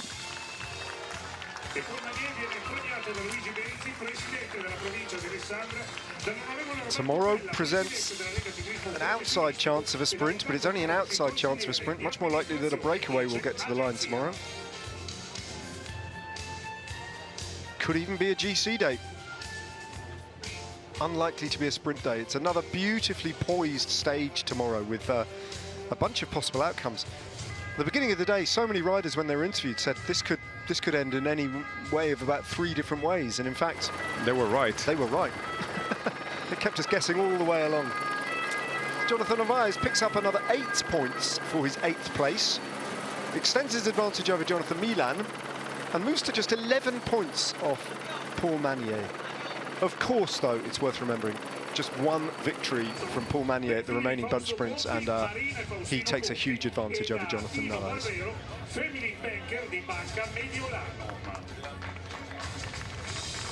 KOM now. 2 more jerseys still to hand out on the day. Il miglior scalatore del Giro d'Italia arriva dalla Danimarca, difende i colori del team Visma Bike, Jonas Vingegaard! Well, if Jonas Vingegaard continues to ride high in the general classification, if he takes the Maglia Rosa, given that there's no more time trials to come, he's going to do it in the mountains, and I think the strong likelihood is that he's going to win this jersey. Very high chances, of course. Calm day for him today? In a way, I mean, they were like, I think the whole team was kind of at the cinema, just watching things unfolding in front of them. They just took control when they want to assure that they were navigating safely into the corners. In a way, they shaped also the finale, because if Campenaerts was wanted to dig deep, he didn't have any reason to do so, but he could have as well ended up of having a bunch sprint.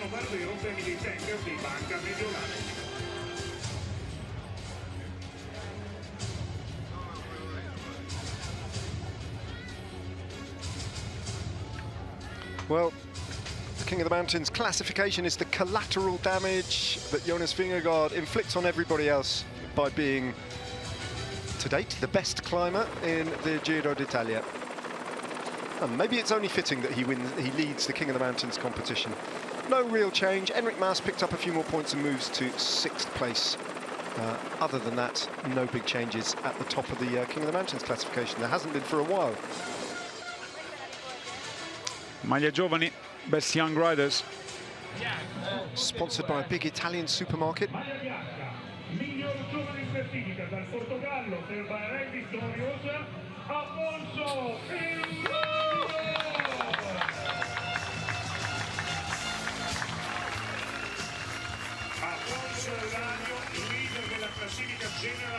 And if he does lose the pink jersey, it's highly likely that he will continue in the white jersey unless the wheels really come off for Afonso Eulalia on Saturday.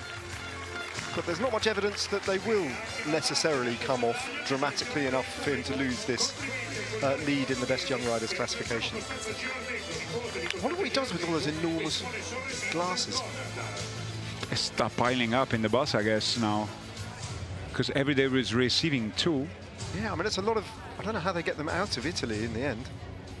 It's a lot of very careful packing. That's a good question.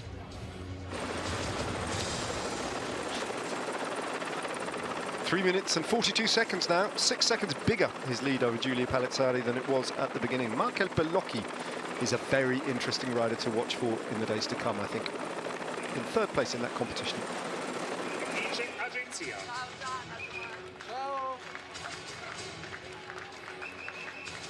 Si aggiudica il premio ICE chilometro 1926 il portoghese Afonso.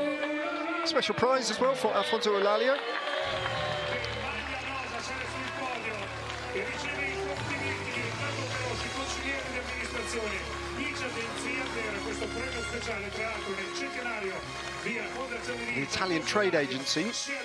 We've been through 1,926 kilometers today. When it was founded. And it was founded in 1926. I've joined the dots and figured that out 100 years ago. Exactly. I think that's it. Hopefully we can hear from some of the riders who we've just seen on the podium before we have a look at tomorrow's unlucky for some, stage 13.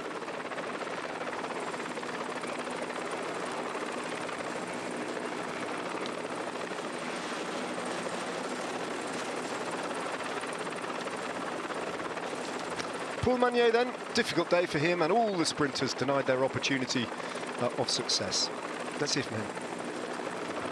Well, the good news for you today is that Jonathan Narvaez didn't win the stage, so you are still with the Maglia Ciclamino, but are you disappointed? Yeah, I was surprised to keep the jersey. Yeah, in the end, Movistar put a really high pace on the climb, and I almost made it, but I missed a little bit, and yeah, then we never really came back. I think I did a good performance on the climb, but it was just not enough. So yeah, I was hoping Jasper Stuyven can do a good results, but in the end, yeah, I think Bahrain did a super good job in the final. We have seen you talking with Jonathan Milan in the chase. What were you discussing? Were you confident to come back at some stage? Yeah, we were expecting, hoping to come back. We knew it was a long downhill, a bit technical, so I tried to go as fast as possible, but yeah, it was not enough. So a bit disappointed, but yeah, it's like this. Merci. Merci. He doesn't seem too disappointed, and why should he really? He's got a decent lead in the Maglia Ciclamino, especially given the sprint still to come, and he's got 2 stage wins in the bank already that no one can take away from him, unlike his big rival, Jonathan Milan. Alfonso Eulalia, though, has had yet another good day in pink. Alfonso, you look happy every day, but today you are even happier with the victory of your teammate. Did you know he would do that? It's impossible not to be happy with this jersey, no, but yeah, for today is incredible. He's perfect. Yesterday we changed the rooms. He's my roommate now, and you arrive here. We planned this, no, but the plans sometimes change. But when you do the plans and after you do the plans in the race, is perfect. In the final, we arrive with the victory. Is incredible. Before the victory, you went for the Red Bull kilometer. So you extended your lead. Was that a plan as well? No, it's quite for free. No, the other riders don't do a sprint, and during the day we do sprints like that after corners, after downhills. Is quite for free. Yeah, the other riders don't do nothing. This morning, a big Spanish newspaper, El País, says that the bunch starts to understand that you will make the final podium of the Giro d'Italia. Do you agree with them? Yeah, like I say, we need to go day by day. Thank you. Thank you. Yes, he does. That's all he can say, but I'm sure deep down he is thinking about his chances of making it to the podium in Rome. Why not? Saturday will be a big day. And Saturday is the expected day. I think that Jonas Vingegaard might make his big move into pink. Another day, though, in the meantime, in blue. Jonas, in the final, we have seen you putting your team at the front. Was it just about keeping safe? It was all about staying safe, yes. We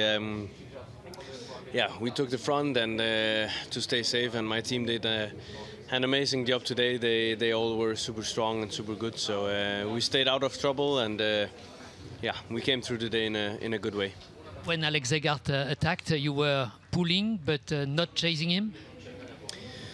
I mean, we were pulling, but just to stay in front, and I think maybe some teams didn't realize it before it was too late, and it's it was good for Bahrain. It was a nice stage win for them, and They also gained 6 seconds with Eulalia in the Red Bull kilometer. What do you make of that?